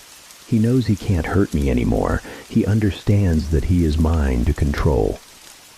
And he has no choice but to be as helpless and as broken as I once was. And he, too, will learn how to float. I wanted to write this letter to thank you from the bottom of whatever's left of my heart. Thank you for being there for me. Through that small crack, I watched you grow into the beautiful young woman you are today. I watched you shine. It was the only thing that kept me going. Your beauty, your innocence, your kindness, and your intelligence gave me the strength to see another day. It was like watching my favorite television show, and I didn't want to miss an episode. Thank you for being the sliver of hope that helped me survive all those years. I'm so happy you never had to experience the horrors of that basement. I'm happy to see you thriving. I'm happy to know you're no longer afraid of Ryan Morehouse. I'm glad you decided to major in criminal justice. I like how you decorated your dorm room. I like your new haircut, by the way. It really shines when the sunlight hits it just right. You're probably wondering how I know all this. I have a confession to make. I still have my moments, you see. Moments where the panic sets in, and the memories threaten to drown me in my own sweat in the middle of the night. So, I do what I've always done to ease my troubled mind. I still watch you. Last night was particularly bad. One of the worst nightmares I've had since I escaped. I could feel him inside me. The pain was unbearable. So, I did what I had to do. I drove to see you. Seeing you sleeping peacefully calmed me in a way that nothing else could. The steady rhythm of your breathing brought me a sense of peace I've only ever felt when I'm around you. I'm sorry I can't bring myself to see you face to face. I'm not ready to face the world just yet.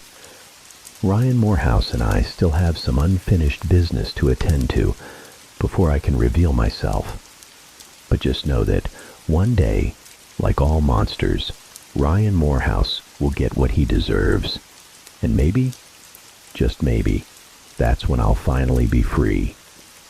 Free to meet you. And maybe then, we can be friends. Maybe then, you can accept me for what I am. Until then, thank you for being there for me when I needed it most. I'll see you soon.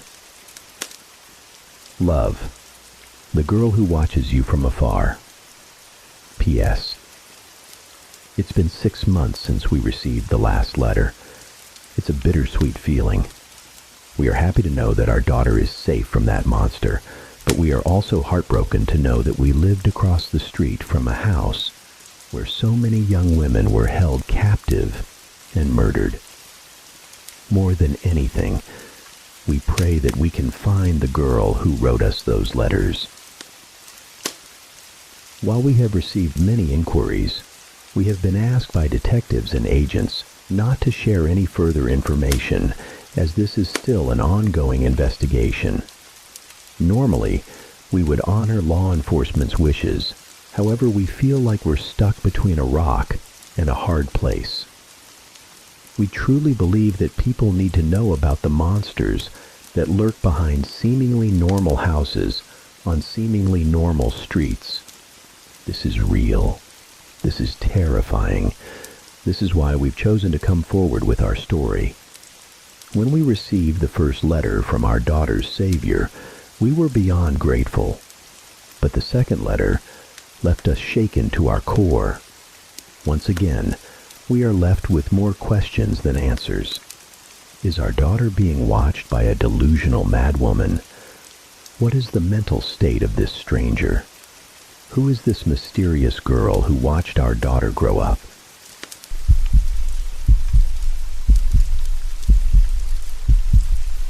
Count your windows twice each night. I didn't. It all started with an innocuous warning from the old man next door. He was a recluse, always clad in a faded flannel shirt and worn-out boots, with a silver beard that covered most of his face like a second skin. No one in the neighborhood interacted with him much, but as I was locking the door one evening, he quietly approached with a strange urgency in his eyes. "You're living alone now, aren't you?" His voice was raspy, as if he hadn't spoken to anyone in days. "Yes," I replied, slightly uneasy but polite. "Why?" He leaned in close, his breath reeking of whiskey. "You should count your windows twice each night before going to bed," he said, squinting. "Make sure they're all shut, all locked. If not, let's just say it won't be good." I chuckled awkwardly, unsure if he was joking or just drunk. "Sure, I'll do that." His expression didn't change. "I'm serious, kid. Count them twice, or they'll come in." I watched him stagger back to his house, a gnawing unease in my stomach. "They'll come in?" What did that mean?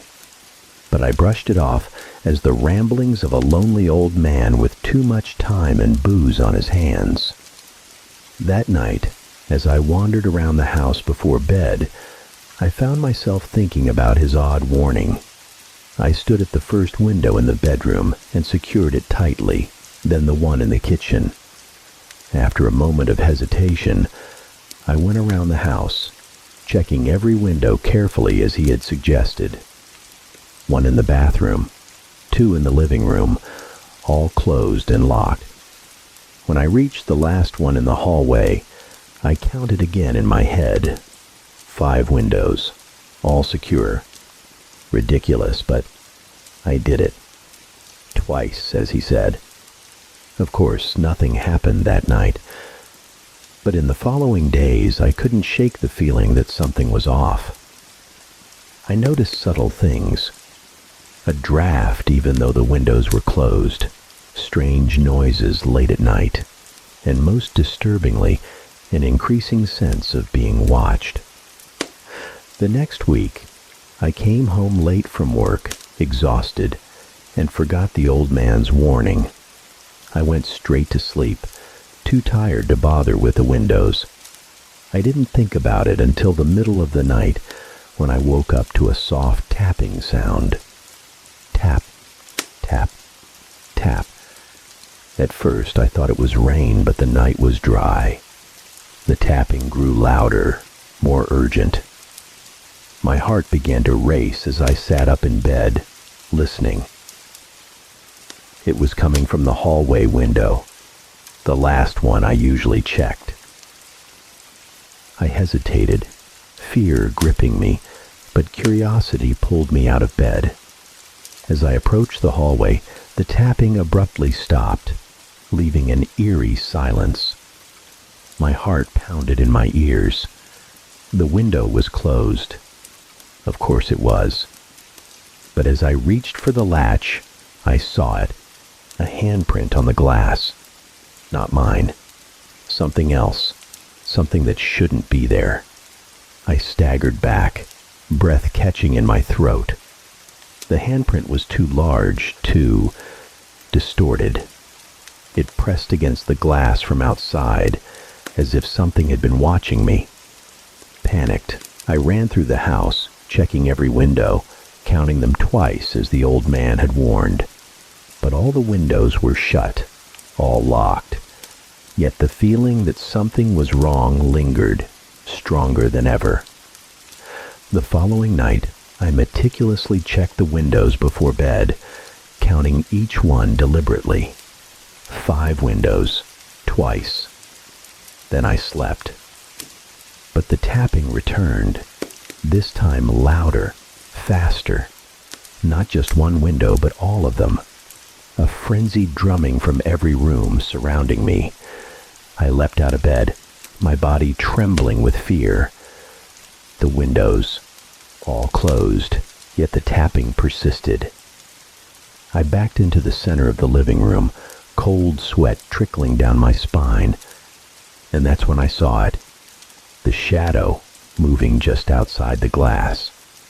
A figure, tall and gaunt, with impossibly long limbs and a face that seemed distorted under the pale moonlight. It pressed against the window, the grotesque face slowly turning toward me. Its eyes, if they could be called that, met mine, hollow and hungry. The tapping ceased, but the windows began to creak. I don't know how long I stood there, frozen in terror, but eventually, the figure faded into the darkness, leaving me shaking and gasping for breath. I didn't sleep for the rest of the night. The next morning I rushed to the old man's house, desperate for answers. But when I knocked, no one answered. A neighbor told me he had passed away 3 days ago, right around the time the tapping started. Now, I count my windows twice each night. I never forget anymore, because I know they're still out there waiting. And if I slip up again, they'll come in.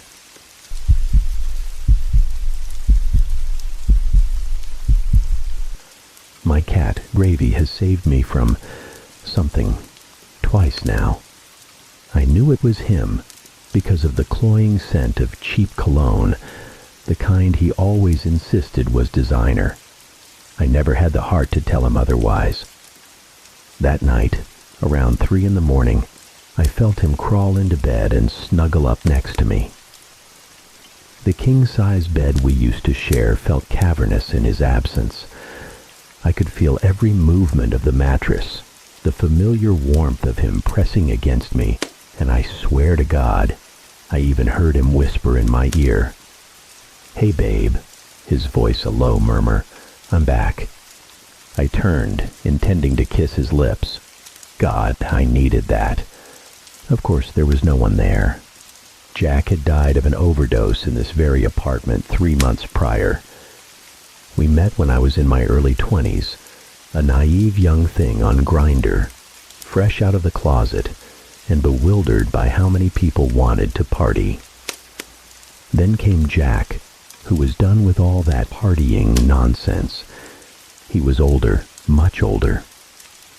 Kicked out at 16 by his parents who couldn't stomach the thought of a gay son, Jack fell into the same traps most discarded children do: drugs and alcohol. He grew up hard and fast, seeing things no teenager should ever have to witness. I'm not making excuses for him. He'd made his fair share of bad choices.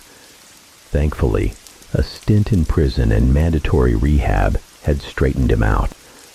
Things were good, or so I thought. 6 months ago, I started noticing changes in Jack. He was gaunt, exhausted, complaining constantly about insomnia and vivid nightmares.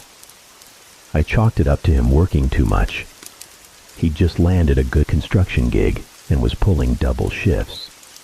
Said it kept his mind occupied. 3 months ago, I came home to find him sprawled out on the couch, his face contorted in pain. I panicked. I don't remember much of what happened next. My memories are fragmented, like a slideshow stuck on shuffle. I called 911. The paramedics and the coroner were baffled. All signs pointed to a heart attack. It was only after I divulged Jack's history with addiction that I overheard a particularly callous nurse mutter that the drugs had finally caught up to him. Right or wrong, I almost punched her in the face. Time became meaningless after Jack's death. I had to make the funeral arrangements myself. It was surprisingly difficult. Everything felt heavy, suffocating. I don't remember much of the service. Few people came, mostly co-workers, all offering their condolences. I can't recall much about the first month after. Grief is a fickle beast. I had a fever twice, barely able to leave my bed. A physical manifestation of my emotional breakdown, I'm sure. Those days were brutal. Most days I could barely find a reason to leave my bed. It wasn't until the noises started that I finally began to emerge from the fog of grief. Strange noises in the dead of night. Footsteps. Doors opening and closing. All very distinct. I couldn't sleep. These sounds became a nightly ritual, so commonplace that I couldn't even remember what a good night's sleep felt like anymore. I thought I was losing my mind, until the night the faucet in the bathroom turned on by itself. I stumbled out of bed, my mind still shrouded in sleep. As I reached the bathroom door, I tried the handle. It was locked. Light spilled out from under the door, casting an elongated shadow. I knocked. As clear as day, I heard Jack's voice. "Just a minute, babe. I'll be right out." I threw open the door. His toothbrush clattered to the floor. The water shut off with a groan. Behind me, a loud bang. Needless to say, I didn't get any sleep that night. The noises continued. Whispers. A few nights later, he crawled into bed and held me. I didn't tell anyone about it. What would they say? "It's the grief. It will pass. You still feel him near." I didn't want to hear their platitudes. I knew what I felt. He was there, in our bed. And then came the dreams, which in hindsight should have been my first red flag. They were deceptively pleasant. Can you blame me? Put yourself in my shoes. At first they were merely pleasant snips of memories, happy moments shared between Jack and me. Our first date at the bowling alley, our first kiss at the drive-in.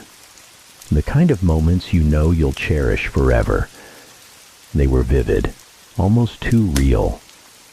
Then Jack started talking to me in my dreams. Short, hazy sentences at first, like snippets of conversations we'd shared in the past, about things you never think you'd remember, like those greasy corn dogs they sell at the fair. I couldn't be sure if these conversations had actually happened. They were always hazy recollections of happier times, but they became more concrete, more detailed as the days wore on. My sleep grew more and more erratic. If it wasn't Jack visiting me in my dreams, it was whatever was making those noises at night. I started feeling sick again. One night, he visited me in a dream. Jack took my hands in his, looked me dead in the eyes, and began to cry. "God, I've missed you so much," he choked out. It was the first time he'd acknowledged what had happened. He leaned in, pressing a soft kiss to my lips. He smelled like that cheap cologne of his. I felt tears stream down my face. I had missed him so much. He leaned in close, whispering the words that would chill me to my core. "You should come with me." I woke with a start, drenched in a cold sweat. The ghost of his kiss still lingered on my lips. His words, and the implication behind them, echoed in my mind. What good was a life without him? The noises continued. He kept visiting, urging me to come with him, his pleas growing more insistent, harder to ignore. I wanted to ask him what he meant, but I couldn't, or maybe I just wouldn't. I knew what he meant. At the time, I didn't want to acknowledge it as a possibility. I could barely sleep. Even when I did manage to drift off, it was never for long. I felt like a living, breathing corpse. Was that why I was seeing Jack everywhere? I hadn't told anyone about that. I didn't want their platitudes about grief. What worried me most was the sleepwalking. 32 years on this earth, and I'd never sleepwalked a day in my life. And suddenly it began when my dead boyfriend decided to pay me a visit. Ironic, really. I'd wake up in precarious positions, nothing life-threatening yet, but enough to break a leg if I'd taken a nasty spill. It all came to a head one night. I could have died if it weren't for gravy. Jack appeared in my dream again. We were at a carnival. Hand in hand, we gawked at the rides that had been erected seemingly overnight. Jack always loved those. I think it appealed to the daredevil in him. He was a sucker for amusement parks and roller coasters. Me, I could never. I was a chicken. He asked why I was smiling like I used to. He knew the answer. "I know you're tired, scared," he said, squeezing my hand reassuringly. "But I need an answer from you soon. I don't know how much longer I can visit you like this." I hadn't considered that he might be borrowing time to do this. My eyes drifted over to the nearby gravitron, and he saw. His face lit up. "Please, I don't know how much longer I have," he pleaded, pulling me towards the ride. "Just humor me. One last time. Please." It didn't look that scary, I remember thinking. I felt myself being pulled along, my hand in his. Then I felt something brush past my legs, and the next thing I knew, I was sprawled face down on the pavement in the dead of night. I sat up, dazed, and looked around for my savior. Not too far away sat a small tabby cat, its gray fur streaked with black.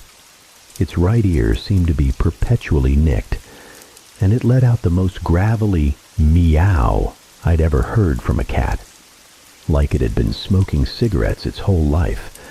It was thin, but not quite skeletal, either well-fed or a damn fine hunter. I heard the screech of tires and scrambled out of the road, just as a minivan sped past.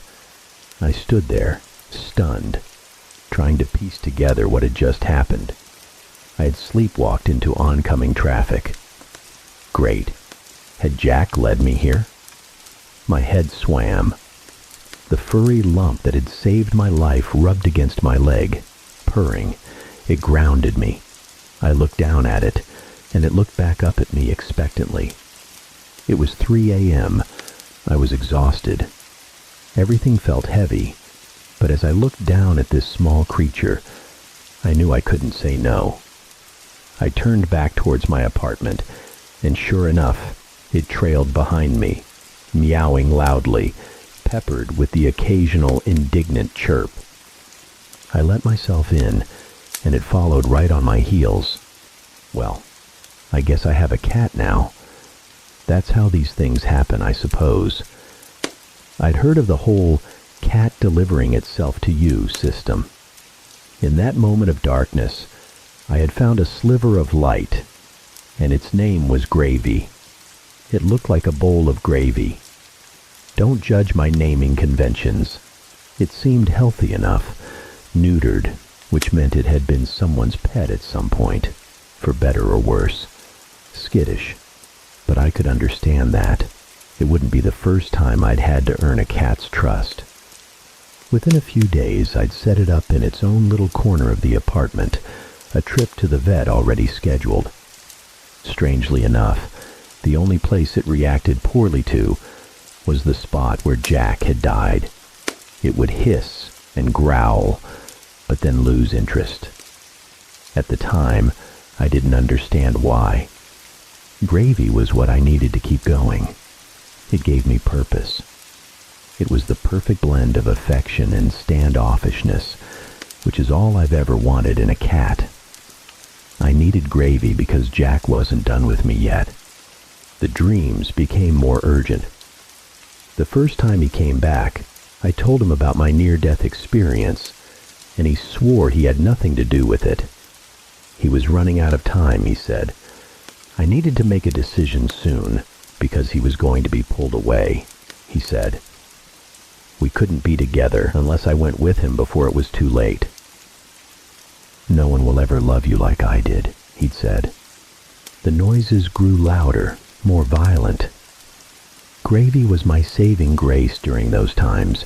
It could sense them too, often reacting by hissing and growling, staring intently at nothing with a curious tilt of its head.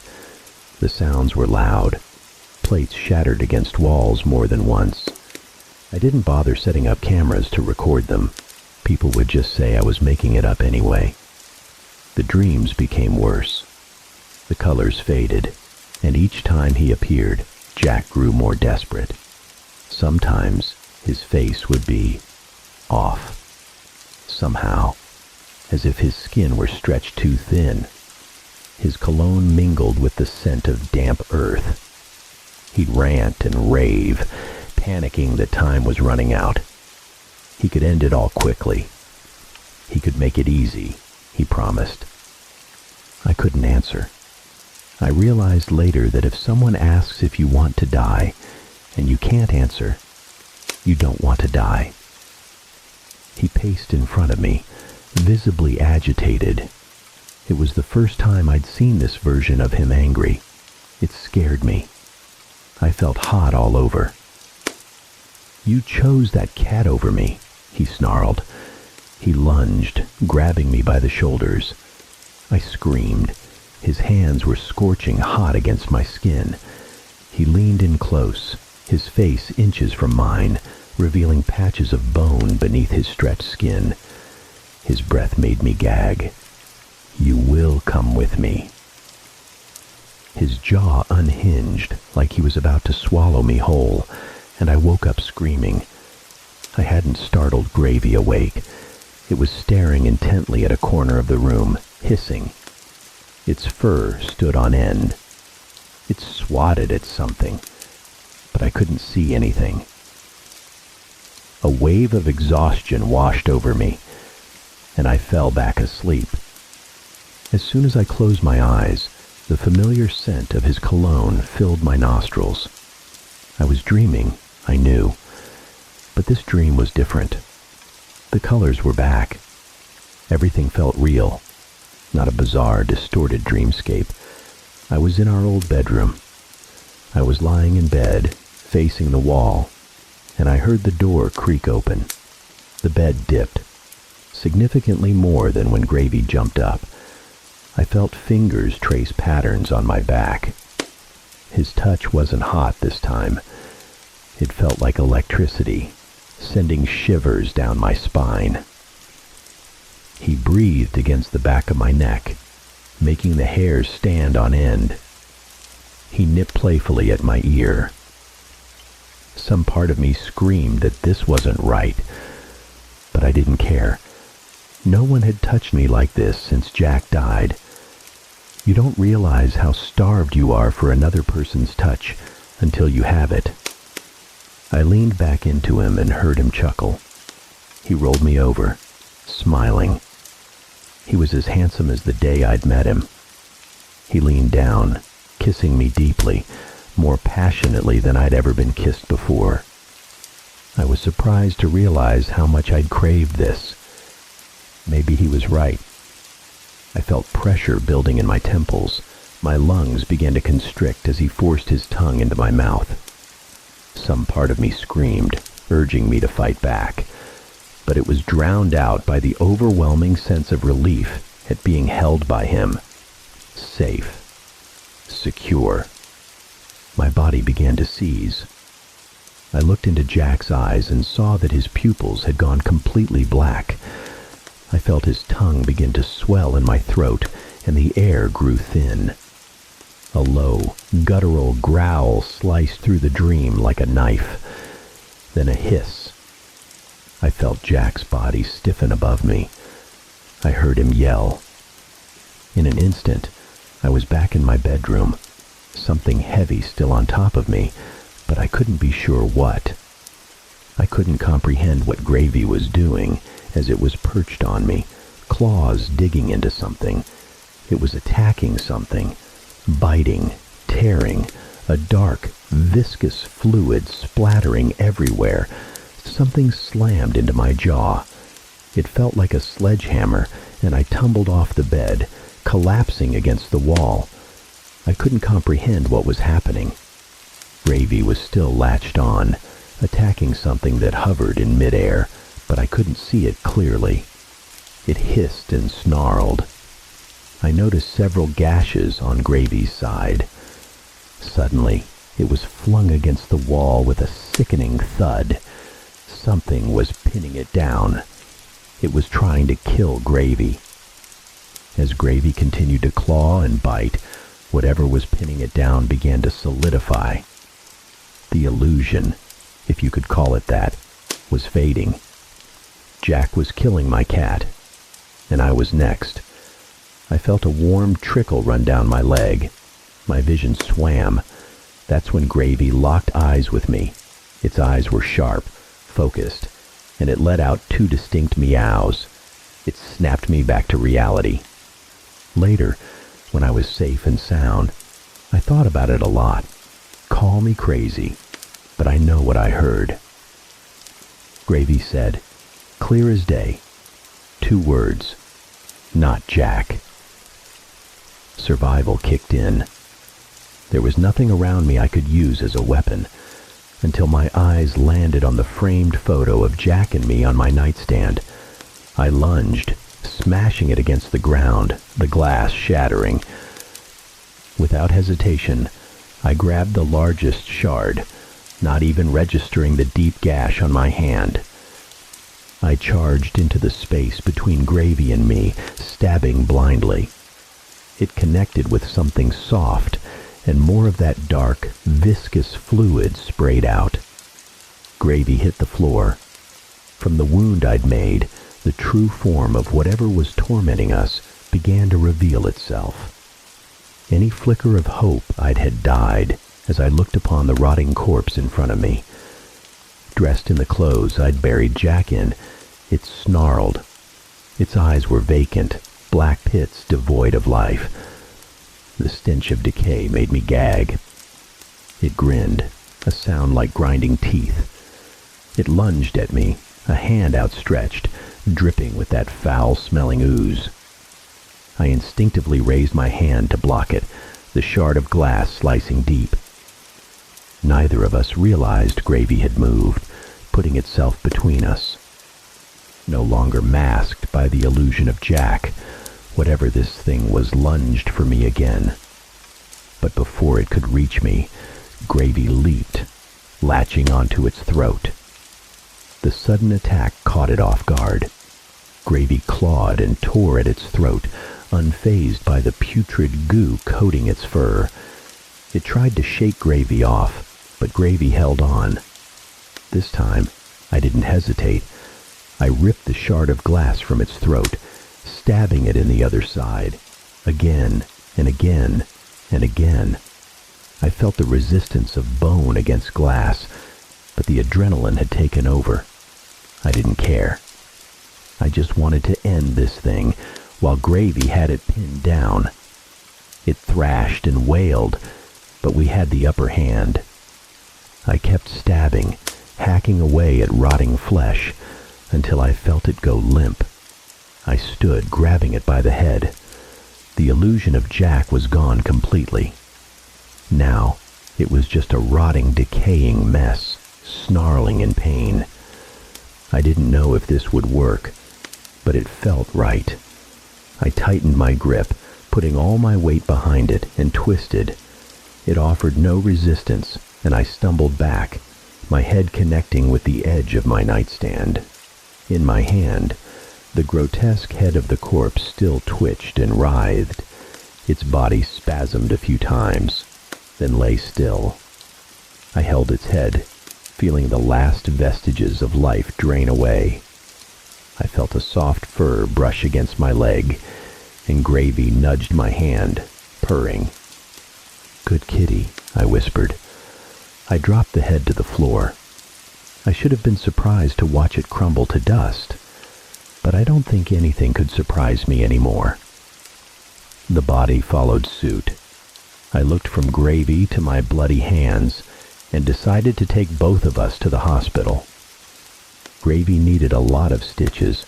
I told the vet it had defended me from a wild animal. Technically, I don't think I was lying. The vet said it was lucky to be alive, but a real trooper. She had no idea. I needed stitches too. My hands and arms were covered in cuts. I eagerly showed them to Gravy as soon as I could. I'd like to think there was a shared understanding between us. It sniffed at the stitches, then turned its back to me and promptly fell asleep. That night, I slept soundly for the first time in months. All the unease, the physical ailments were gone. The apartment was eerily quiet, but I knew I couldn't stay here. I needed to move on. I couldn't cling to the hope that some part of Jack was still out there. We moved shortly after. One haunting was enough. Was it even a haunting? Did Gravy know I was in danger? Did it come to me for a reason? Did I really hear Gravy speak English to me that night? I sat down and asked it. I know. Crazy, right? I set Gravy on the kitchen counter, and I asked it if it had really said "not Jack" that night. The air grew thick. It let out a particularly loud fart, then hopped off the counter. I haven't asked since. I do know that I feel safer with it around. This grumpy, cantankerous furball has saved my life twice. I did some research afterward. I hadn't known cats domesticated themselves. I'd always known they were revered as mystical creatures in many cultures. But the fact that they removed themselves from the food chain by endearing themselves to humans was astounding. Unless they did it to protect us from things we couldn't see, I didn't want to think about that. I also didn't want to think about the door Gravy always paused at, hissing, whenever we'd go for our daily walks. The neighbor who lived there was a college student living alone. I'd often hear her sobbing, loud enough to make me wonder if something was wrong. Something wasn't right. I didn't want to acknowledge that. I didn't want to think about the familiar crashing sounds that would occasionally emanate from her apartment. I didn't want to think about the way Gravy paused in front of her door, looking up at me as if to ask, "Hey, should we do something about that?" I took a step back, but Gravy didn't budge. I stared at it. No one would believe me. But that sly, cunning cat, it winked at me. I took a deep breath, rolled my eyes, and knocked. "Hello? Do you need any help?" Thank you so much for listening. I hope you enjoyed this chilling tale of love, loss, and something sinister lurking in the shadows. If you enjoyed this video, please consider subscribing to my channel for more spine-tingling stories. Don't forget to hit the like button and leave a comment below letting me know what you thought and what you'd like to hear next. Until next time, sleep tight and don't let the bed bugs bite, or anything else for that matter.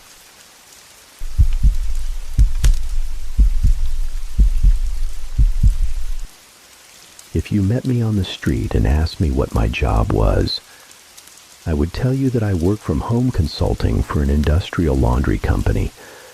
That is, after all, the cover story I have been provided with. The reality? My job is even simpler. Every Friday night, I dress up nice, report to a certain theater downtown, have a seat, and watch a performance. That's it. All it takes is a couple hours out of my week, and I end up making 6 figures a year with every benefit you could possibly ask for. I know. It sounds too good to be true. Pretty much anybody on the planet would kill to have a job like mine. At least, perhaps, until they find out just what kind of performances I'm made to attend. Before I start, though, I need you to keep in mind that I'm a good person. I donate thousands to the Rainforest Fund out of every paycheck, and me and my kids volunteer at the food bank weekly. I'm a devout believer, and I'm going to heaven when I die. After all, I, myself, have never hurt anybody, never raised a hand to injure any living soul. How could you possibly call me a sinner when all I ever do is watch? It started about 3 years ago when their job offer found me when I was at my most desperate.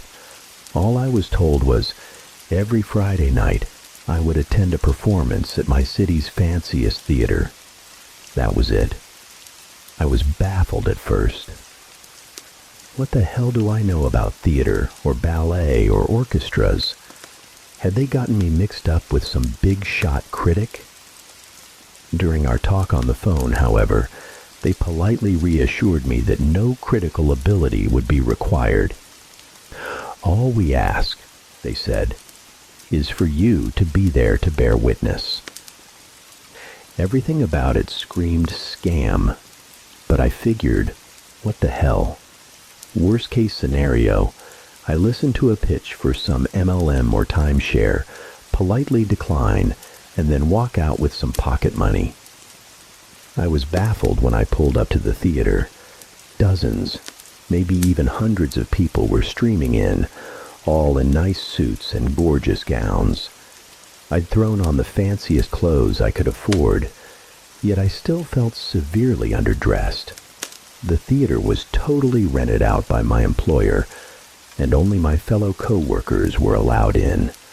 How much could it have cost to hire such a massive crowd just to attend this one performance? Who could possibly bankroll something like this? I tried to empty my mind and simply merge into that human tidal wave flowing through the doors. Every staff member was dressed in a refined all-black suit with black tie and undershirt to the point they seemed to darken the air around them. Each wore a white comedy mask. The neoprene stretched into a grin of perpetual laughter, which struck me as almost mocking. They demanded that we hand over all electronic devices, even patting us down and running a metal detector over us.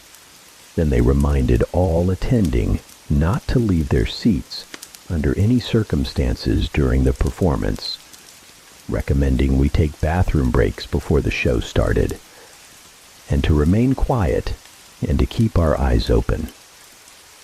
They kept repeating the same mantra. No distractions, no diversions, no lapses in concentration. Remember, you are here to bear witness. If I'd been alone, I would have left right then and there. There was a tickling in the back of my brain, some primate part of me screaming that there was something terribly wrong here. But mob mentality is a hell of a thing. Everybody else seemed calm, nonplussed, handed their phones over without a fuss. There were a few holdouts, probably other newbies like me, but eventually they too relented. If everyone else is going along with it, I figured, why shouldn't I? Who want to be the one single paranoid bastard who missed out on an easy paycheck? Stepping into a gorgeous theater like something out of 3 centuries ago, I was most struck by the make of the stage. It looked like the back action of a piano, strange levers and mahogany hammers, looking like fingers manipulating countless lines of piano wire, some over a dozen feet long. All the taut wires stretched in bizarre formations across the stage reminded me, somehow, of a spider's web. I could not fathom a machine so complex, yet with such little apparent purpose. The nature of the performance always varies. Sometimes it's a work of Shakespeare, a ballet, an opera, hell, even a puppet show. That day, it was a concert featuring a small chamber orchestra of around 35. Students, it looked like, young and inexperienced, with a nervous air about them, as if this was their first time performing before such a crowd. Mostly a string section, plus one of each woodwind, and just a couple each on horns and percussion. The conductor was one of the staff members in the comedy mass. I was baffled. Who would put forward this much cash just for a small green orchestra to play in such a massive, prestigious venue? One of them must be a billionaire's kid, I figured. It was the only explanation. This, I've since realized, is always the best part. The beginning of the performance, when you can, if you try, lose yourself in the display and pretend everything is okay, that it's all normal. It was best on those lucky days when the performers on stage were completely unaware of just what sort of danger they were in. That always makes it easier for everybody. On that first day, I was as oblivious as they were and simply enjoyed the music. Maybe some snob of the orchestral arts would hear their amateurish mistakes, but to my untrained ear, they sounded just fine. Pleasant even. But one question began to worm its way into my head, a small nagging at first, which crescendoed into a hammering on the inside of my skull. How much time has passed? At a certain point, I suspected the intermission was long overdue. But there were no windows, and I had to part with my electronic wristwatch at the door. So really, getting any sense of time was impossible. I dismissed it as my lousy attention span at first. But eventually others began taking notice. No one dared speak. But among the fellow newbies, I noticed furrowed brows and sideways glances, confused and concerned.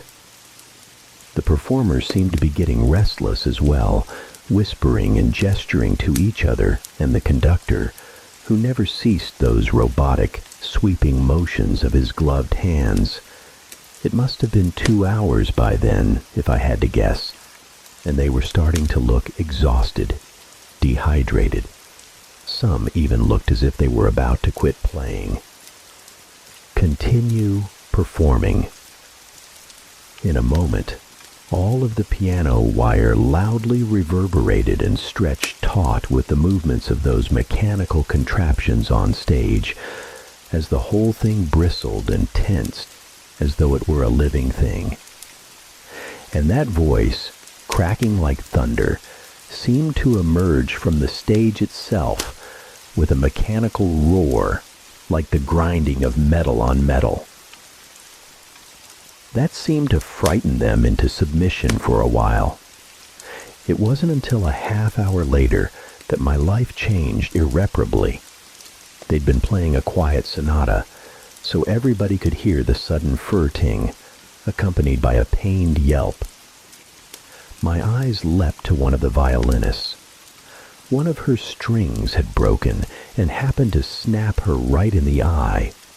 It could see the streak of scarlet befurcate her pupil before the emerging blood replaced the entire eye with a thick redness.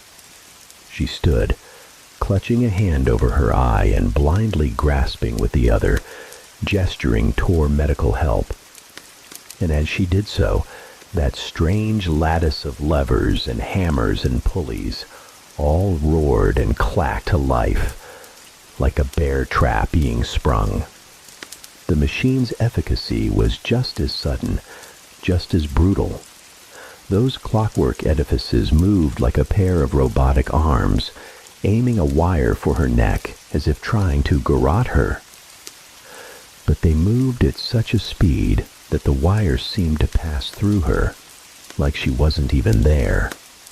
For a moment, she seemed fine, unaffected, as if nothing had happened at all. And then, things began to fall off of her. Her head severed at the neck, alongside the hand she'd been holding over her eye, and the very fingertips of her other hand, with which she'd been grasping a little too high. All had been cut cleanly, with surgical precision. Time seemed to slow as they all went clattering wetly to the floor, and the girl's body soon followed, as if it took a few moments for gravity to set in, or perhaps for her body to realize she was dead. It happened so fast, it was hard to be properly horrified. It was more like awe, maybe. Everybody stared at the chunks of meat that had once been a promising young woman with hopes and dreams. That spider web of wires was still rumbling and shaking all around them, and the mechanical voice roared once more, "Continue performing." They were given no further warnings. A few of them jumped from their seats out of sheer instinct, not even thinking. None of them made it more than a step before the wires divided them in twain. The rest just kept playing exactly as they had been, as if their brain froze up at what they'd witnessed and simply ran on autopilot, until their faculties slowly returned to them, and they realized that this instinct had saved their lives. Where once beauty filled the room, now the orchestra had been reduced to a discordant sound, like a long, shuddering whine, like a mocking parody of music. They gripped their instruments with trembling, sweaty hands, playing just well enough to avoid stoking the ire of those quivering wires stretched taut all around them. They realized gradually that they were allowed to speak. Immediately they began wailing hard enough almost to mercifully drown out that dismal cacophony that was once music, some begging and pleading with the staff, others screaming out threats, be they legal or physical. Nothing they said could shake the masked men and women in the slightest. They stood at order like statues, unflinching. Realizing this, they turned their attention to us.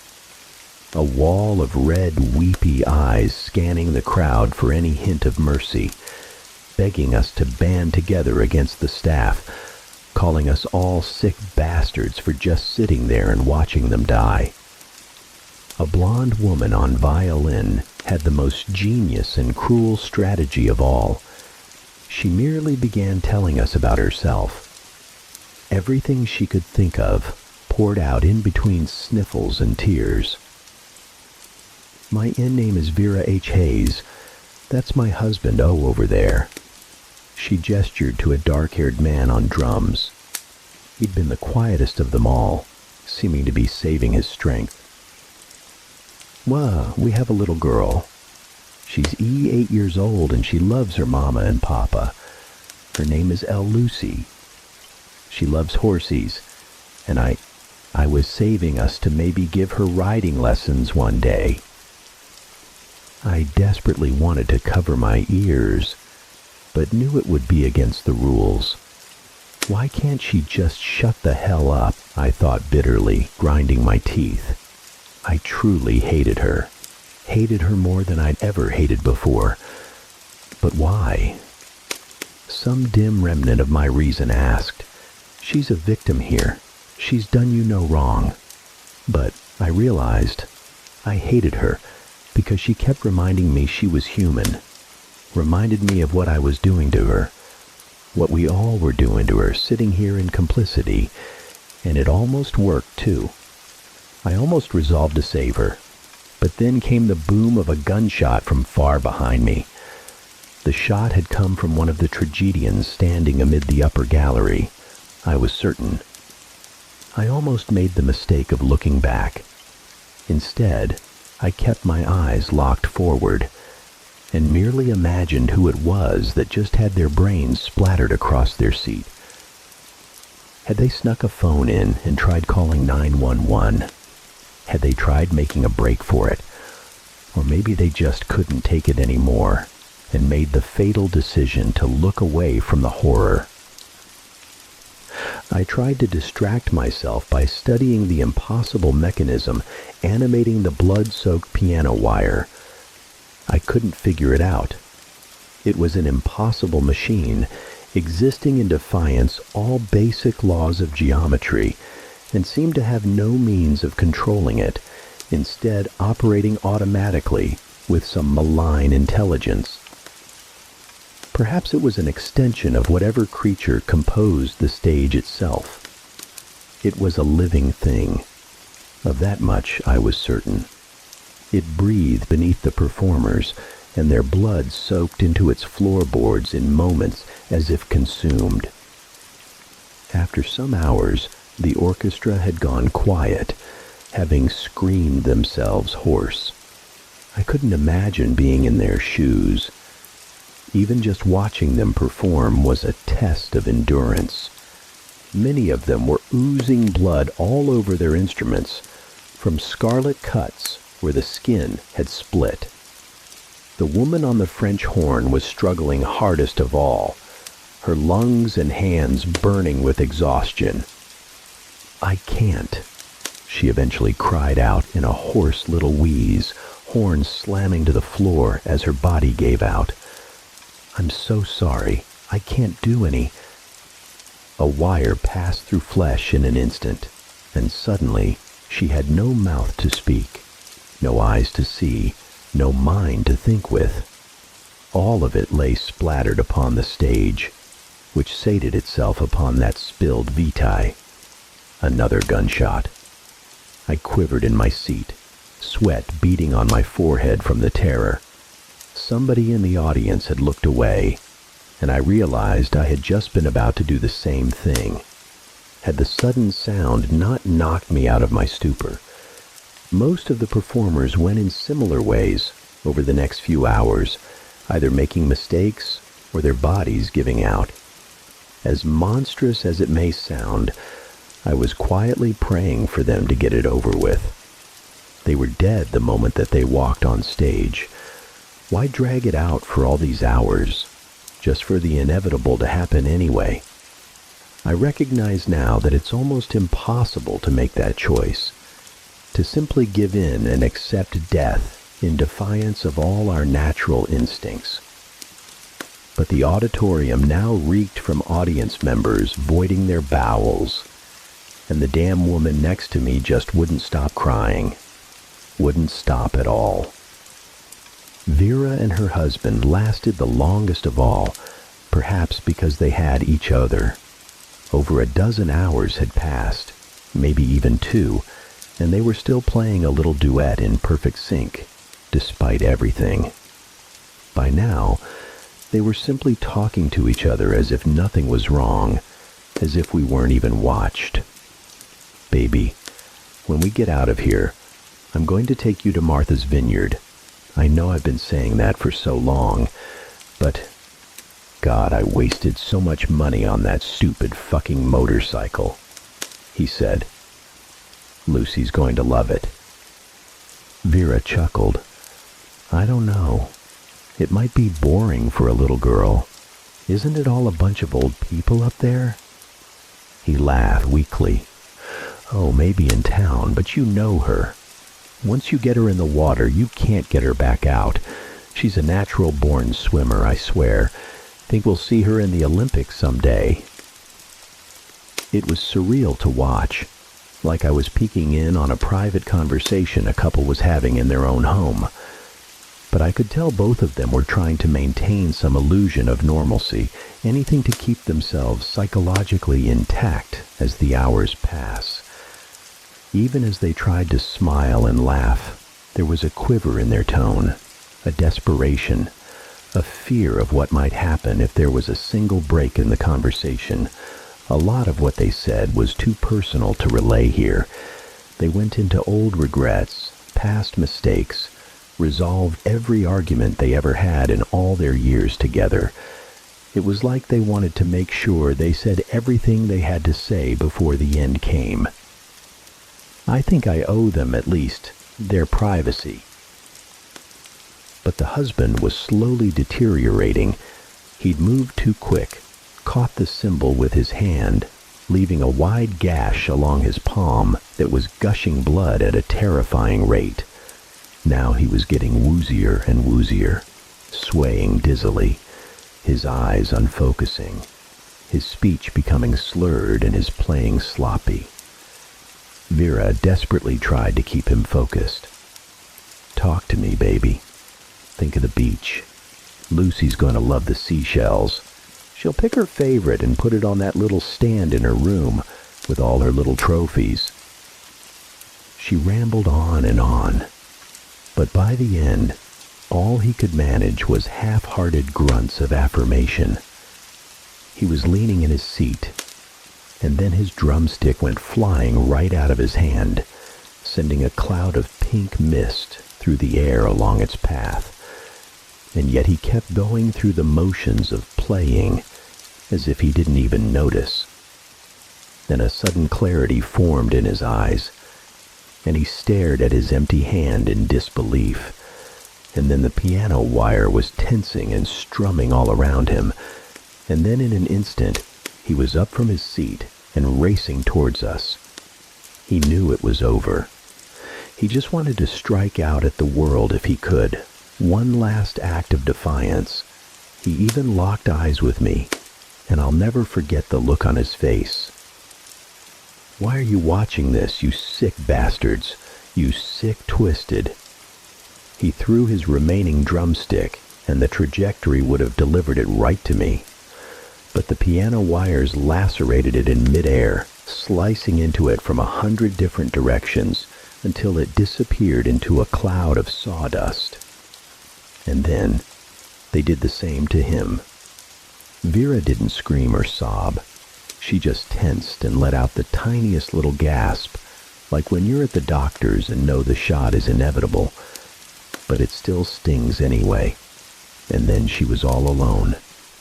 She looked at us like she wanted to speak, wanted to say something, to express what was happening inside her. But what was there left to say?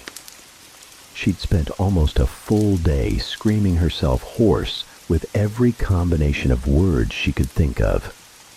None of it helped. None of it meant anything. Instead, she expressed herself through music. She began to play the most mournful, sobering solo I had ever heard, one I knew she making up as she went along, one with which she communicated those parts of herself that words could not encompass. She stared us all down, eyes red and bloodshot, making eye contact individually as if to remind us that we were not a shapeless mass, that we were all individually responsible. I only barely remember the sound of it now, as if I'd heard it in a dream, and yet even now the memory tears at my heart. She performed for what felt like an eternity, and then, in the end, she slowly, calmly set down her violin, stood up, and took a bow, and then she was unmade. Everyone stood up around me all of a sudden, and I was immediately caught up in it too, performing a standing ovation that dragged on and on. We screamed, shouted, cried, threw things, smashed our fists against seats, tore at our hair, laughed and danced with each other. It was the ultimate catharsis after all that silence, after a full day of holding it all in. Never before had I felt so connected to a crowd of people on some deep spiritual level. We marched out of the theater, stumbling like a procession of ghouls with blank faces and tired eyes. The staff were as polite as ever, thanking us for attending the performance and hoping that we enjoyed the show. Some were dragging the bodies of shot audience members out of the theater. As I finally emerged into the outside world, I was stunned to find it was still the same night I had entered. At least 20 hours had passed inside that theater, I was sure of it. But for the outside world, only 2 hours had passed. Exactly the duration listed on their job offer. I'd never been explicitly told not to reveal what I'd seen there, and now I knew why. Nobody believed me. Or worse, maybe they were covering it up. I swear to God, the police dispatcher laughed at me over the phone. I swore I'd never go back. I'd been part of something evil, something unfathomable, and it would haunt me forever. But the next year was one of constant desperation, debt climbing as job opportunities declined at equal rates. I held out for about a year, but eventually I gave in. And to my horror, the next performance was easier, now that I knew what to expect. And then the next was easier still, and the next. The performance is always different, but the end result is always the same. I have to remind myself that I'm not culpable for what they're doing there. All I do is watch. We watch people die every day, in the news and online, people suffering horrible fates, often in places our own countries help to destabilize. How are my actions any different, really? We all have to accept that terrible things happen in this world, and all we can do about them is either look away or look the horror right in the eye. Is choosing to look away more moral, or is it only more cowardly? And besides, wouldn't it be worse for them if there wasn't an audience? If they had to die there in the dark, alone, no one seeing, no one caring, no one remembering. After all, someone has to bear witness.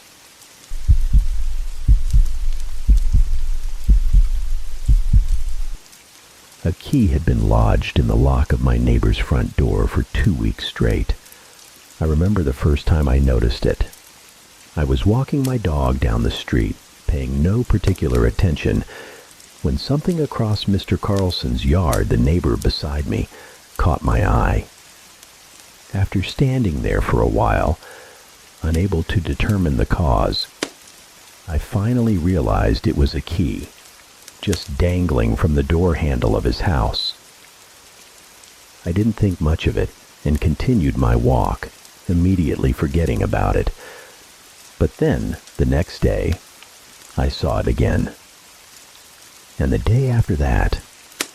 Eventually, after a week had passed, I began to worry. The thing is, I might have brushed off the key as a simple oversight before a trip, but Mr. Carlson was quite old and frail, had stopped leaving the house long ago, relying on caregivers to buy groceries and basic supplies. That led me to the next conclusion, that it had to belong to one of his caregivers. But then I remembered they visited his house every few days, and surely they would notice the key. Finally, after 2 weeks of hesitation, I mustered the courage to walk up to Mr. Carlson's door, placing a hand on the doorknob, the key still dangling from it, and turned the knob. As I turned it, I couldn't help but hear a distant echo, like the screams of several people from hundreds of meters away. I paused and looked around. Nothing. I turned back to the door and opened it. Fearing the worst, I steeled myself, closing my eyes. When I opened them, I saw only an empty hallway and sighed in relief. But what I didn't know was, the worst I feared was far from what I was about to discover. "Mr. Carlson," I called out loudly before closing the door behind me. Click. Suddenly, the lights went out, and I saw them. Mr. Carlson and Brenda, the neighborhood mail carrier, sitting together on the stairs, their eyes filled with terror. Mr. Carlson, what a relief. And Brenda, I hadn't seen her all week, I mused, recalling the strange lack of mail over the past week that everyone in the neighborhood had been talking about. Looking back, I should have pieced 2 and 2 together. But how could the disappearance of the mail carrier and a key on the neighbor's door be related? I was about to find out. "Brenda, what are you doing at Mr. Carlson's house?" She simply replied, "The key." "Oh, is it yours?" I asked, relieved after imagining every possible reason it might have been left at the door. But before I could savor the moment, she interrupted me. "No, it's not mine, nor is it his," she said before turning to Mr. Carlson, who looked exhausted. "It belongs to him," the old man said. "Him?" I asked, confused as to whom he was referring. "The man who visits us," Brenda said. "Visits you? What do you mean?" "Just wait. He'll come back, especially now that you're here," Mr. Carlson said. "He's right. I came in like you after delivering the mail and wondering what was going on. Found Mr. Carlson here, and I got stuck inside, and in just a few minutes the man came," Brenda explained. "Wait, you're trying to tell me what?" "That you're trapped here," the old man said. "Trapped?" I laughed. "Yeah, okay. Is this a Halloween prank? With the lights out and everything?" That's when I nonchalantly walked back toward the door and tried to open it. Click. But it wouldn't budge. I stood there for a moment, my back to Brenda and Mr. Carlson, wondering if there could be a shred of truth in what they were saying. And that's when I heard him. See.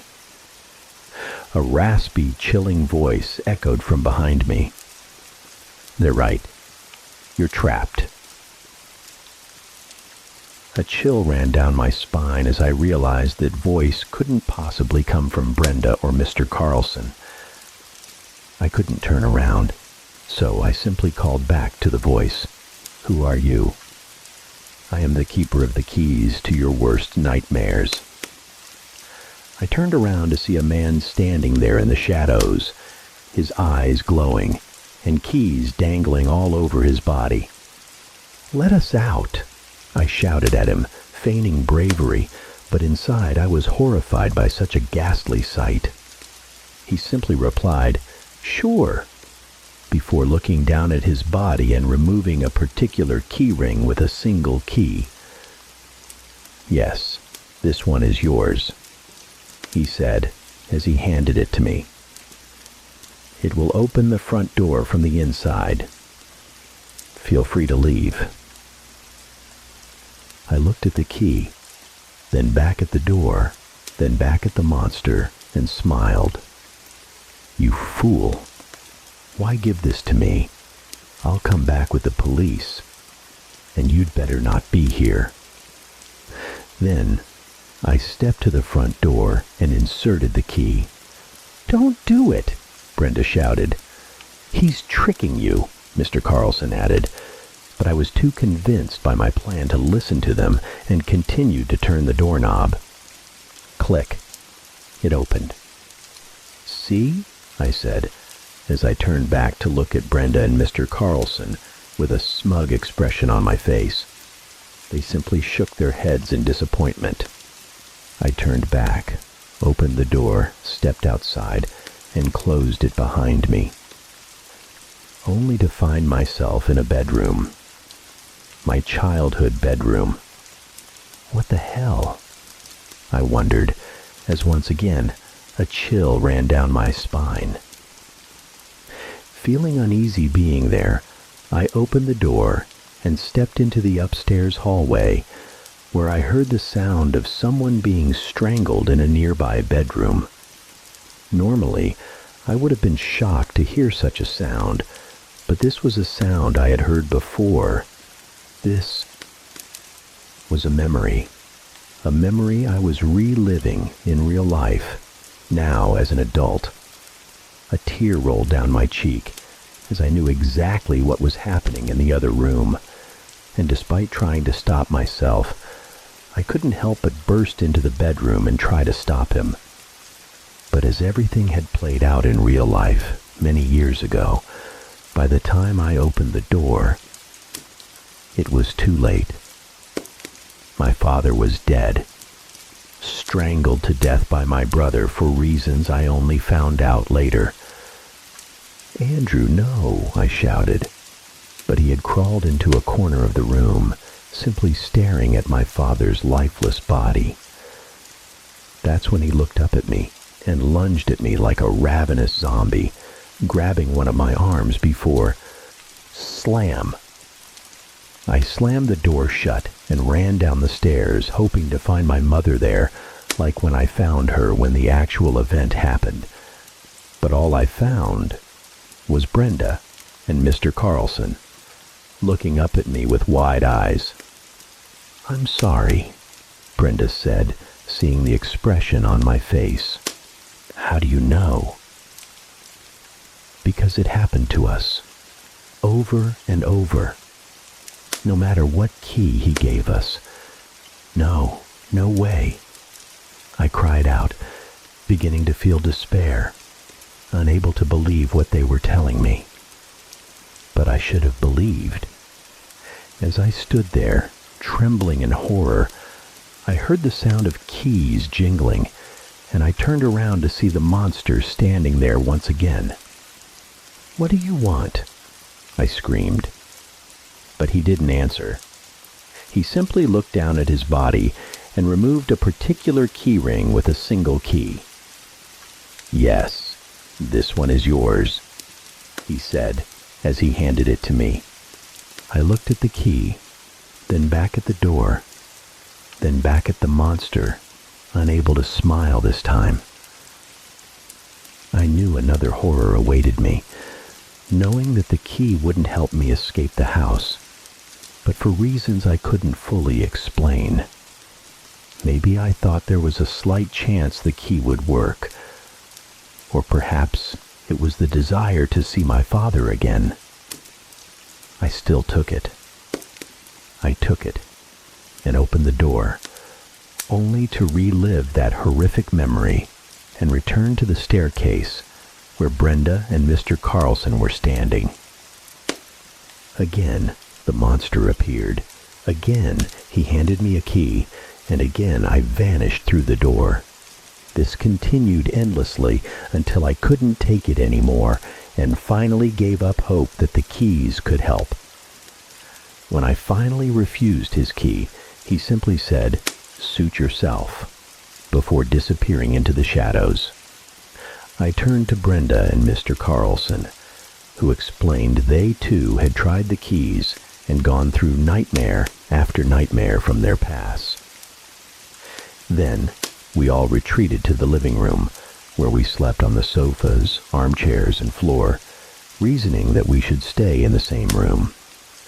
The next day we gathered together, finally concluding that the house, its door, and the keys must be some kind of twisted trial, caused by the key in the front door of the house and enforced by the monster adorned with keys. We tried everything, from searching for an exit in the house, to trying to call out with dead phones, to prying out windows nailed shut from the inside. But after a week passed without a clue, we finally gave up.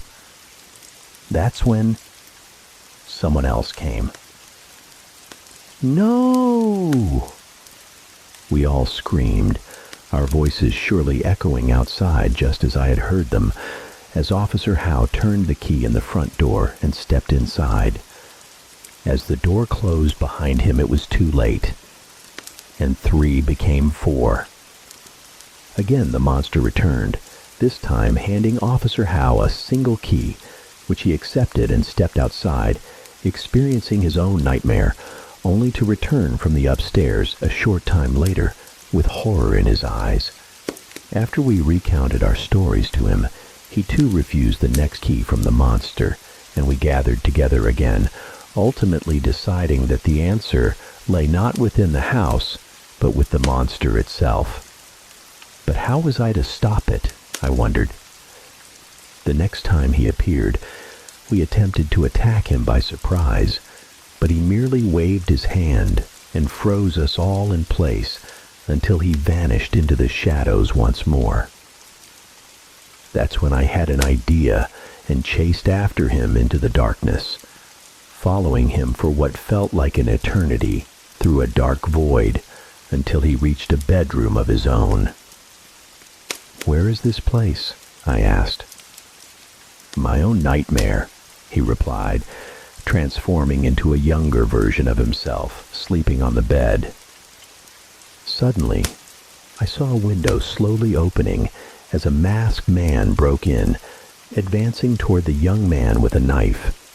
Not knowing what else to do, I rushed to save the young man, charging at the intruder and wrestling with him, waking the young man who watched in horror as the masked man somehow ended up stabbing himself with his own knife and falling out of the window. After catching my breath, I turned back to the young man, who was smiling. "Thank you," he said, handing me a key. I stood there silently, unable to believe what had just happened, before turning back to the monster, whom I expected to be watching the entire time. But he was gone. I turned back to the young man, who still looked at me, then backed away out of his room and returned to the darkness, where I retraced my steps. When I finally emerged from the darkness, holding the key, I saw Brenda, Mr. Carlson, and Officer Howe all standing there in the foyer, shock apparent on their faces, clearly not expecting my return. I said nothing. I simply walked to the front door of the house, inserted the key, and opened the door. Suddenly, sunlight flooded into the house. I stepped outside and stood there for a moment until my eyes gradually adjusted to the daylight, and I found myself standing outside Mr. Carlson's house. With the door still open, I glanced back inside and saw Brenda, Mr. Carlson, and Officer Howe standing there in disbelief. I gestured for them to join me. Brenda and Officer Howe followed, grinning widely, overjoyed to escape the horrors within the house. But Mr. Carlson, he simply sat back down. "Mr. Carlson, what are you waiting for?" But he didn't reply. He just sat down on the stairs. "Please do me a favor. When you close the door, leave the key in the lock," the old man said. "But why?" I asked, unable to understand why he would choose to stay in that place. "So I can see my son again," he explained. I then closed the front door of the house and looked down at the doorknob, which no longer had a key, before reaching into my pocket for the key the young man had given me. Officer Howe rushed over to stop me, but it was too late. I had already placed the key in the lock and locked the door. He looked at me in horror as I turned back to see my wife pulling into the driveway next door. I looked over at her, and after feeling like I had spent weeks in Mr. Carlson's house, expected her to be shocked to see me. But my wife simply waved cheerfully, as if I had never left. "Don't forget to walk the dog," she called out pleasantly before turning off the car and entering our house next door, while Brenda and Officer Howe looked at me, still stunned by what they had just experienced.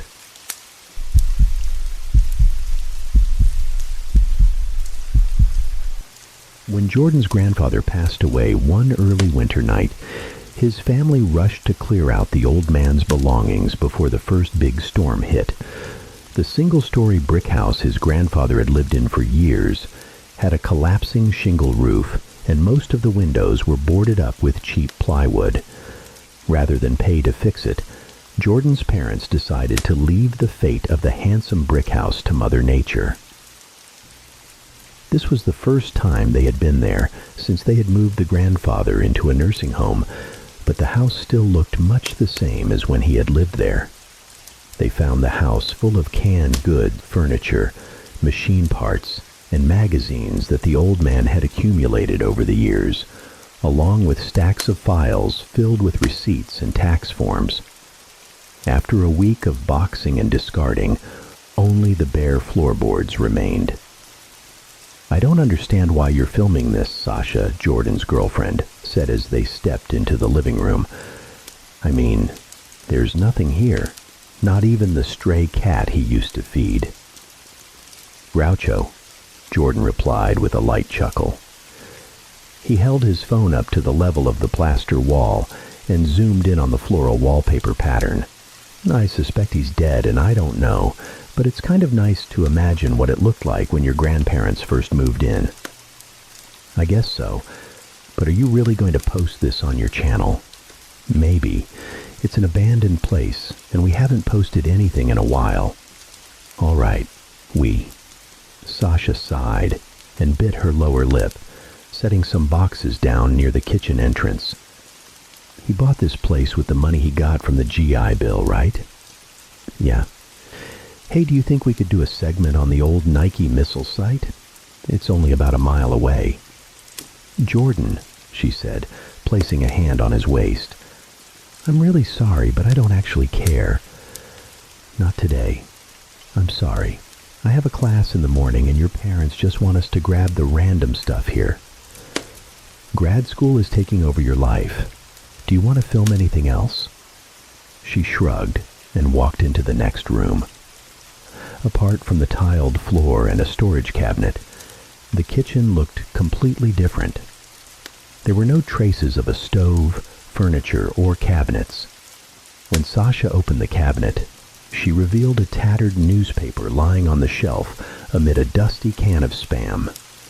Sasha carefully unfolded the newspaper, revealing 3 black and white photos of hunters accompanied by captions below. In one of the photos, a group of men in plaid shirts and pants stood in front of a wooded backdrop. Don Wakefield aims at the fearsome Glowacus creature. "I didn't know your grandfather was a hunter. Look at that thing. It's so ugly it's almost cute. I don't know about those eyes." "I think it's pronounced Glowacus. At least that's how I read it on a website about urban legends once. But I didn't expect it to be real." Sasha adjusted her braided brown hair and flipped the newspaper back.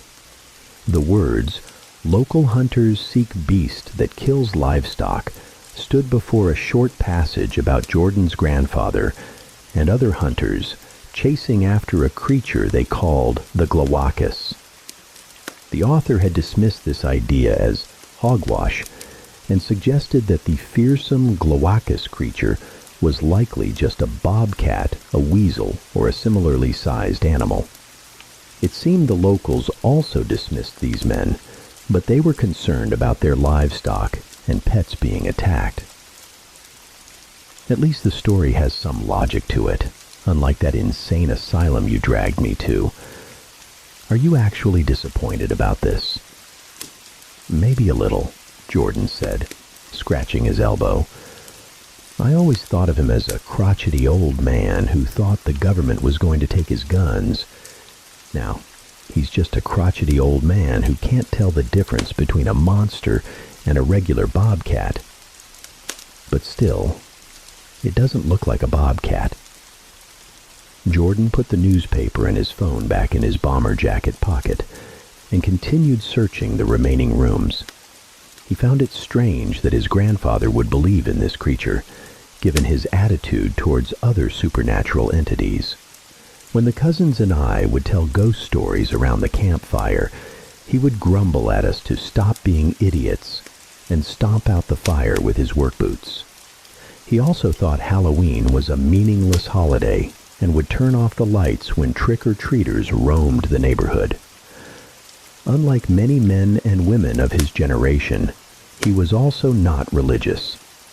He preferred the idea of rotting in the ground over living forever with the wife. We explored the other rooms of the house, but only found a few loose envelopes, a damp bag of M&Ms, and an empty toolbox in the garage. When we reached the backyard, the neighbors all around had dimmed their lights. Snow seemed to blanket the woods behind and obscure the path the cousins and I used to climb up to the treehouse. Sasha placed a hand on my shoulder as I took a deep breath and stared into the swirling clouds of smoke in the sky. I know this isn't easy for you. It's not just that. The Glowacus story doesn't make any sense. It's not him at all. My mom said he never believed in anything supernatural. Even when he lost a child, she said he didn't want to hear about them being in a better place, and they just simply died. I don't think he had to be that way, but damn. I know. So the Glowacus story doesn't make any sense. It doesn't have to make sense right now. When my uncle died, we found out he had a whole other family that we didn't know about and paid them to keep quiet about it. But my grandfather wasn't like that, Jordan said, rubbing the back of his neck. From his vantage point, he saw a gray-striped cat limping under a tall pine tree. As it moved through the snow, its left hind leg shook violently. Hey, Sash, I think that's Groucho. Groucho has one yellow eye and one blue eye, doesn't he? Jordan nodded and bent down to retie his shoe. Sasha whispered a "don't" in a slightly hoarse tone. Groucho's eyes glinted in the darkness, but the shadows still obscured any obvious cuts or scars. The temperature was dropping quickly. If they left Groucho out here, it would likely freeze or succumb to its injuries. It can't survive out here. If we leave it like this, it'll be easy prey. We have to take it to the vet. Jordan didn't know where the nearest vet was, but he remembered how to approach and gently grasp it by crouching low and carefully reaching for its belly. As he got closer, the cat's eyes widened and its tail stiffened. When he was just a few feet away, it started running, pushing itself forward with its 3 remaining legs. It was still too dark to see the extent of its injuries. Sinking into the snow, he reached out his hand. As his fingers touched its fur, Groucho tensed its claws and began to yowl. He stroked its fur slowly and moved his fingers towards the wounds on its hind leg. There were several, each about an inch long. Something's attacked it, Jordan called. Can you help me calm it down? It's shaking. Sasha also trembled as she approached Groucho, her face as pale as the snow beneath their feet. She gently stroked its chin as I tried to dab at the wounds with my sleeve. This only made the cat cry out in a higher pitch, panting. As I continued to dab, Sasha carefully lifted Groucho off the ground. It struggled for a few minutes before settling down in her arms. "There's a vet on Grove Street. It's about 5 minutes away," Sasha said, trying to hold the cat securely. It was still squirming and crying, though she stroked its chin gently. "Can you take it? You might know how to hold it better than I do." Jordan nodded. But before he could reach for its belly, Groucho slipped from Sasha's grasp and ran through the snow. It had learned to run with its limping leg, its 3 remaining legs propelling it quickly towards the pine trees. As I started to chase after it, the cat picked up speed and darted through 2 trees, letting out a longer, more pained cry. Sasha gestured for me to follow it. I ran at full speed into the clearing, but only saw the cat's footprints in the snow. Without a flashlight or phone battery strong enough, it was useless. "Maybe we can call animal control or something," Sasha said as she caught up to me. I shook my head. I was breathing quite heavily. "I don't think they'll do anything. I called animal control to get it before. They said they'd come check. They never did." "But it's injured. It's not safe out here." "Trust me, Sash. I know. But I also know they won't do anything. If we want to find Groucho, we have to do it ourselves." Sasha stared at me for a long while, hugging herself. She started to open her mouth to say something, and then stopped. Sasha was too tired and cold to argue with me about the reckless decisions we'd discussed many times before. Whether it was breaking into abandoned buildings or sneaking into supposedly haunted sites, Sasha always argued first but reluctantly followed. "You don't have to come with me, you know." "Don't start that. Let's just go." She muttered something that sounded like, "I'm not doing this for you." Using the flashlights on our dying phones, we followed a narrow path into the woods surrounded by jagged rocks and branches that snagged our boots as we trudged forward. Many moons ago, my grandfather had told me this path led to the town square. Over time, the path had become overgrown and naturally barricaded from civilization. Occasionally, the cousins and I would try to see where the path led. We only found a few farmhouses, but felt quite lost the whole way back, unsure of which direction we were going. The deeper we went, the fainter Groucho's tracks became, until they disappeared completely. The last few footprints gave no indication of direction. They just vanished. Through the trees, we could see hundreds of acres of farmland. We thought Groucho might have bolted towards the farms to seek shelter. Many of my grandfather's neighbors, including the dairy farmers behind him, were familiar with Groucho when it would wander to their places for food and shelter. They would feed Groucho and let it rest on their front porches before it wandered off again. Groucho was probably a teenager when I first encountered it in early high school. As we approached the farms, Sasha stopped and pointed ahead. "Oh God, that. In the middle of the field, the brown cow's disemboweled carcass lay, its fur and blood oozing down its neck and tail. The gaping hole was about the size of a watermelon. Sasha screamed and trembled. I bent forward and vomited into the snow, also shaking. The cow, Jordan. "Oh God," she continued to point, tears ugly on her face. Sasha started walking towards the cow, and I grabbed her waist. "Don't go near it. We don't know if whatever attacked it is still around." "What are we supposed to do, Jordan?" We stood there for several more minutes, unsure of what to do.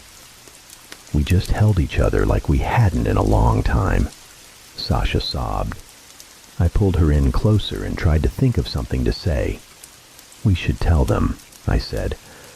"I really don't know what else to do." "Okay," she said softly, still clutching me. We walked up to the white one-story house. We couldn't help but glance back at the torn cow a few times to confirm what we had seen. I wondered why the cow was out in the middle of winter. I wondered what had attacked it. The description of the beast that kills livestock from the old newspaper flashed through my mind, but it seemed too coincidental. I wanted to voice what I was thinking, but looking at Sasha's pale face, I knew this was not the time or place. Once, my roommate and closest friend, Zach, told me that I let what I read influence my thoughts too much. Sasha had commented similarly. They weren't wrong. Once, I thought my apartment was haunted after watching hours of ghost hunting shows. I wanted to believe in the supernatural more than any evidence I had. However, I couldn't help but think of the cat-like creature with the pointed ears and arched back that had torn apart the cow and Groucho's leg. When we reached the house, Sasha was still pale and trembling. So was I. On the front porch, I hesitated before ringing the doorbell, scanning the area for any sign of Groucho or another cow. After a few minutes, a large arm opened the door. The man was taller than us, wearing jeans and a tight white t-shirt that fit his massive frame. He stood there, arms crossed, blinking a few times. I'm sorry to bother you." I knew my voice would be awkward. "We're looking for our cat, and, we also saw one of your cows across the woods, and what are you kids doing on my property?" he asked coldly, still blinking. "Wait, are you Don's kids?" "My name is Nick. I used to bring eggs and meat to him. He had pictures of you kids and your mom and would talk about you all the time. But what are you doing here, and what are you doing at this hour?" "We're following Groucho." "What the hell is a Groucho?" "Do you remember the stray cat that used to visit him?" "Maybe." "It came tonight and its leg is injured or something. We tried to help it and ended up chasing it here." The man grunted and stepped off the porch. Then, looking out in the distance, his eyes widened. I could see the skin on his forehead pale. With clenched fists and veins popping in his neck, he started down the hill. We looked at each other, also trembling, and followed. When he reached the cow, he crouched down and stared intently, as if forever. The more he looked, the more the skin on his forehead lost color. We stood a careful distance from him and the cow. "This isn't the first time," he growled, almost whispering. "My cows were attacked a year ago, but not like this." "What is that?" When Sasha asked in the same tone, the man turned to look at her, smiled, and sighed. "I'm very sorry this happened to you kids. It could be coyotes and wolves out here, sometimes bears. It could be anything, really. It's my fault for not keeping all the cows inside. What about the Glowacus?" The words came out of my mouth without much thought. They just sat on my tongue. Sasha elbowed me as I said this. The man grimaced and then burst out laughing, surprising us. "I haven't heard that name in years. I'm surprised your grandfather told you kids that old story. He wasn't too proud of it." "But how did you know?" Sasha elbowed me again. "Sorry. My boyfriend believes in all this supernatural stuff." The man shook his head and smiled. "I don't believe it, but that's all right. A lot of people around here do." "Why wasn't your grandfather proud of it?" The man shrugged. "Hard to say. I don't remember much. But I think a lot of people got upset with them for causing trouble. There was also a time, back in the 70s, when a friend of your grandfather's led another expedition and a few kids got lost." "Wait, what?" "Look, like I said, I don't remember much.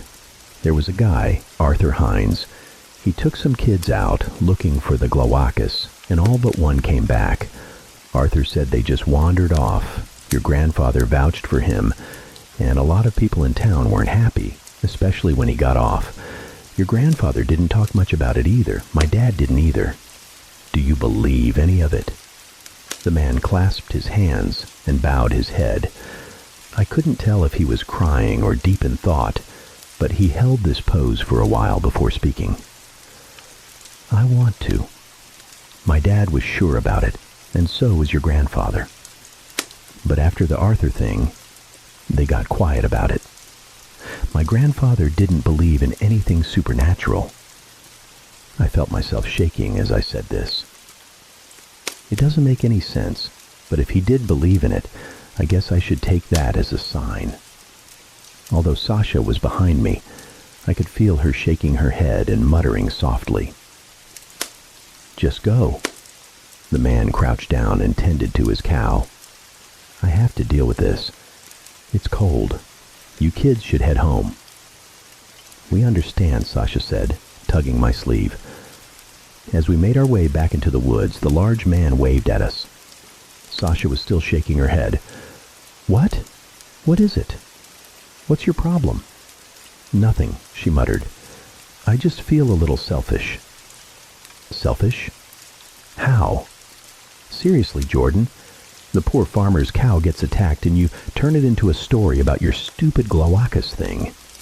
I know you just lost your grandfather and you're going through a really hard time, but you can't see what's right in front of you. We could have offered to help him. That's his livelihood.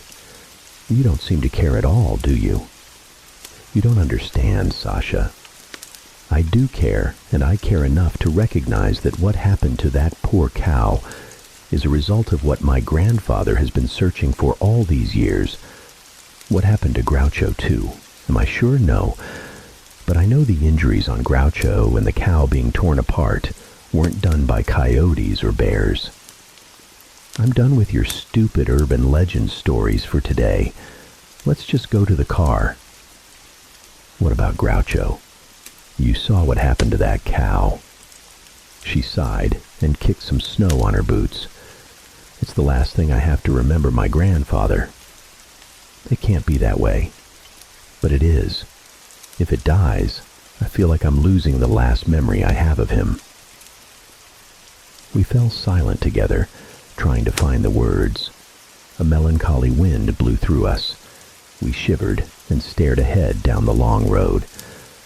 Further down the path, we couldn't see any lights from the nearby houses. The road ahead was swallowed by darkness. I looked into Sasha's deep brown eyes for a long moment before she whispered, "Okay," and started walking down the road. I grabbed the back of her coat. She stopped, looked up at me, and smiled. Then she placed her cold, trembling hand in mine. "You know I don't want to take anything away from you, right?" "I know. But it's always like this with you.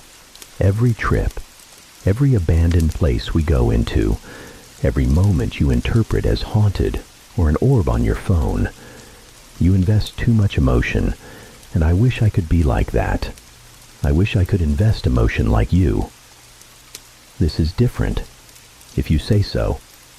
I shrugged, and we continued down the road. I called Groucho's name a few times, but only heard the echo of my own voice in the night. Sasha and I reached a point where there was a metal fence barring the end of the road. A metal sign on the fence read, "Private Property." On the other side of the fence, I saw the cat in some snow. Groucho was pawing at the fence with its remaining leg, its injured leg buried a few inches. "Jordan, it looks really bad. Can you get it?" I'll try. I don't want to scare it." I crouched down in the snow. It looked at me with its large green eyes. It was rumbling loudly. I didn't know if it was purring happily to see me, injured, or a bit of both. I stuck my fingers through a small hole in the fence and touched its pink paw. It didn't move. It rubbed its face against the fence. "I won't let anything happen to you." "Okay, baby?" It was a promise I wasn't sure I could keep, but at that moment, I didn't care. "Sasha, come over here and pet it. I'll try to climb the fence." Sasha nodded. She crouched next to me and stuck 2 fingers through the fence. With my eyes locked on the small cat, I started to push my fingers into the fence loops and began to climb. Although it was only 4 feet from the ground, I made sure to go slowly as Groucho started to rub its face against Sasha's fingers, tilting its head and closing its eyes. As I jumped over the fence, I heard a distant scream, but more like a cry than a scream. Groucho, eyes wide, fur on end and tail puffed, darted to the right of the fence into the woods. "You have to climb the fence, Sasha. We have to find it." "Jordan, that sounded like a coyote. We could get hurt." I was certain it wasn't. I knew arguing with Sasha would be futile, so I gestured for her to climb. From my jeans pocket, I pulled out a black folding knife. I twisted the knob on the handle, revealing the blade. Sasha groaned and shook her head. "Oh, God. Why do you have a folding knife? How long have you been dating me? You've known I've had it since I was a Boy Scout." "Too long, clearly," she muttered. "You think a folding knife is going to protect you from a coyote? Groucho is clearly fast and good at hiding. We can go in the morning." "It could die by morning. And it's not just..." "Never mind, just climb the fence." Reluctantly, Sasha climbed over the fence. As she jumped, she tore part of her coat on the sharp fencing. I tried to grab her waist, but the force of her falling combined with her weight sent us tumbling into a pile of snow. The snow enveloped us. Before I could ask Sasha if she was okay, we heard the horrific cry again in the woods. "That's a coyote, Jordan," she said, standing up and brushing the snow off. "Haven't you ever heard a coyote howl?" "Yes, but this is worse. So much worse." We heard the cry again, a scream so terrible it cut through the eardrum and churned the stomach. This cry, whatever it was coming from, sounded like the continuous screams of a tortured person. It dwarfed the howl of a coyote to the level of a kitten's meow. "That's Groucho. Jordan, With the folding knife still in my hand, I charged into the woods, not knowing or caring at that moment whether Sasha was following me. As I ran, I had to push through the pine needles, sharp as knives, scramble over jagged rocks that pierced my boots. Halfway down, I heard what sounded like Sasha's scream, or perhaps the creature's. Then my body hit something solid, and I tumbled down the long hill. I tried to curl up, but the rocks and branches stabbed every inch of me on the way down. At one point I heard a scream that could have been Sasha's, or the creature's. Then my body came to a stop against something sturdy. Aching all over, I looked up at a cracked stone bird bath marking the area of a small, moss-covered brick house. The house looked abandoned for years. The windows had no curtains and fully reflected the darkness inside. I patted my pockets, realizing I had lost my phone somewhere on the hill. I couldn't hear anything except a cool breeze and some rustling in the woods above. I had to find a way to call Sasha. I didn't know how far I had fallen or which direction. I scanned the area to see if there were any other houses nearby, but the brick house was only surrounded by woods. As I walked towards the front of the house, the snow came up to my ankles, making each step painful and feeling like metal balls pulling me down. To the right of the house, I saw a small figure standing with its back against the wall, dimly visible in the shadows. Reluctantly, I approached to see a young black boy bundled in a wool coat, wearing a red ski hat. He had his head turned away from me. His back was rigid. His hands were also rigid. His large brown eyes were fixed on a distant point and did not waver. He must have heard me, because he raised a finger to his lips. I can't. Shh. You'll scare it, the boy whispered, his voice small and clear. Scare what? I crouched down to his level and lowered my voice. What will I scare? I forgot its name, the boy muttered, still focused ahead. Who told you about it? The man I'm here with. What's his name? I forgot that too. Are you okay? The boy looked down. I placed a hand on his small shoulder. After a long while, he shook his head. Forgetting I didn't have my phone, I tapped my pockets and cursed silently. The boy smiled. What's your name? I asked again. Did he bring you here? Silence. I squeezed the folding knife in my pocket and stared over the boy's shoulder at whatever he was waiting for. I had the instinct to protect the boy, though I didn't know what I was protecting him from or who. But something told me the boy shouldn't be here and wasn't safe. Shh. What's his name? I whispered again. I forgot that too. Your name, what is it? Silence. The boy looked down. I squeezed his small shoulder. After a long while, he shook his head. Did he tell you about the Glowacus? Yes, the boy said softly. He was breathing heavily now. I placed both hands on his small shoulders and turned his body towards me. After a moment, he looked up at me. I couldn't leave the boy, but I didn't know what to say to get him to move. So I just looked at him and kept talking. Did he tell you about the Glowacus? Yes, the boy said quietly. He was breathing very heavily now. I directed his body towards me with my hands on his shoulders, but he still didn't look at me. His eyes were fixed on the snow. I know you don't know me, I whispered, but you're not safe here. My name is Jordan. My girlfriend and I are looking for a cat tonight. I got lost, and I found you. Can we... The boy shushed me and crouched low as a window in the house suddenly flew open. I crouched down with him, gripping the knife in my pocket. I could see the large man's silhouette in the window. After a moment, the window slammed shut.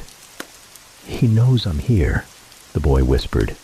He said, I have to find it alone or it will take me.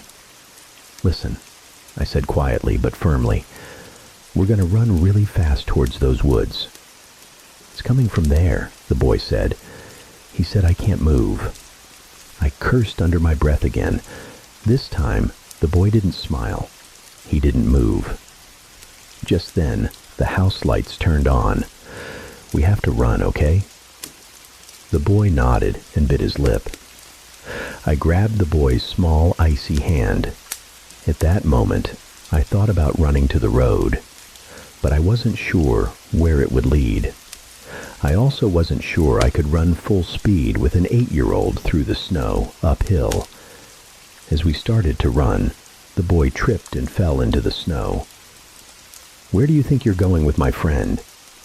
A raspy, echoing voice came from the house. Peter, don't go with that man. It's not safe in the woods. Terrified, I turned to see an old man standing on the brick porch of the house. He was too far away to make out any facial features beyond his bald, round head, but close enough to see his skeletal frame wrapped in an oversized plaid shirt and black pants. His tiny body seemed so fragile, the wind could blow him away at any moment. Yet he stood there menacingly, his loose lips twisted into a grin. My name is not Peter, the boy suddenly shouted, jumping up from the snow. He gripped my arm tightly, narrowing his eyes. I pulled the folding knife from my pocket and flicked the blade out. No need for that. The man's voice shifted to a terrifying whisper that clearly echoed. Now let my friend Peter go. My name is Jonah, and you know that, the boy yelled back. This is what's going to happen. I felt my whole body and words shaking as I spoke.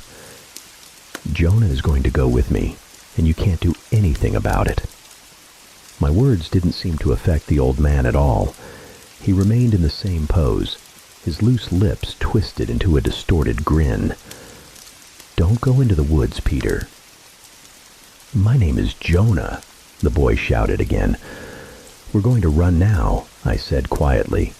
When my eyes met his, I could see he understood the seriousness of the situation. Jonah climbed onto my back. Without hesitation, I began to climb, gripping his shoes tightly.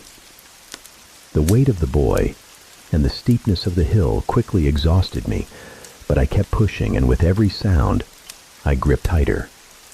When we were far enough away from the house that I could no longer hear the man, I started asking the boy questions about his feelings and checking if he was okay. He either said nothing at all or gave short yes or no answers to my questions. When I could see the top of the hill, I asked Jonah how he ended up here. "I don't know. I was sleeping. Then I was in the house."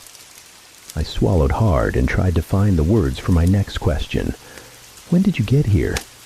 "Today, I think." "Did he bring you here?" "I don't know. It was very dark, and he's very old and scary." "Can you remember any name for him at all?" I asked again. "He said to call him Mr. I or Mr. Hayes or something." "Mr. Hayes? Wait, did he hurt you, Jonah?" "No, he's weird. He wants me to find the glaucky thingy." "The glawakis," I muttered. "Why?" "I don't know. He said it's really cool and all the kids are looking for it. Then he started calling me Peter. But my name is not Peter. My name is Jonah. Did you see any other kids?" "No." "He said the other kids got lost when they were looking for the glaucky thingy, and I might find them. I'm scared of the glaucky thingy, but I didn't say anything." Despite the hill no longer being in sight, the old man's voice still carried from below. "Peter, Peter, come back here." "Don't say anything," I shushed, gesturing for the boy to crouch down next to me. "Peter, Peter, where are you?" I could see Jonah fighting the urge to shout, "My name is not Peter," again at that voice. He clenched his small fists at his sides. A cold wind blew through us. Under my feet, I felt something hard protruding from the leaves. It was my smartphone. The screen was cracked. The battery was down to 2%. 10 missed calls from Sasha were displayed on the screen. Making sure the voice was no longer within earshot, I called Sasha. "Jordan, where are you?" "Sasha," I said, lowering my voice immediately. "I need you to call the police, and I have a boy with me.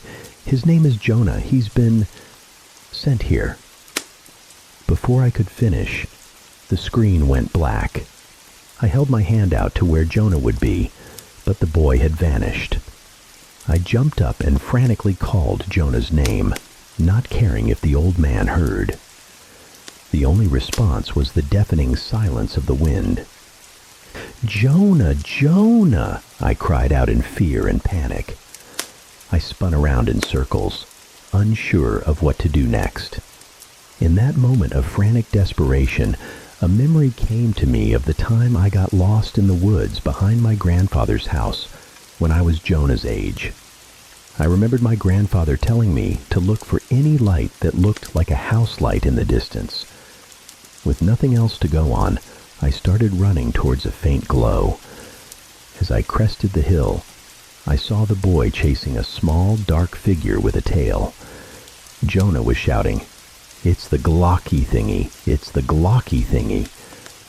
"Jonah, what are you doing?" I called. "Stay still." "It's the glaucky thingy! It's the glaucky thingy!" I felt my heart sink as I saw the boy crouch down next to the injured Groucho, petting it. Groucho was much more badly wounded than before, missing large patches of fur. Its eyes were wide, and its fur stood on end. "Jonah, that's just a cat. Its name is Groucho." "Are you sure? It looks kind of ugly." "It's hurt. It'll be okay. This road will take us back." I lifted the injured Groucho onto my left shoulder and took Jonah's hand with my right. The three of us carefully made our way down the road until we saw Sasha come into view. Behind Sasha was the farmer with a gun in his hand. Sasha ran to us and embraced me and Groucho. Nick crouched down to check on Jonah. A female officer led Jonah away to a tall dreadlocked man and a woman in a brown coat who embraced him tightly, crying. Nick told us that there had been a missing persons report for Jonah about a month ago. He didn't know how Jonah had ended up coming from Windsor. "Jonah, do you know who brought you here?" The boy shook his head. "His name was Mr. I." Nick's face went deathly pale. "You mean Mr. Hines?" The boy nodded. "I thought he was," I said. "Oh God," Sasha whispered. "My name is not Peter, but he kept calling me that. My name is Jonah." Nick was silent for a moment. "Jonah, do you have any relatives named Peter?" The boy shook his head. "And about Pete," Nick said slowly. "I think my grandpa was named Pete." The three of us exchanged wide-eyed looks. Pete was the only one who came back from Arthur Hines' trip. "Your cousin looks like him. He never said anything about what happened. The police couldn't get anything out of him, so Arthur got off." Nick couldn't say more, as over a dozen police officers with flashing lights swarmed the area behind my grandfather's house. A female officer led Jonah away to a tall, dreadlocked man and a woman in a brown coat who embraced him tightly, crying. In a flash, the road behind my grandfather's house was filled with police cars and some news vans. We were quickly ushered into one of the police cars, but the officer rushed back into the woods when he heard his name called.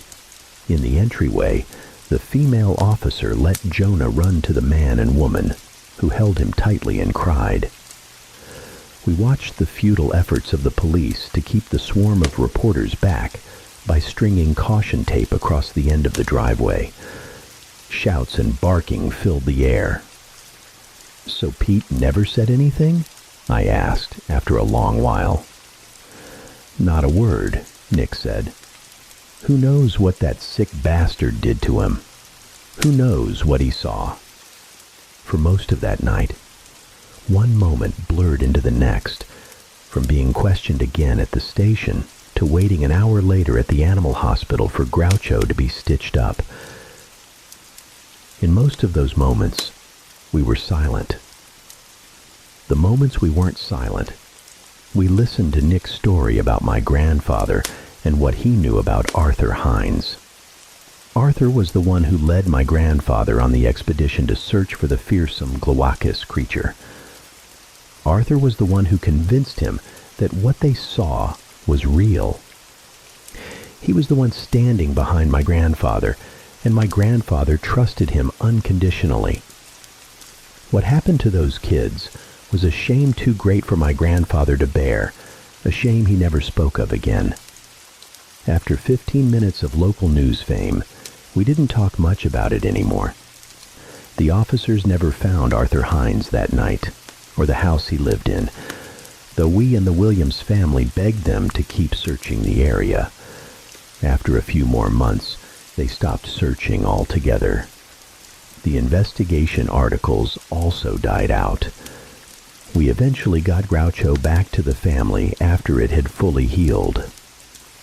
This brought a brief moment of happiness to see their son joyful, but ultimately, that happiness turned to bitterness as the public and authorities forgot the case.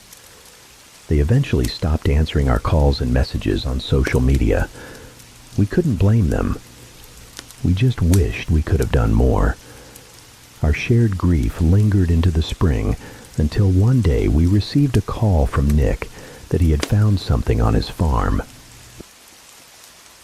I woke up to those horrible screams last night. They sounded like coyotes, even worse, followed by chewing sounds. They were coming from the road. "He found what?" "Yes," he said slowly. "When I went out there, I found a set of dentures covered in blood in a handprint-sized footprint, surrounded by some scuffed tracks from what looked like boots or something. Strange, like someone had fallen there, but nothing else or no one else, just a few strands of white hair. He thinks it's, I don't know, but I don't think it's a good ending. I swallowed hard and tried to find the words.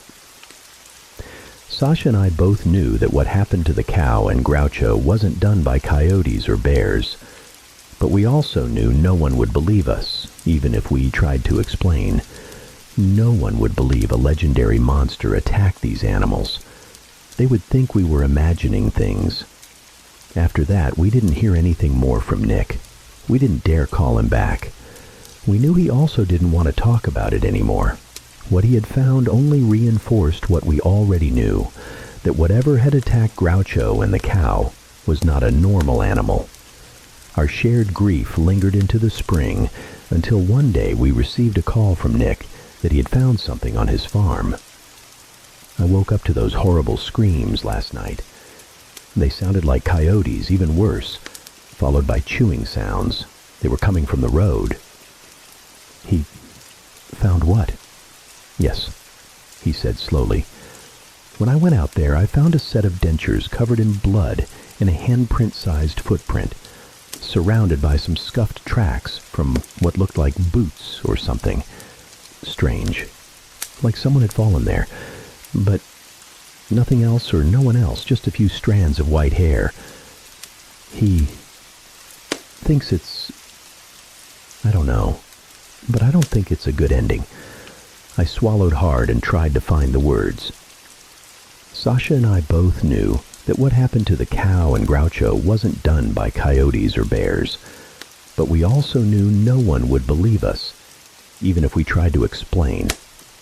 No one would believe a legendary monster attacked these animals. They would think we were imagining things. After that, we didn't hear anything more from Nick. We didn't dare call him back. We knew he also didn't want to talk about it anymore. What he had found only reinforced what we already knew, that whatever had attacked Groucho and the cow was not a normal animal. Sasha and I never spoke about what happened to Jonah and the old man.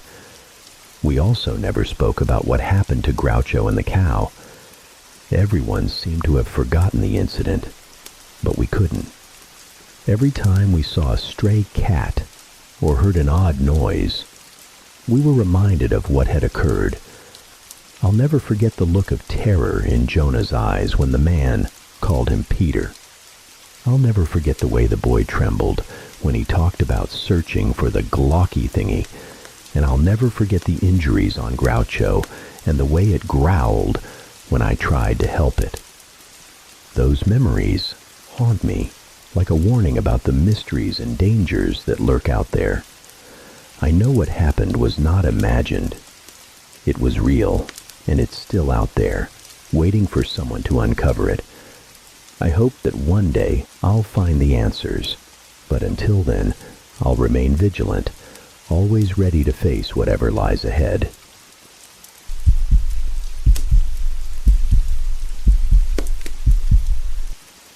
My neighborhood wasn't short on wandering ghosts, but these weren't the kind that just rattled a cup for spare change. 2 years ago, my wife Angie and I decided it was time to buy. The market was a nightmare for buyers, but we were sick of paying 3 times the mortgage and rent each month. I'm sure this story is familiar to many. We went through the whole spectrum of emotions, from disbelief to anger to begrudging acceptance, after every competitive offer we made was blown out of the water by faceless, multinational investment conglomerates. I'm not bitter about it anymore, although it does make me question where society is headed. Why is this legal? I went to college. I paid off my debt. I have a good job. I did everything right, and I'm still being priced out of the city I grew up in. Maybe a little bitter. But after expanding our search to less desirable neighborhoods in the city, we finally secured a home. On June 1st, we moved into a 4,500 square foot colonial-style house. The house had hardwood floors polished like leather and faint plaster lines on the ceiling that looked like a wedding cake. The basement was a different story. It wasn't just unfinished. It was a dank, subterranean pit with walls covered in bizarre, spiraling shapes and crude faces. Kids, you know, the realtor had said, as if she knew who had drawn those figures. Finishing the basement would be a great way to add value. So, yeah, the kitchen had laminate countertops, and the basement needed a sign over the entrance that read, "Abandon all hope. Yahoo enter here." But at least we had a home, and a big one at that. The downside was that it was just a stone's throw from the interstate, and the area was known for its crime more than anything else. Angie said it was just a stepping stone. We'd bank the mortgage payment for a year, hope the housing market continued to skyrocket, and then move in a year. Her plan had a few holes in it, mostly where the money was concerned, but I didn't say anything. I figured we'd both adapt to life there. The first few weeks went smoothly, with my wife and I busy unpacking and getting to know the neighbors. Perhaps it was the shared threat of crime and the solace, the purpose, in knowing who lived next door. But our neighbors were incredibly friendly. We quickly felt at home, and even though there were some shocks, we turned them into a game to alleviate the fear. With the loud bangs in the night, we had a game of guessing if the sound was fireworks or gunshots. When walking past massive piles of excrement, one of us would point and play a round of human or dog. Unfortunately, after only a few weeks of this game, we'd become experts in telling the difference. Gunshots carried the sharp crack of the sound barrier being broken, while fireworks were a dull boom or pop.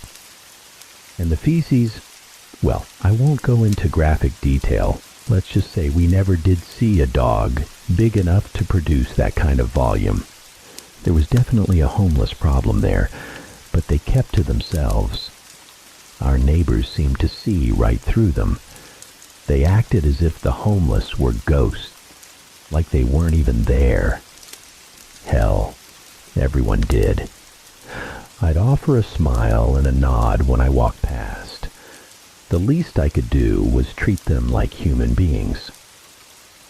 One night, after a movie, I was at the sink, doing the dishes.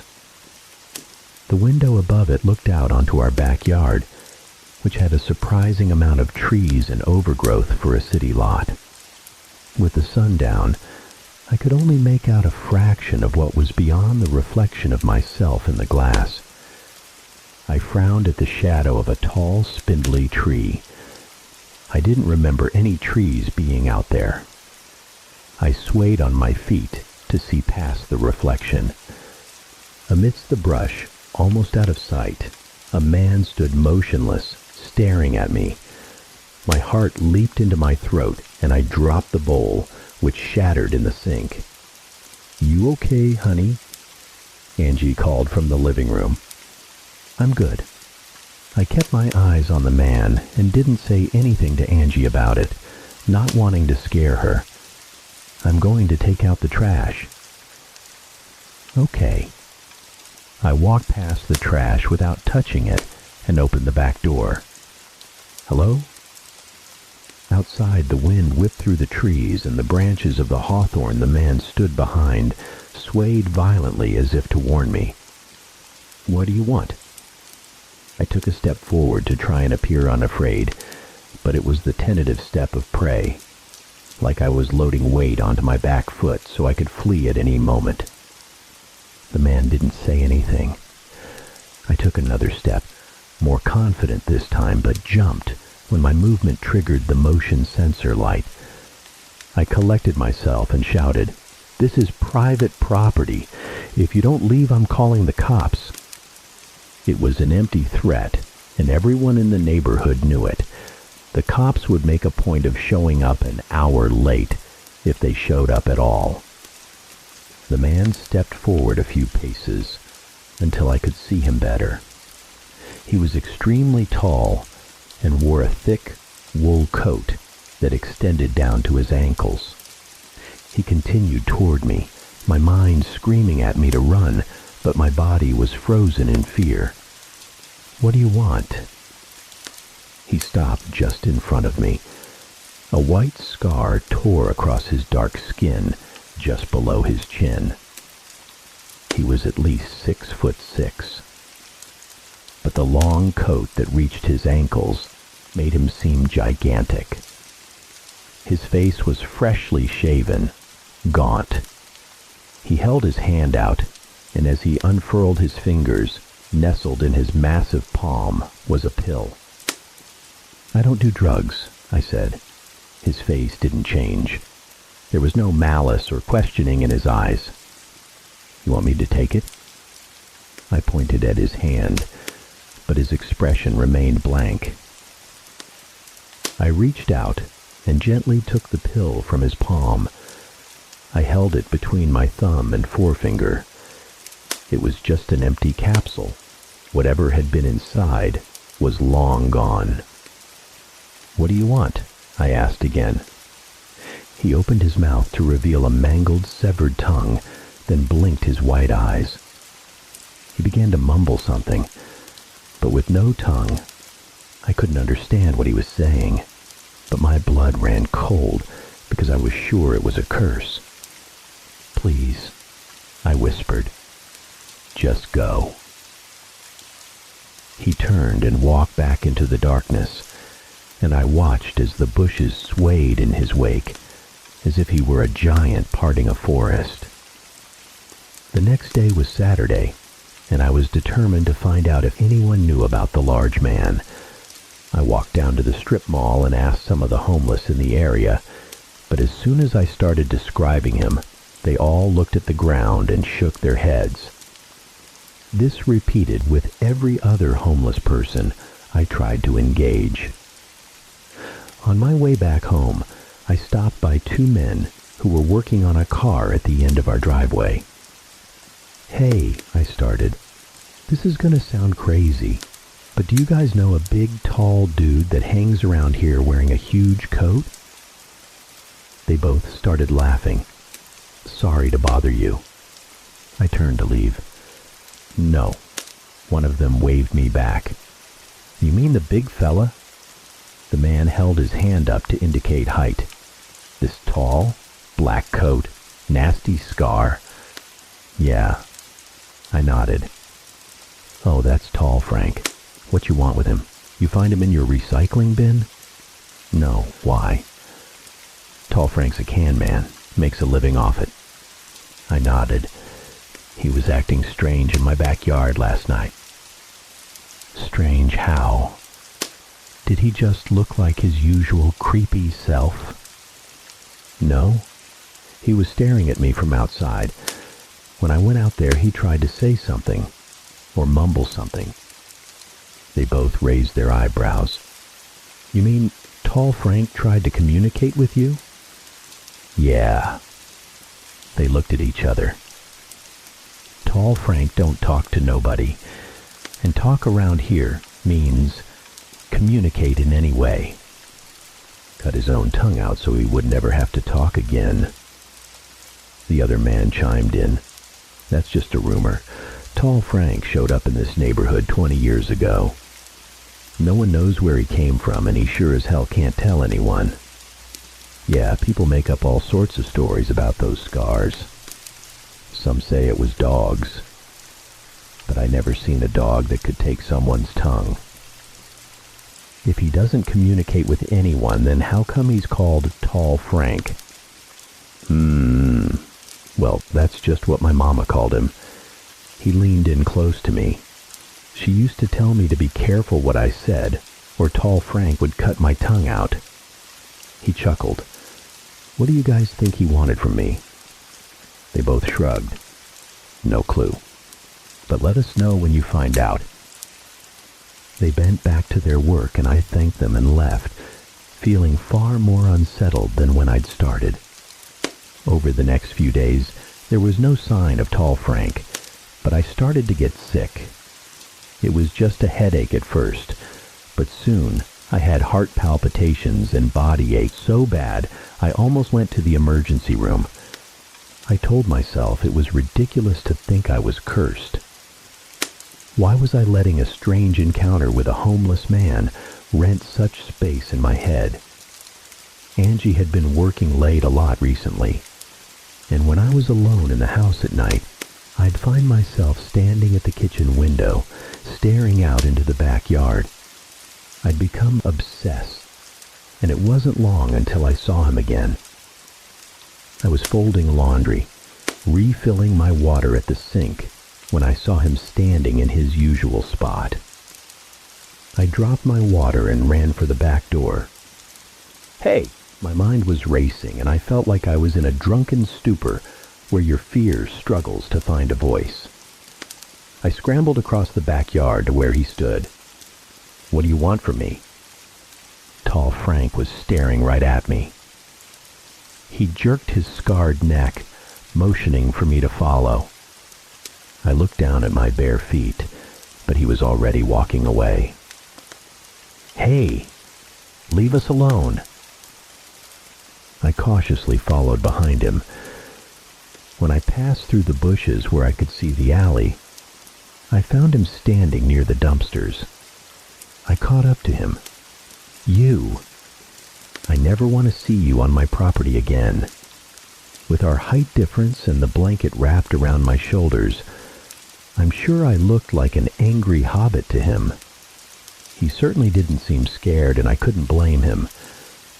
Tall Frank crossed the alley and sat down on a crumbling retaining wall. He patted the stone beside him, motioning for me to sit down. I'm not sitting. He reached into his breast pocket and paused before pulling out an envelope. Then he switched the letter to his other hand, reached into the pocket again, and pulled out another letter. What is that? He held the envelopes out to me, his long arms nearly reaching across the alley. I cautiously approached the letters, snatched them, and backed away. What are these? I muttered, already distracted. Both envelopes were unsealed, and I pulled the paper out of one of them. It was a handwritten letter on college-ruled notebook paper. All the ink was smudged like it had been submerged in water, but I could still read it, albeit slowly. When I was finished, I let my hand fall to my side and stared at tall Frank in disbelief. Angie was having an affair. I looked down at the other envelope and hardly needed to read it to know. It was addressed from Atlantic Life Insurance. A life insurance policy had been opened in my name for $250,000. I stumbled to the retaining wall and sat down. The pills. I thought about the empty capsule he had given me, the one I'd thrown away. That's what it was. My emergency albuterol pills. It had to be. A quick WebMD search revealed the beginning symptoms of an overdose were headaches and heart palpitations. Angie is trying to kill me? I suddenly became aware of tall Frank's arm draped around my shoulder and him patting my back like a father. We sat there in silence for a long moment. There are things you can learn from looking at people's recycling, I said. Tall Frank nodded, and we both watched as the upstairs lights flicked on and my wife appeared in the window.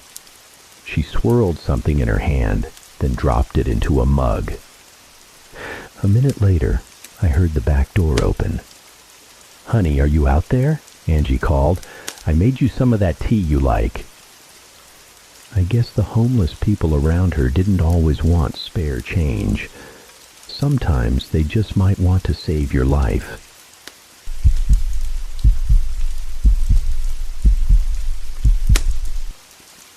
I don't know if this story will help anyone, but if it saves even one person from the nightmares that now cling to me, then I'll consider it a win. I've managed to snag a phone, and the orderly, my ever-present watchdog, will be back any minute, so I have to make this quick.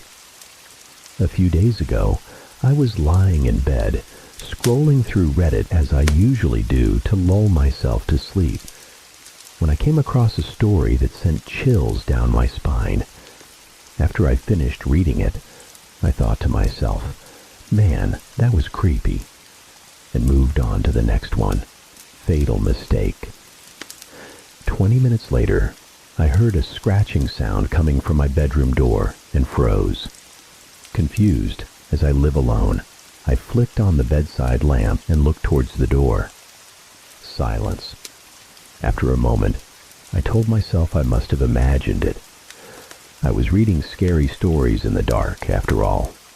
Maybe that wasn't the best thing to do before bed, but hey, who doesn't love a good scare before they close their eyes, right? I continued scrolling, only to hear a long, drawn-out scratching at the door again. I slowly got out of bed and tiptoed towards the noise. Grasping the doorknob, I gently opened the door a crack and peered into the living room, only to find it empty. As I quietly closed the door and turned to walk back towards my bed, the door to my wardrobe swung open with a deafening bang. Now, I don't know about you, but when faced with a fight or flight response, I seem to default to standing perfectly still and squeezing my eyes shut. A self-preservation mechanism deeply ingrained in me from childhood and tales of the boogeyman. After what felt like an eternity, I decided to open my eyes and cautiously look towards the wardrobe. I distinctly heard the ticking of the clock on my bedside table stop, and that's when I saw him. He must have been 8 feet tall, standing on impossibly long, spindly legs, with arms that stretched out for what seemed like forever. What I could see of his body appeared to be covered in cracks of inky blackness.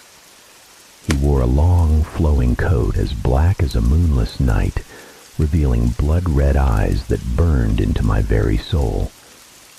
"Who are you?" I stammered, my voice trembling. His lips never moved, but I heard his voice echo in my mind, a voice full of gravel and dread. "I am Lakavote, and I am here to correct your transgression." Frozen, paralyzed, I tried to ask what I had done wrong, but before I could get a word out, he was standing right in front of me. His breath smelled of rotting flesh and decay as he breathed heavily into my face. He reached out and stroked his bony fingers down my cheek, and instantly I knew he could do whatever he wanted. I felt my eyes as if they were being gouged out of my head, and the searing pain that followed. I started to scream, but no sound came out. I was trapped in my own personal hell as darkness enveloped me, alone and afraid. I wanted to die. I wanted the pain to end. Again, I heard his voice as if it were my own thoughts. "I am the keeper of upvotes. You know what you have done. Right your wrong, or I will take your eyes, along with your immortal soul. You have 24 hours. And just as quickly as he appeared, Lakavote was gone. I couldn't sleep for the rest of the night. I kept replaying the horrifying scene I had just experienced, leaving me drenched in sweat and freezing cold all at the same time. Had it all been a dream? Could my mind conjure up something so sinister and wicked? And the pain, God, the pain I felt. I had never experienced anything close to that kind of agony in my entire life. The next morning, I paced my apartment, trying desperately to think of what I could have done wrong. Had I forgotten to vote in the recent election? or missed some employee opinion poll at work. What the hell had I not voted for that was so important my very soul depended on it? Trying to regain some semblance of sanity, I decided to open Reddit, as it always seemed to make me feel better and more relaxed. As I was scrolling, I passed by the story I had read the night before, the one that had chilled me to my core. That's when it hit me. I had scrolled to the next story before I had a chance to give it a well-deserved upvote. Immediately, I clicked the up arrow and waited, hoping with all my might that was the answer. Was I playing a guessing game with my life? I waited all day. I didn't eat. I didn't move. I barely dared to breathe. I thought about writing to my family and penning some parting words, but I felt too empty to be able to form any words. No one would believe me anyway. As the sun began to set, I decided I would wait in my room and hope I had atoned, or perhaps gambled with my eyes and soul. Just the thought of it was enough to make me retch into the bin by my bed and tremble uncontrollably in sheer terror. As my 24 hours were finally up, I closed my eyes, held my breath, and waited, praying, begging that my soul would be spared and all would be forgiven. Silence. Then I heard the intake of breath. I smelled the rot and decay. I felt every hair on my body stand on end. When I finally opened my eyes, I felt a cold chill wash over me, freezing me to my core as if I were sitting inside a mortuary freezer. He was there, right in front of me. His eyes, now a piercing sapphire blue, stared deep into my soul. "Do not let this happen again," he growled, in a voice that still haunts my every waking moment. And then he was gone. I know some of you won't believe me. Hell, I'm not even sure I believe me. As the doctor here keeps saying, it was all in my imagination. But for the love of your eyeballs and your soul, don't forget to subscribe when listening to stories on YouTube, or you too might have the pleasure of meeting Lakavote.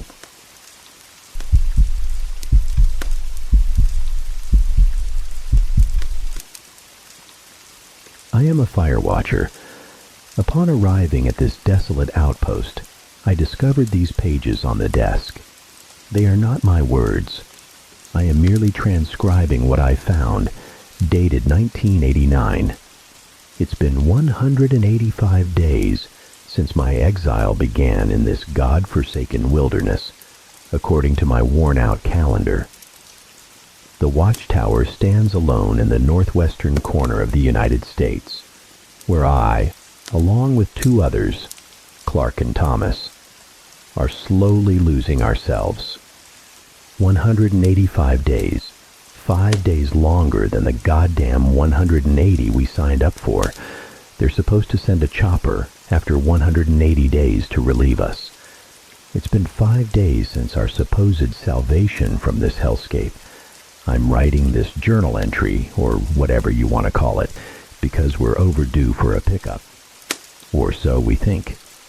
Maybe we messed up the dates somewhere along the line. The main radio died on day 179, severing our only lifeline to the outside world. Get up. Smoke. Blinking back sleep, I saw Clark looming over my bed, the orange glow of the sunrise painting his face. It was morning. Teddy, smoke. Smoke? What? I mumbled, still adrift in a hazy slumber. Smoke, a thin plume, maybe a mile or so southeast of here.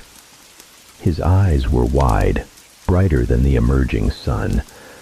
I dragged myself out of the rickety bunk bed and stumbled towards the window. Even without the binoculars, I could see the wisp of smoke etched against the fiery canvas of the dawn sky. This was only the second potential fire we'd spotted in 185 days. For those unfamiliar with the anatomy of a fire watchtower, picture a dilapidated wooden shack precariously perched about 100 feet above the ground. Ours had a rickety wooden staircase wrapping around its exterior, leading up to the ramshackle cabin. I'm pretty sure other watchtowers used ladders, but that's neither here nor there. Clark and I shared the dilapidated cabin. We had a small kitchenette, a couple more rickety bunk beds, and a 360-degree view of nothing but dense, ominous woodland. Thomas slept in a smaller shack at the base of our tower, in what was considered the main office. Calling it an office might be a stretch. It was just a rotting wooden desk with a rusty typewriter used to log our uneventful observations. Rubbing the sleep from my eyes, I turned to Clark. "All right, let's go check it out." "No way, Teddy, no way," he shot back, fear lacing his voice. Ever since we passed the 180-day mark, Clark had been terrified to step foot outside, even to relieve himself in the rickety outhouse. He was terrified of missing the pickup, terrified of being left behind in this desolate wilderness. The pickup, Clark would say, but were we truly in any danger? Or had we simply miscalculated? Was there enough food? Had they forgotten about us? Or had the outside world been consumed by some unimaginable catastrophe, leaving us, the forgotten few, none the wiser? "Fine," I conceded. "Call Thomas. Tell him to check it out. He's probably up by now." The main radio was dead, no longer picking up even the faintest whisper from the outside world. And if it couldn't receive, it meant we were lost to the world as well. Luckily, we still had walkie-talkies to communicate with each other. Clark fumbled for his personal radio. "Tom, there's some smoke southeast, maybe a mile out. You want to go check it out?" A few seconds of static were followed by Thomas's gruff reply. "Let me wipe my ass first. Unless you want to lend a hand, Clarky." Thomas, the oldest of our ragtag bunch, enjoyed poking fun at Clark, the timid youngster. He didn't dislike Clark, per se. He just found him easy to tease. The kid was only 23, fresh out of college. I vaguely recall him mentioning something about accounting or finance, on his parents' dime, of course. I didn't get the impression he dropped out to be a career fire watcher. He was here to escape, to be alone, and to figure out what he wanted out of his seemingly mundane life. Only a madman, or someone running from something, would willingly sign up for 180 days of isolation. As for Thomas, I wasn't sure which category he fell into. He was a gruff, enigmatic man with a rugged, unkempt appearance.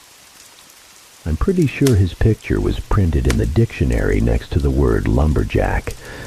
He was a man of few words, unless there was a joke to be made or something important to be said. And when he spoke, I listened. As for me, well, there's no point in dwelling on why I'm here. "Be right up," Thomas mumbled through the static. Clark and I watched as Thomas's silhouette disappeared into the tree line, swallowed by the dense foliage. Clark leaned in close. "Teddy," he said, "Thomas is different, strange." I was surprised he finally said it out loud. I had noticed it too. I knew Clark had noticed it. But this was the first time we'd addressed the elephant in the room. "I know. He doesn't seem to care that we're stuck here." "We're not stuck. Maybe we just miscalculated. Maybe we forgot to cross off yesterday and accidentally crossed off today too." Yeah, maybe, Clark said softly. I could tell he was about to say something else. But don't, Clark. Come on, Teddy, it's creepy. He's normal during the day, but he changes at night. Is he sick? Why is he acting so weird all of a sudden? Maybe he is. Maybe he just likes to look at trees at night. Trees? Look at trees? I know you've seen it. He goes to the edge of the woods and just stands there for hours, staring into the forest. Maybe he's crazy, and maybe he shouldn't be here. But I don't think saying something is a good idea, especially when we're stuck out here with him, and especially if he really is crazy. A tense silence settled between us before Clark spoke again. I don't think he's staring into the woods, he said, his voice barely a whisper, his eyes wider than when he'd woken me up earlier that morning. Wait, what? What do you mean? At night, he stammered. He climbs the stairs. I glanced at the open doorway leading to the staircase, a cool breeze slipping through the gap. What are you saying? He climbs the stairs and stares at us. It's been an hour since Thomas went to check out the fire. It seems to have died down, so I'm assuming he took care of it. Clark has spent the entire day fiddling with the radio, trying every frequency imaginable to reach anyone, anything out there. As for me, I've been silently observing the woods. It's 11:30 p.m. now. Thomas still hasn't returned. He's been gone since 7 a.m. His radio remains eerily silent. Tomorrow will be day 186. We have no idea what happened to Thomas, and one of us will have to venture into the woods tomorrow to find him. And since Clark is a complete chicken, that unfortunate soul will be me. However, what's even more unsettling, what's gnawing at the edges of my mind, is what Clark told me just a few moments ago. The reason I retreated to the office to type these words, I was sitting in the swivel chair, slowly spinning, making sure there were no flickering lights or campfires in the dark expanse of trees, wondering where the hell Thomas could be. He had to be hurt. Even if he got lost, he would have radioed in. We always answered the radios. We kept them on us at all times, even when we went to the bathroom or showered. Clark abruptly stopped the chair. Before I could protest, he spoke. Listen, I need to tell you something I've been thinking about a lot lately. It's been eating away at me. I wondered if this had something to do with Thomas. Okay, I replied. I'm listening. This is going to sound crazy, he said cautiously. I'm pretty sure I've heard crazier. He took a deep breath and then blurted it out. I don't remember getting here. My face remained impassive. He must have been waiting for a reaction because he repeated himself. I don't remember getting here. Do you? Do you remember applying for this job, the interview, the flight out here? At first, I thought it was kind of funny, but as he asked those questions, my blood ran cold. I couldn't remember. He continued, You know, I told you I dropped out of college, but now that I think about it, I'm not sure I did.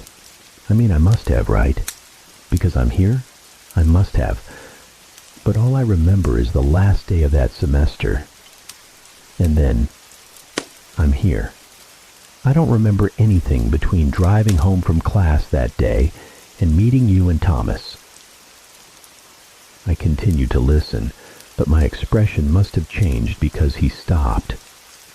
I couldn't remember. I tried, and I'm still trying. Thomas is missing. Clark and I are either going insane or something else. Something beyond our comprehension is toying with us. Whatever it is, I can't explain it. There are more pages scattered about, but I haven't been able to arrange them in chronological order. Some are torn, others too faded to decipher. But there's a more pressing, a more terrifying matter at hand. About 30 minutes ago, I met Gary and Harold. There are replacements, here to be imprisoned in this God-forsaken place for the next 180 days. I don't know if I should tell them what I've found, and I don't know if I should tell them that I don't remember how I got here either.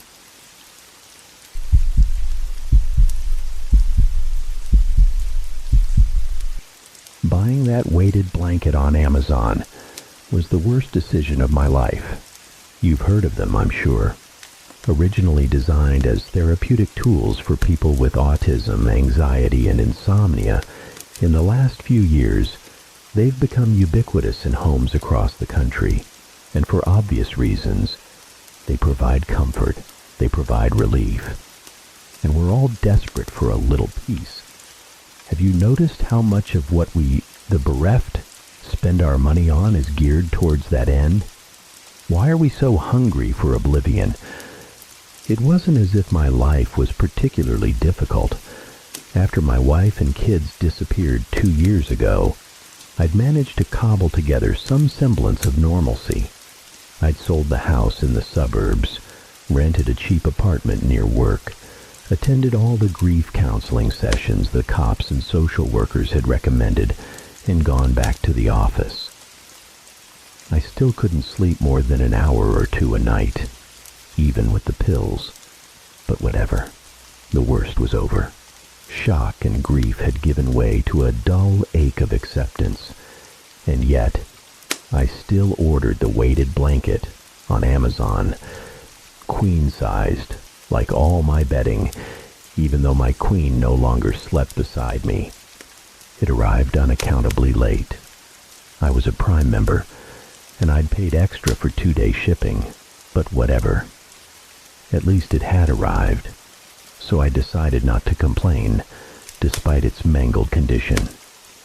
It wasn't delivered in the usual cardboard box adorned with a smirking smile, but rather as a misshapen lump deposited carelessly half on the stoop of my building, half blocking the sidewalk. It was wrapped haphazardly in brown paper, tied with twine, and looked as if it had been kicked most of the way to my front door. "Looks like some rustic vintage shit," I muttered to myself as I manhandled the alien object inside. A gift from Grandma back home on the, farm. But even my own delusion couldn't convince me. It looked like a prop, straight out of Central Casting Action Movie Edition. The wrapping paper was ripped in several places, revealing stained, greasy patches beneath. The twine was frayed, as if it had been gnawed through in places. There were even a few burn marks. It took me 2 hours, 3 gin and tonics, and a microwave dinner to work up the courage, or was it morbid curiosity, to open it. The blanket was rolled into a tight square, secured by a length of twine identical to the one that had bound the outer layer of paper. I was unimpressed by the careless packaging, but the blanket itself seemed fine. Soft, pale blue microfiber, sturdy stitching, and it felt like it was the advertised weight. It smelled normal enough, that clean, vaguely chemical scent that all new bedding seems to have. I checked the tag, wondering if I should wash it before using it, but the writing was smudged beyond recognition.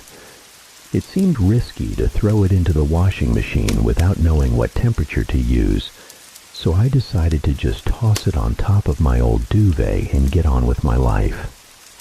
Around midnight, I decided to give it a try. I had nothing to lose. I'd spent thousands of dollars on my bed in the past few months.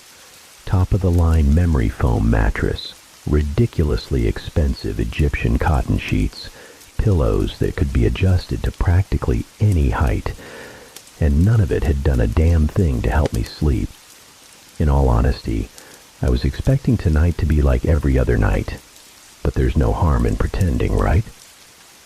I slipped between the cool sheets and pulled the blanket over me. It was a little lumpy, but I knew from the reviews that this was normal due to shipping, and that it would flatten out after a while. The weight was immediately noticeable, and to my surprise, I found myself relaxing. As I drifted off, I imagined my two youngest climbing into bed with me, giggling as they tried to keep quiet so they wouldn't wake me up. A fold of the blanket tucked behind me suddenly morphed into the familiar curve of my wife's hip. And when I opened my eyes again, it was 10 a.m., and I was late for work. It was the happiest I'd been about getting yelled at by my boss in years. However, that strange, vaguely chemical smell never quite went away, and in fact it seemed to become more pronounced as the weeks went by. By the end of the month, I could smell, or imagined I could smell, that weird, neutral scent on my skin, even after a shower, and then, by the end of the following month, it was unbearable. People were starting to make comments at work. Megan, my manager, delicately suggested that I check my washing machine to see if a rat had crawled in there and died. That was the last straw. I took it to the dry cleaners, berating myself for being too lazy to deal with it sooner, too caught up in my newfound relationship with sleep. I braced myself for a lecture from the tiny Korean lady behind the counter, rehearsing my excuses.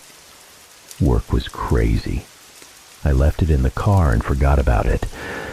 I'd had a curry for lunch and forgotten about the leftovers in the back seat all week, hence the extra pungent aroma. But I never got the chance to make my excuses. The lady simply ran her handheld metal detector over the blanket and declared, "Bad filling, no wash. Try Febreze, Amazon maybe." I couldn't imagine what could be wrong with the filling, and I told her as much. Sure, it was still a little lumpy from shipping, but Amazon clearly stated that the filling was polypropylene, and all the reviews recommended dry cleaning. "Metal," the lady explained shortly, before shooing me out the door with my smelly 30-pound blanket. Another month passed in blissful, weighted comfort, until I simply couldn't stand the smell any longer. People were starting to make comments at work. Megan, my manager, delicately suggested that I check my washing machine to see if a rat had crawled in there and died. That was the last straw. I went home determined to throw the blanket away and buy a new one. But you know, when you lose your whole world without a single answer, you start clinging to the small things. You hoard them, because you can't bear to lose the comfort they provide. I tried 6 different dry cleaners before I found one who spoke enough English, with a thick Boston accent, but hey, beggars can't be choosers, to understand what I was talking about. "Sometimes they put those glass beads in there," he said. "The factories that make the glass beads, sometimes they get a screw loose or a piece of metal in the batch, and it all ends up in the blanket. Factory machinery, you know what I'm saying? Right, so what you gotta do is cut a little slit in the seam there and dump those beads into a bucket or the bathtub. Wash the blanket, dry it. Then you just pour them back in and sew it up." I told him I didn't know how to sew. "You can get a kit on Amazon for a few bucks," he said, shrugging at me indifferently before turning back to his pile of stained jock straps. So I did. It took a week for it to arrive, which pissed me off, but it was a bank holiday weekend, so that was understandable. Armed with my funnel and a bucket, I hauled the blanket off the bed, and cut a small slit in the seam near the corner. I'd expected the glass beads to come pouring out as soon as I tipped the corner of the blanket into the bucket. Instead, there was a heavy, sickening thud as something metallic hit the plastic bottom. I peered inside and saw a glint of gold, a wedding ring with an inscription on the inside that I couldn't quite make out because a chunk of flesh and bone was still clinging to it. But I knew what it said. It said, "Forever and a day." That was my handwriting on the inscription. My mind went blank, and my legs gave way, sending me sprawling onto the edge of the bed. The impact dislodged another section of the blanket, and the filling spilled out. Not spilled exactly, but vomited, as if the blanket itself was retching up chunks of dried flesh and bone. Like a cyst being squeezed, thick, sickeningly familiar gobs of meat plopped into the bucket. One of my oldest son's teeth clinked against the side, and I caught a glimpse of the silver fillings in the cavities he'd inherited from his mother. A faded Hello Kitty Band-Aid was wrapped around a tiny knuckle, and I remembered my daughter skinning her knee as she'd banged on her brother's bedroom door, and how she'd grinned through her tears when her dad had produced the perfect Band-Aid from his wallet. I had slept for 2 months under the weight of my wife and children's pulverized corpses. The cops couldn't trace the package, although they tried their best. My building's security cameras showed a nondescript brown van, license plates obscured, pulling up outside and someone tossing the package from the window. There was nothing to go on. Amazon's lawyers provided proof that they had, in fact, packaged and shipped the correct item, complete with a box and packing slip. To be fair, they were quick to issue a refund in the form of a gift card, but I'll never buy anything from Amazon again. I got rid of my Echo. That was the first thing to go, along with all the new bedding, and I canceled my Prime membership. Just to be safe, I got rid of my smartphone and my smartwatch, too. Amazon and technology are convenient and all, but not worth the risk if this is what can happen. After all, it was the only possible explanation. Otherwise, how else would they have gotten their hands on the bodies?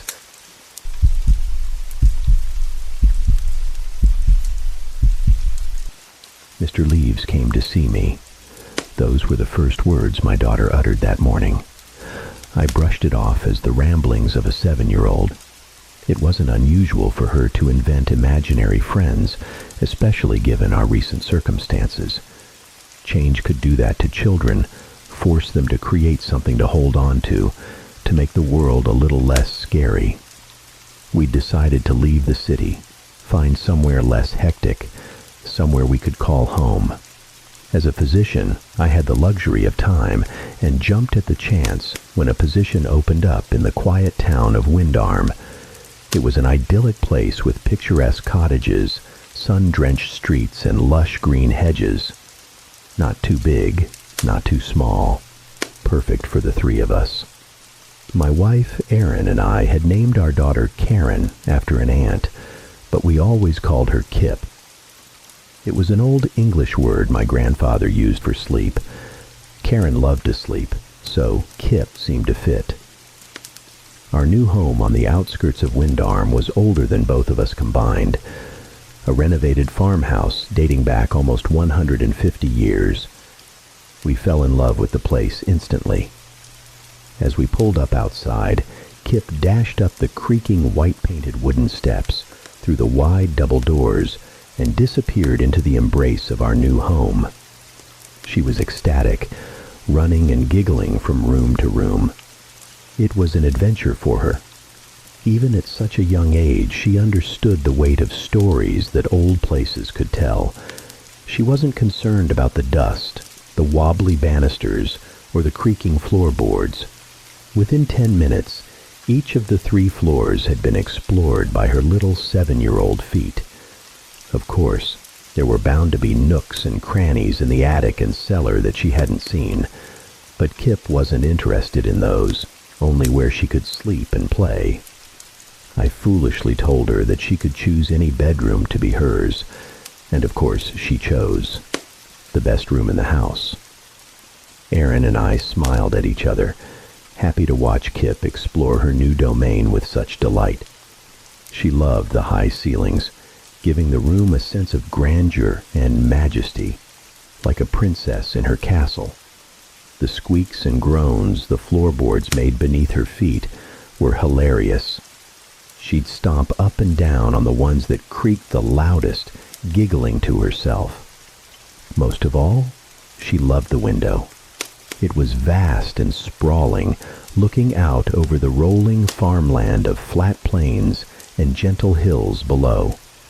An ancient oak tree stood sentinel beside a dilapidated barn nearby, and the summer sky painted the world in hues of blue, white, and yellow. And there was something much closer that captivated our daughter. A dense network of ivy roots had burrowed into the earth decades before, climbing a carefully constructed wooden frame attached to the house, reaching as high as the roof. The ivy had crawled and snaked its way across the wooden slats of the house, covering almost the entire side of the building. The surrounding countryside was in bloom, everything vibrant and verdant. The fields were carpeted in tall crops that rose from the earth like a million tiny city dwellers standing to attention under the sun. Everything was alive and bright, except for the creeping ivy. Its tendrils were thin, yet gripped the wooden frame of the house with startling strength. A sea of withered, dead leaves sprawled across the wooden wall, surrounding Kip's bedroom window. There was something unsettling about the vines, as though they were choking the life out of summer. Kip didn't mind, in fact. She was mesmerized by them, making me open the window so she could stroke the golden leaves that touched the sill. That first night in the house was like any other in a new place. Strange creaks and sounds echoing in the dark. I'm usually a heavy sleeper, but the unfamiliarity of the old building had me checking every noise and movement I heard throughout the night. I'd switch on lights, check the doors, then take a look in on Kip. She was sound asleep, but I noticed the window was still open, a cool summer breeze flowing in. I tried to close it, but it seemed to be jammed, years of old flaking paint and dirt wedging it in place. I told myself I'd fix it in the morning. After all, Kip was on the second floor, and we were a good 15-minute drive from any other houses. I felt she'd be safe enough with the window open. Kip liked to sleep in, and as it was Saturday, and our first full day at the new house, I let her sleep until 10 a.m. As I walked into her room with a bowl of cereal and a glass of orange juice, I noticed how cold the large, old room could feel, even in the summer. She was still fast asleep in bed. I gently woke her up, and that's when she uttered those perplexing words. Mr. Leaves was here. At first, I found the phrase quite amusing, but she seemed scared, so we talked about it. "He makes me feel scared, Daddy," she added, but wouldn't elaborate any further. I reassured her it was probably just a bad dream, and the move to a new place might be frightening her, but she still seemed uneasy.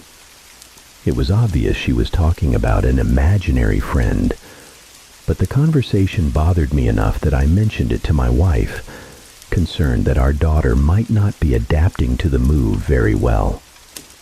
It was hard to leave friends and school behind. That day, more of our belongings arrived from our old home.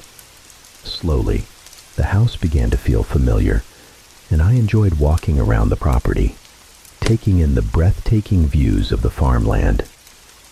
Late in the afternoon, I went up to Kip's room with my toolbox, determined to fix that window so she wouldn't catch a summer cold.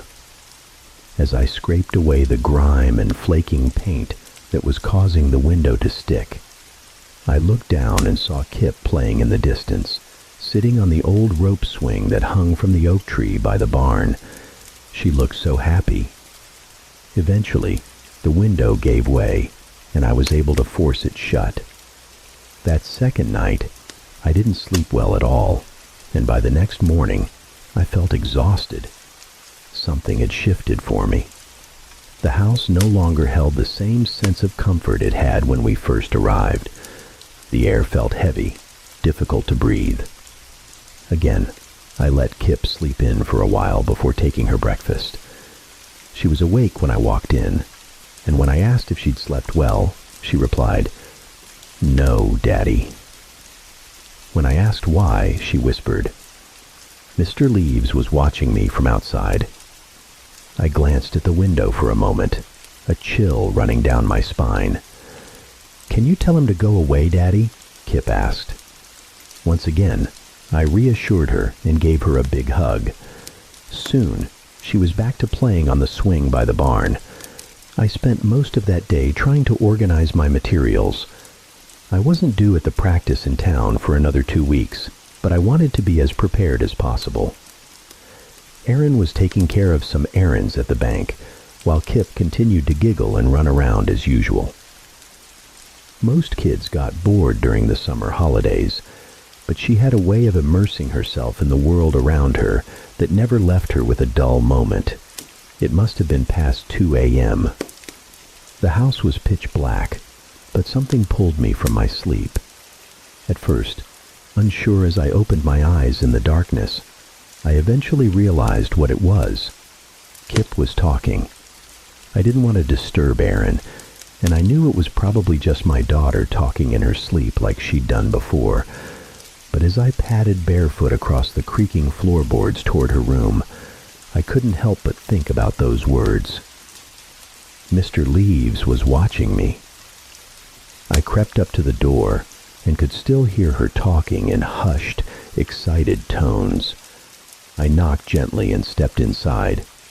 The window was open again, and Kip was leaning out, chatting away. When I asked her what she was doing, she turned slowly towards me and said, "I'm talking to Mr. Leaves." I rushed to the window and saw nothing but the cool summer night and the creeping ivy swaying gently in the breeze. "He keeps staring at me, Daddy," Kip said as I tucked her back into bed. I closed the window and slept on the couch next to her until morning. The following day, the sun was shining brightly. The weather was glorious, and I decided it would be good to get Kip to help me with some chores, hoping that keeping her active would ensure a better night's sleep. We spent the morning mowing and raking leaves in the front and backyards. Then we pulled up weeds around a flower bed. Kip and Erin found it hilarious to spray me with the hose while I watered the plants. Eventually, I decided that Kip and I should check out the old barn. It had been included in the house sale, but hadn't been used in years. I'd only been inside it once, during the house viewing a few months back, and that was just a cursory glance without stepping inside. I was actually quite excited about it. Kip was helping her mom wash the car when I took her hand and said, "Are you ready for an adventure, my beautiful princess?" "Yes," she replied excitedly. Erin smiled her approval. "There be dragons nearby, and only the sword skills of the legendary knight Kip can defeat them." "Onwards!" I cried. I picked her up and carried her on my shoulders as she giggled. "Come on, Daddy, come on!" I made my way toward the old barn, but as we passed beneath the oak tree on our way, she suddenly stopped laughing. At first, she just asked quietly, "Where are we going?" A few more steps, and it wasn't long before she was crying, screaming, and begging us to go back to the house. I stopped immediately, shocked by her reaction, and swept her up in my arms as my wife came running over. "What is it, honey?" Erin asked. Between sobs and a trembling voice, Kip replied, "You're taking me to the barn." And why does that make you sad? Mr. Leaves! Mr. Leaves! Then she continued to sob uncontrollably. Aaron comforted her as I marched on ahead. I'd put an end to this nonsense. I grabbed my toolbox and stormed upstairs to Kip's room. Within a few minutes, the job was done, and the window was nailed shut. There would be no more talking to Mr. Leaves. After making Kip her favorite dinner and letting her stay up a little later than usual to watch a movie with us, we both tucked her into bed upstairs. She seemed fine, and when we mentioned moving her to another room, she swore to us that everything was okay. She really loved that room. Aaron read her a story. We kissed her goodnight, and then we went to bed. I was jolted awake by screaming. Nobody could underestimate the power a child's cry for help has over their parents. I leaped out of bed and sprinted across the landing in the dark, bursting into Kip's room. She was lying in the middle of the floor, crying hysterically in terror. My eyes hadn't adjusted to the darkness yet, but as I instinctively moved forward to pick my daughter up from the floor, I knew I wasn't alone. A searing pain exploded in the back of my head as I crashed to the floor, dazed. "Daddy!" Kip screamed as she clung to me. Footsteps again, and as I rolled over, I saw Erin, my wife, running through the doorway. I tried to warn her, but the blow to the back of my head left me bleeding and incoherent. Like any loving mother, Erin ran to help her family. A tall, shadowy figure then stepped out from behind the door, grabbing my wife by the throat with gnarled, filthy hands and smashing her head against the wall. Her body slumped to the floor. I staggered to my feet and began swinging wildly at the monster, but in my dazed state, with warm blood now flowing down my neck, I was easily overpowered. I fought back as hard as I could, damn it. Something smashed into my jaw, then my nose, crushing it against my face. I gasped for air and crashed to the floor. Kip clung to me again, screaming, crying. Her world was falling apart. I couldn't comfort her. I couldn't protect her. Blood from my nose poured into my mouth as I lay on my back. I tried to get up again, only to be knocked back down by some unseen force. Kip sobbed, and I knew at that moment I'd failed her. The tall figure bent down in the darkness, grabbing Kip by her long, beautiful auburn hair, and yanked her head back. She wouldn't let go of me. Again, the figure pulled, this time ripping my daughter away from me, lifting her up by her hair. Kip screamed in pain. Suddenly, the room was filled with a shower of breaking glass. I looked up and saw the monster holding my daughter by her hair. The creature that had come to destroy my family. It was a man. Just a man. But what had come through the window, that was no man. In the darkness, I saw them grapple. The man was strong, there was no doubt about that, but his opponent was large and fast. It had the shape of a man, but as it moved, I could hear the heavy rustling of its form. The man let out a scream, a pitiful, pleading sound, begging for mercy. He dropped Kip to the floor. Silence. There was nothing but the rustling of leaves in the night. One final gasp escaped as our attacker was dragged back through the open window to his death. I don't know how long I was unconscious, but it was Erin who woke me. The attack had knocked her out for a while, but she was okay. Helping me to my feet, we both staggered over to where Kip was standing. She was leaning out of the window, crying, but these weren't tears of fear or physical pain. I knew that sound. It was the sound of grief and loss. Looking down below, the broken body of our attacker still lay where it had landed, being slowly covered by a blanket of leaves that were swirling in the wind. We hugged and comforted Kip as she stared out into the night. "Mr. Leaves," she whispered. "Mr. Leaves." When the police arrived, they quickly identified the intruder as James Greck, a man who had been wanted for questioning in connection with a string of child abductions. He'd been hiding out in the old barn for some time, most likely drawn to the house after it had been abandoned for so many years. When he saw a family with a young daughter move in, he couldn't resist the opportunity. We moved out of the old farmhouse soon after, to a new place on the other side of town, but even then we didn't stay long. The memories of that night, of being so close to where it had all happened, were too much for Aaron and I to bear. But most of all, we wanted to protect our daughter. Within 6 months, we'd left Windarm for good. Kip is 10 years old now. She's happy and continues to amaze us every day. She says she wants to be an explorer. There are so many things out there, just waiting to be discovered, she says. After that night, I'm inclined to agree with her. I often think about what happened and what it was we saw, what saved us. The only clue to an explanation came to me a month before we left Windarm.